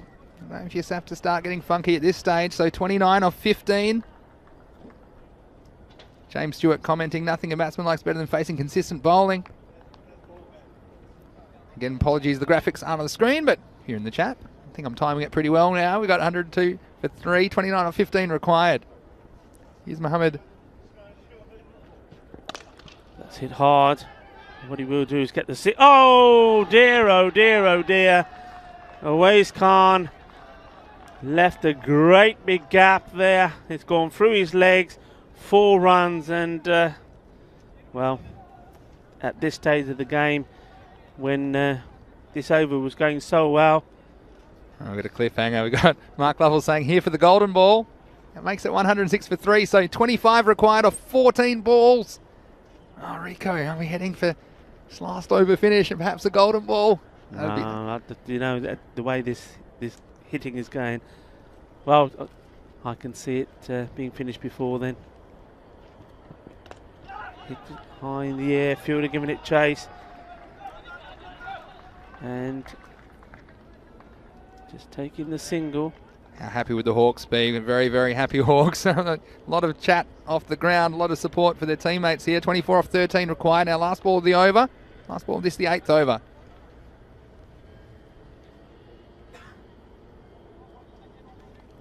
So you just wonder if you can get one away here. It's the man. Do you take the single or do you go the big shot? I think probably still going to go the big shot. And look, if he gets the single, he's going to be happy with that as well. But here we go. Mohammed Zishan. Oh, he's hit it all the way. Balle, balle, balle. And Shaba, Shaba. Kinna, Sona. He badhiya shot siga. 50 Hogi. Well, congratulations to the captain. He's leading by example. Another 6, and that takes him past his 50. And what a knock this is turning out to be. Well, muchos, Maximo. And how about that for the last ball of the 8th over, 6 more runs. Well, that takes the score to 113 for 3 off 8 overs. Now only 18 runs are required off the last 12 balls for victory. So can you believe it? High tension and drama here. Could we see an upset? Mr. Maximo's big call. If you everyone rewind, or maybe not now, at the start of this game, I said the Hawks to win. It was probably one of the biggest calls. Had the Guinness World Records people calling me. That's the biggest call we've ever seen. But it could come true here in match 45. 18 off 12. And you tell you what, you just feel like could be still another twist and turn in this game. It's the captain. Wow, Cameron Zia put a cape on him for the Hawks. Here's Abid Shazad to bowl the 9th. Ooh, that's a dot. Oh, crazy Just batting. Got to be careful here now, because don't get too excited. We saw Minaj do that, didn't we, in that fantastic chase they had where they fell 1 short. You just got to keep your calmness, keep cool, keep your head screwed on, and don't start to play shots that you haven't been playing before. Get a single. Just get a single. Oh, he doesn't need a single. Get a 6. He gets a 6 instead. That's what I said. Get a 6. The Hawks coming from nowhere. Get a single. Oh, what am I talking about, Vinny? Let's go large. That's not the way the Hawks play. If they were going to do it sensible, they wouldn't be called the Hawks. So 6 more. The score goes to 119 for 3. And now 12 off 10. Well, tension all around this ground, and well, haven't they done well? They performed brilliantly in the game before here, set themselves up for this clash, and well, they'd be favourites here at the moment. That's hit hard. Well, Take some stopping. Pressure on Khan again. This time he gets in the right position, no mistakes, gets the throw in. Well, Mr. Maximo's big call is popular around the world, but they'd have to fall over to lose, wouldn't they? The Hawks from here, they need 11 off 9 balls. Can you believe it? Gets down. And Ramna. They know about the misfield earlier, so every time the ball's going anywhere near Awais Khan, everybody's shouting instructions to him. That's the worst thing you want. Who to thunk it, says Mark Lovell. I tell you who to thunk it, Mark. Nice to see you in the chat. Mr. Maximo's big call, MMBC, hashtag MMBC. Follow me at Mr. Maximo. Here we go. Oh, swing and a miss. That's a good stop as well from the keeper. They really can't give any extras away now, Falco. And here we go. So 10 off 7. Oh, well, I'm nervous, and I'm a long way away from the centre. I'm pretty nervous for the Hawks here. 121 for 3, 8.5 overs. 10 required off 7 balls, Rico. I feel like a secretary here, just tapping away on my keyboard. And the gif of the cat typing. 10 off 7. Here we go. Looks like we're headed for a last over finish. Some discussion going on. I think they're showing the ball to the umpire. It's obviously got some damage. Well, that doesn't surprise me, Rico. It's hardly surprising. I'd like to know. I mean, this is be a good question actually for the tournament referee Navjot Shub Singh when we have a chance to talk to him. The average of balls, the number of balls that we've gone through for each match, because well, when they get hit all around this ground, they go out the ground, they're hitting metal poles and all things, and being changed regularly. How many balls do we go through a match? Plenty would be my answer. That's going to be in the gap. 1 bounce, 4 runs. Well, it's going to be a last over game. 6 off 6 required. The scoreboard's back up just in time. Well done, ECN. You've done it again. All the team of IT people in the background, and wow, we've had some highlights in this game, haven't we? And the Hawks, wow, they were gone for all money, you'd have to say. After Adil Sawa went absolutely bonkers in the first innings of this match. That man, Umar Latif, came up with a bit of magic on the boundary line, taking the catch of the tournament earlier. But here we go, 6 off 6. This is not a bygone conclusion. Again, here, the sensible thing to do would just to keep scoring. Nudge, just score off every ball, you win. But I know the Hawks. Are they Hawks? And they're Seagulls. But anyway, I know the Hawks. He's going to think, no, I've got 6 chances to win the game. I've got 6 chances to send the ball out of the ground. That's what he'll be thinking. Okay, let me talk you through the field. There's 4 back on the leg side. Just a long off, out on the offside boundary. 6 to win. 6 to win still. 6 off 5 now. The interesting thing here is Falco are so sure that they're going to try and do it with big hits, which is probably true, you know, that they're not interested in anybody being inside on the leg to try and stop a single. They're just confident that if they're going to do it, they're going to do it with a big hit, and I agree with them. It's going to be no ball. That makes it a free hit as well. Well, I should be hitting this one as high as it could because it can't get caught, and that's going to be huge in the context of this match. 5 off 5. Well, again, tension and drama. And you'll only find this kind of action here on the European Cricket Network. Wherever you're watching around the world, we welcome your company here. And we hope to have you again with us tomorrow. But right now, it's 5 off 5 for the Hawks. It's hit hard, and that's going to be 4 runs. So they're almost there. The scores are tied. Well, Mr. Maximo's big call. Might have jinxed a few, but the Hawks, well, they've come to the party for me. And would you believe it, here in match 45, Falco, they've looked untouchable so far, but now we're 130 with 4 balls come. Everyone's got to come in now. Surely everyone's got to come in. The scores are tied. Surely they'll get the message. And who have we got there? We've got Abid Shahzad at long off. He's going to stay back. 1 run to win. Well, we'll just do it the way we started. Do it in 6s. There it is. 6 carreras más. ¡Qué partido! Y felicidades por Hawks Cricket Club.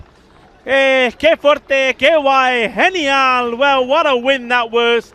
Fantastic job done by them, and so they should be happy there in the dugout. That was done in style, and well, we'll make Mr. Maximo feel happy. But when you do rewind back, you'll know he asked me the same question, and I don't need to repeat what I said. But what a victory that was. What an innings from the captain. 63 not out of 26 balls. He blasted the bowling to all ends of the ground, and he put himself up higher in the order, and he certainly answered the call. Hawks, they're flying here on day 9 of the Fancode European Cricket Series. They win this game 136 of 9.3 overs to 130. And I tell you what, we said if they could just keep up with the rate, then this game would be interesting. And every time they looked like they might fall off, or when they lost a wicket, then they just managed to stay in the game. And it was their captain, Cameron Zia, that took them home. Yeah, I mean, it's Hawks. Credit to them. I mean, Awais Khan. This is a crazy moment for me. I mean, I'm sure they'll have a laugh about it now that the result's gone their way. But I tell you what, at that moment, I thought the Hawks, the wheels were falling off and the Hawks were falling out of the sky. But I tell you what, there were a few twists and turns around the corner. Look at this catch. Yeah, I mean, you forget all about the brilliance that we've seen. I mean, that was a super catch. I mean, the guilty man, Gurum Shahzad, he was the one caught there by Mohammed Yassin. What a catch it was. But then after that, that one going down, that was criminal. And we saw one go down in front of us here as well, which we thought, how expensive is that going to be? We know catches win matches. Listen, you just have to go back and look at some of the sensational catches that were taken by the Hawks, and those catches made the difference of this score that they were chasing between being in the 130s to the 150s. Well, Falco could not do the same, and in the end, it was done quite comfortably, wasn't it? That's what you call comfortable, but I was pretty uncomfortable. Well, 3 balls to go. Three that's balls massive in T10. In T10, that's like 18 runs, isn't it? So I was feeling pretty uncomfortable for them, and I was a long way from the centre, but he saw the attention around the ground. He matched 45. That catch went down, and that man in Dilsawi done a lot of good things for Falco, but unfortunately couldn't hold to that chance, and that's another one that might have turned the game. But you see here, that was a difficult one, having to contend with the baseball mound there, a bit Shahzad. And of course, it was all happening here. We had the scoreboard going down. We had everyone scoring and yelling out numbers around the ground. But ultimately, it was the Hawks. They knew how many they needed. They needed 131. And even though a lot of people would have counted them out, they just kept hitting. And they struck the ball very sweetly. The Hawks, oh, that one, even going through the legs of poor Awais Khan out long off. But ultimately, it was an unlikely victory, you'd have to say, for the Hawks as they brought up victory with 3 balls to spare. Umar Latif, well, he got in on the act as well. And he was a good support for his captain, Cameron Zia. And he'll be very, very happy beyond his wildest dreams. It would have been to walk away with 2 wins here on day 9 of action.